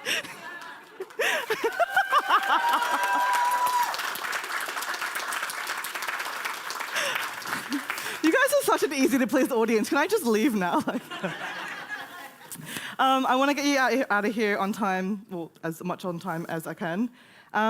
There's a pronunciation. My name is Aish. So Aish works in and around technology projects. She won some award a few years ago, but the important thing is she loves figuring out how diverse teams work at their best. So now I'm going to switch to first person. If you haven't already, there's a QR code up on here for you to scan. It basically gives you access to the slides and the closed captions on your device. Emotes as well, a little bit like Microsoft Teams, and I'm going to want a lot of that because I need validation and this is nice for me. But it also means that at the end of the session, you'll have an opportunity to give me feedback. It's completely anonymous, and it comes straight into my inbox at the very end of the session, and I would really love to hear from you. So for people in person and online, hopefully you can see this QR code. It'll be on the next slide as well. Hi, Mum and Dad. They're on the YouTube Live.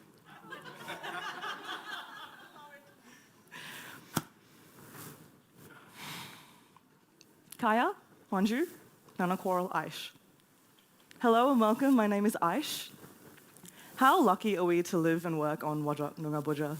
It's incredible that we get to be here in face-to-face in a conference after such a long time, and all the wonderful conversations that we've had today, right in the heart of Perth and Burulu. And I just want to express my gratitude to all the tradition custodians of this beautiful land for continuing to share their culture and their traditions with us. Thank you all if your logo is up on here as well. Without you and your support as sponsors, we would not be here today. Thanks for giving emerging speakers like me an opportunity to get the hang of this thing. Let's get into the shit show.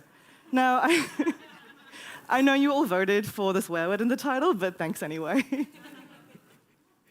While you get comfortable with PowerPoint Live, let me tell you a little bit about me. That's myself and Donna Boyd up here last year talking about product ownership. It was our first ever conference talk, and I'm clearly a glutton for punishment, so I'm back at it. I am an idealist. I never really outgrew that naive little girl who wants to adopt all the dogs in the shelter, save the whales, end world hunger, join the United Nations. But I did realize that the best way for me to make change is to focus in on the things that I'm good at, the things that I like doing, the things the world needs, and things I can get paid for. And that is focusing in on that intersection between business, technology, and social impact. It's because of that I'm incredibly passionate about diversity and inclusion. I mean, how can I not be? But it's about leveraging diversity and inclusion to enable and support sustainable, high-performing teams. And that's exactly what we're going to talk about today. To err is human, to learn, divine. Hindsight's always 20/20. If only we had that in 2020. It's really difficult to take a moment to pause and reflect on difficult times, particularly when you're right in the middle of it. Now, I had a lot of really great ideas on how to actually run this session. You know, I had this vision that I was live facilitating and you were like screaming your frustrations out at me and some of the worst projects that you've ever been a part of. But I wasn't sure that I'd be able to get you angry and then calm again in 20 minutes so you don't go outside picking fights with people. But also, you're here to listen and to learn, not to work. So I had that session with smaller groups of people who already had a high level of psychological safety. And these are the 4 things that we came up with, the 4 top challenges that we're going to unpack today, one by one. It's not my job. Get your remotes, hands up, eye rolls, groans if you've heard this before. Well, if it's not your job, whose job is it then? If you're hearing this in your retros or in your projects towards the end of a reporting cycle or whatever it might be, it basically means that there have been assumptions that have gone wrong, that have been proven to be wrong. Someone has assumed that this isn't part of their role, and you have assumed that it is. You cannot assume that people understand what their role is. You cannot assume that people's interpretation of their role is the same as yours. This is especially true for multi-vendor teams and teams where you have a mix of operational, project, and product people. We each have a different lens that we bring into what our role actually means and what it means to work and how they interact with each other. And it's incredibly important that we actually bring ourselves together to get that common understanding, that common clarity on how we'll work together today.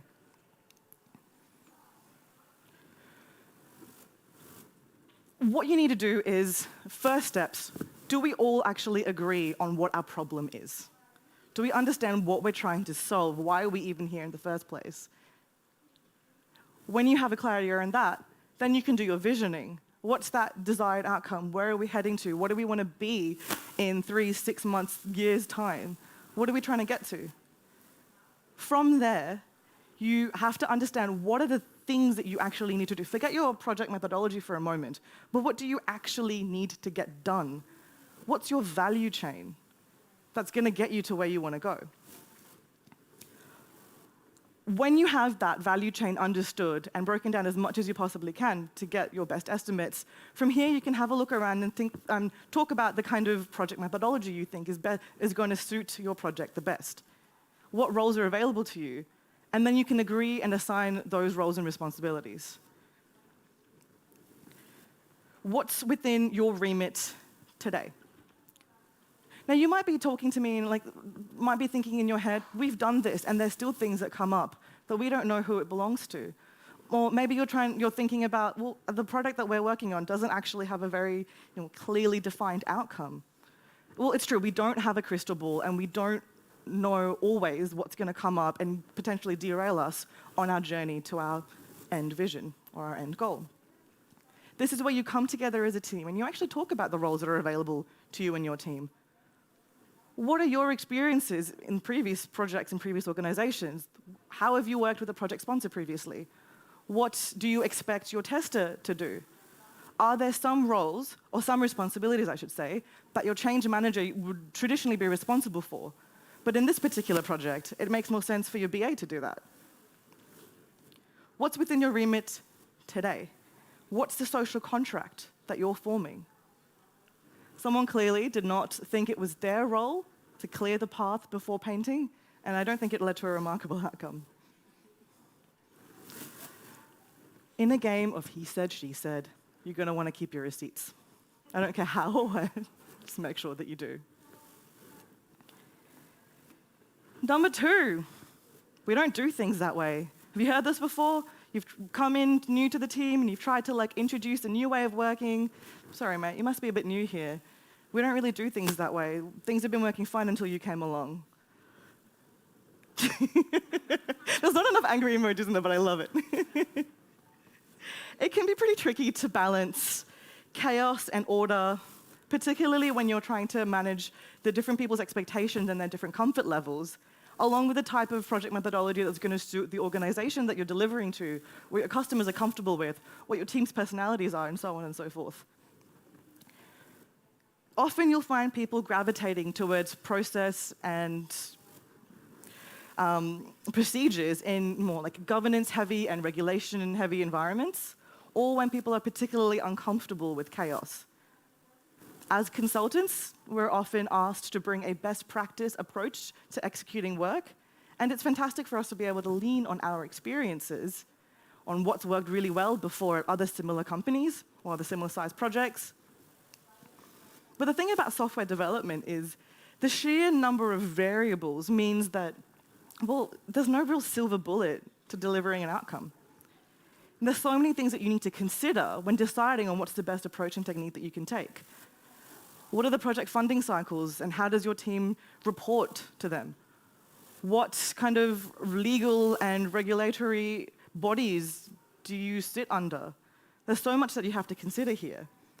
There's another talk about best fit and best practice that I think happened earlier today. I would love to catch that online, and I highly recommend that you do too if you weren't able to get to it, because there are so many different ways to organize yourselves and execute work, and someone might organize themselves in a different way to you. I am talking about both the opportunities when you're trying to introduce a new step in a process, or when you're actually trying to take something out. I can't count the number of times that someone's come to me with an idea to potentially, or to my team, let's organize the backlog a little bit differently, or let's add a little bit more structure to sprint planning. And it's always been met with resistance to change. And that's the key thing about this particular topic. As humans, we are naturally resistant to change. There's a lot of fear. There's a lot of not being able to learn something from scratch, or not performing well enough while you are learning. But in this particular instance as well, there could be some level of insecurity about, why isn't the way that we've been working good enough? What's wrong with it? We've gotten here all this way so far. Change only happens when the pain of staying the same is greater than the pain of change. And the best thing to do in this scenario is to do something with and through someone rather than to them. Bring your folks together and actually have that frank discussion about what are the gaps that you're seeing? What are the blockers and the bottlenecks that you want to address? Chances are others are potentially feeling it too, but maybe they're too nervous to speak up, or maybe they're too focused on the doing to be able to pause and reflect on how they're doing. When you have people collaborating together on the solution, you're actually empowering people to have ownership of the changes that you're trying to get them to adapt to. Ask the question, though, is this actually going to help or hinder us? This extra step that we're going to put in before we make a decision, is that going to lead to better decisions? Are there other ways that we can get the same outcome, even if it's not from a playbook or a Scrum guide? The main thing to remember, though, is to experiment. Give people a refund policy. Give them a bit of a way out, basically. Test the waters, give something a red-hot go before coming together as a team to evaluate, is this actually working for us? Maybe it's uncovered something else that we'd rather focus on. Building a culture of experimentation into your team early on makes it so much easier for you to add incremental change into the way that your team works more often, because people are going to be comfortable and familiar that change is only going to stick when it's actually working for you. But experimentation also allows you and your team to scale as your product matures.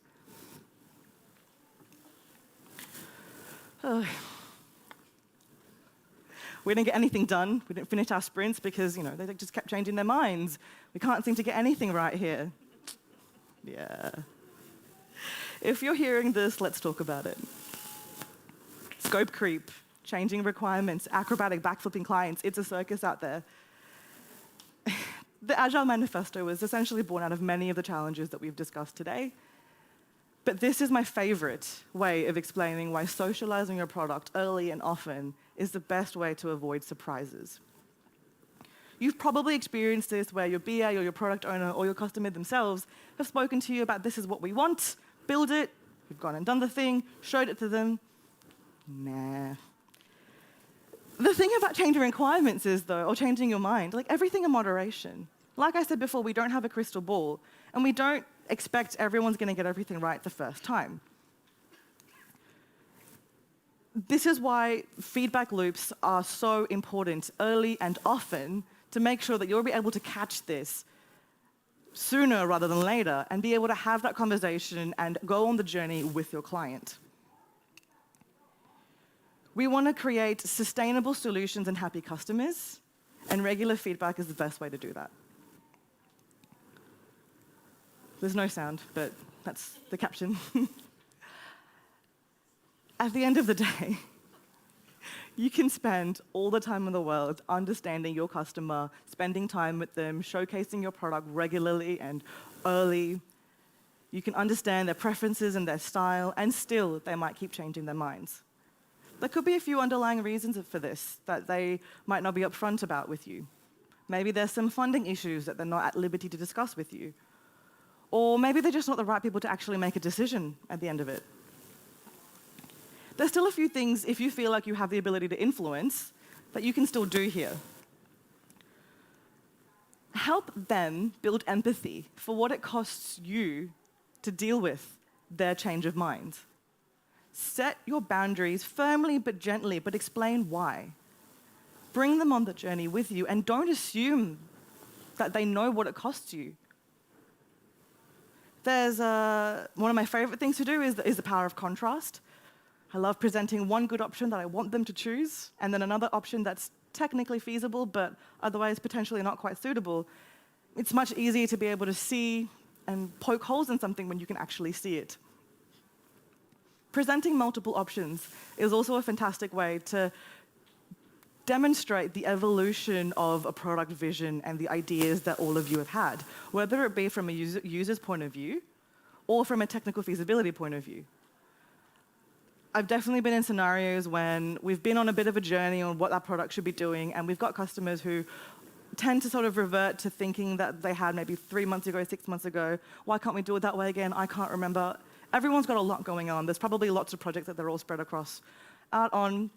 But presenting multiple options and being able to see that contrast can vividly show and demonstrate the difference between where we are now, where we started from, and clearly explaining why. What is the evolution of our thought process here?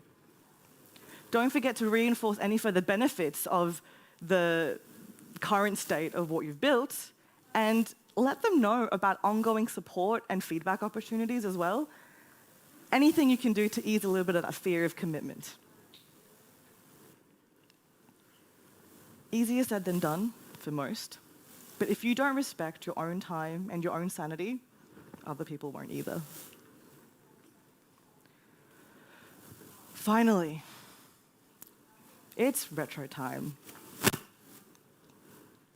You're talking about what you want to keep doing, stop doing, start doing, and your team are all voting on how well the sprint went. You're getting 4s and 5s out of 5, but maybe you didn't actually finish your stories. Maybe some blockers weren't escalated, and dependencies on other teams were left really, really late. Now, I am specifically talking about those sprints where things weren't in tip-top shape, but your team are quite close-knit and feeling a bit self-congratulatory, or maybe they're ignoring the elephants in the room, or maybe they're actually voting more on how each of you as individuals dealt with the challenges that your team faced, rather than how the sprint actually went. Retrospectives are an opportunity to come together as a team and evaluate how people, process, and tools are coming together to help you and your team deliver. It's not about airing dirty laundry, and we're not asking for people to come out and point fingers and start fights or anything like that. It is about balance, and if you have a team that seems to be unwilling to speak about the real issues that are impacting delivery, it could be a sign that they're lacking psychological safety. You don't need Harvard Business Review to tell you that psychological safety is the cornerstone of high-performing and multidisciplinary teams, teams that I'm sure each of us work in, day out. But it also means that cognitive diversity, diversity of thought, is better leveraged when people are comfortable with each other and familiar with alternative points of view. Building psychological safety in your team is hard work. It takes time and energy, but it is well worth it. You can start by encouraging your team to understand themselves, assess themselves, think about how they like to think, work, and behave. Doing this helps you uncover any cognitive biases that you might have that could potentially be contributing to the problem or the culture that you might have, that you're trying to tackle. Understanding how you like to respond to change or how you respond to conflict can almost give you a moment to basically decide how you're going to respond to some stimulus. But simple things like taking an interest in people's lives and actively soliciting questions from them, giving them multiple channels to give feedback and to communicate, depending on their personality types. These are things that you can do no matter your position on the team, formal leadership or not. And if you do have a culture of fear that's stopping people from sharing ideas, the moment that somebody actually does, you need to be ready with a positive response. If you are in a formal leadership team, it is critical, though, that you are clear and precise with your expectations, because this is how you build trust and build reliability within your team. If you make mistakes, own up to them. If there are changes, explain them. Be more human, be divine, be vulnerable. You cannot underestimate the influence that you have on team dynamics, no matter your position on the team. Culture is top-down, but the individual behaviors basically explain to ourselves and to each other what we're willing to accept from our colleagues and from ourselves. And people are always responsive to purposeful and courageous vulnerability. At the end of the day, retrospectives are about getting a team that's so focused on the next big thing, the next sprint, to actually pause and reflect on what's just been. They're a great way to introduce incremental change, but sometimes complex problems can come up as well. Complex problems are often the sign of a team that that's letting something fester because they don't feel comfortable talking about it until eventually it explodes. Every single framework to organize people works. Capitalism, communism, the free market, a donut economy. That is until people get involved. The things that make us different make things so complicated. But the things that make us different can make us even stronger if it's harnessed appropriately. Each of us are a product of our experiences. We've all experienced life and work so differently, and we bring that into every single interaction that we ever have. The way we respond to change, the way we set boundaries or don't, the way we respond to conflict, each of these can be a challenge turned into an opportunity if we just take a little bit of time out of our days to pause and reflect on what's just been, who we are now, and where we want to go. And if we do this together as a team, we can make sure that our teams are humming. Thanks, DDD, sponsors, committee, all of you for coming along to my talk. I really appreciate it. Big shout out to Journey One's Agile and Product community as well for being my guinea pigs and my brains trust.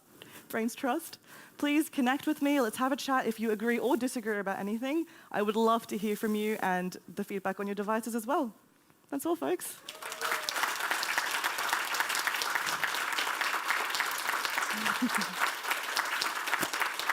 Look at your curtsy.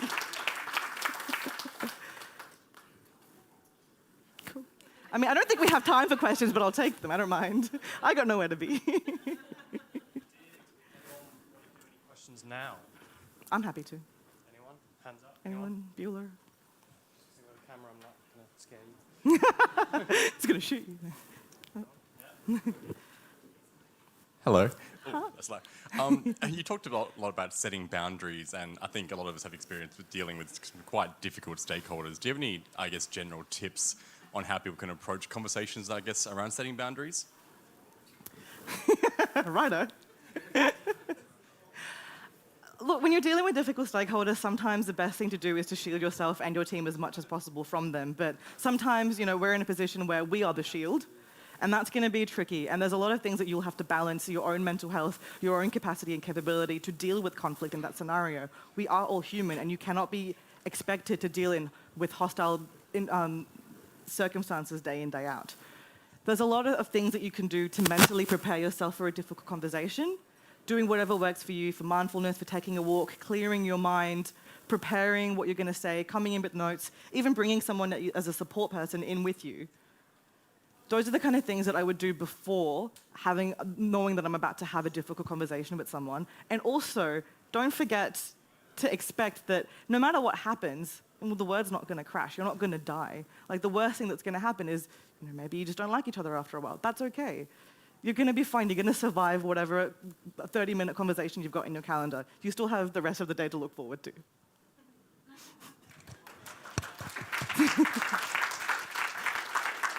I think you make a really good point about having someone who can advocate for you and having that person alongside you early. Lived experience of exactly this issue. And knowing that you're allowed to take a breath. I was at a pitch night at the museum. I don't know if anyone else was there, the innovation night too. And our host talked about his stutter and he said, you might see me do this and I might behave in this way and that's because of this. And he opened the conversation for anyone else to share what's going on for them. So advocating for each other and actually knowing that we're all human and we all make mistakes and we can all actually just collaborate. Beautiful. Thank you. Thank you so much. Any other questions? Yep, wonderful. I know half the people in this room, so it's fine. Thanks. How do I undo things?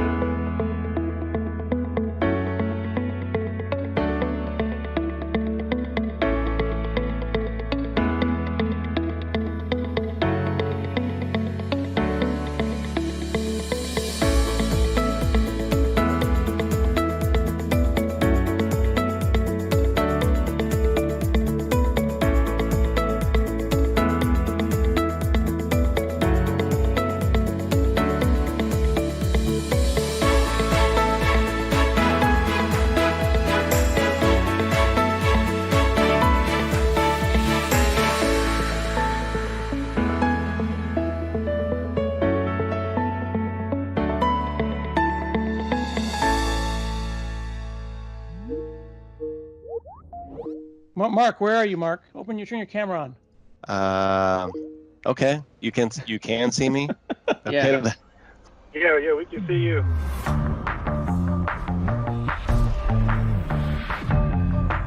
Hey friends, I'm Scott Hanselman, and I was told to give you a tour of my office.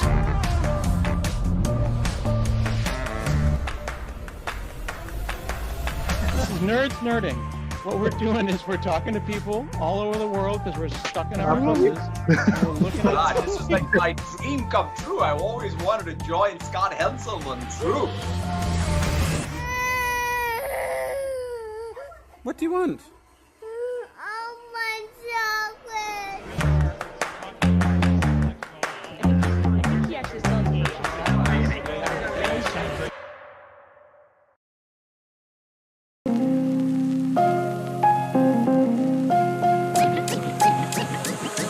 Go.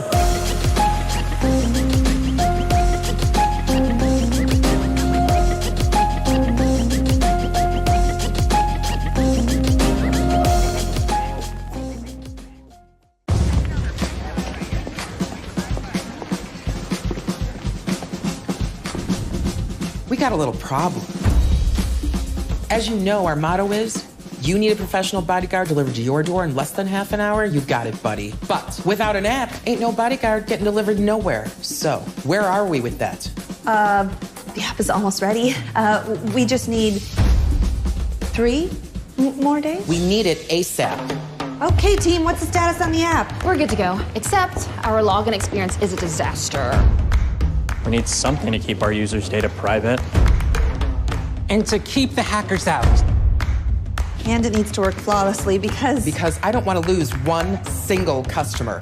I hear you, so let's use Auth0. Auth what now? Auth0, it's an identity platform. Fast, easy logins, just what the boss wants. Can we make our own authentication service? Come on, the ultimate keymaster, you know we don't have that kind of time. We need to confirm identities with passwords, fingerprint scans, whatever the users like to use. Auth0 can do that. Yeah, but it needs to be secure. We can't have our app compromised by breaches. Not a problem. And it needs to scale if we get hit with a ton of traffic. And if it stalls or freezes up, I will get fired. We can do this.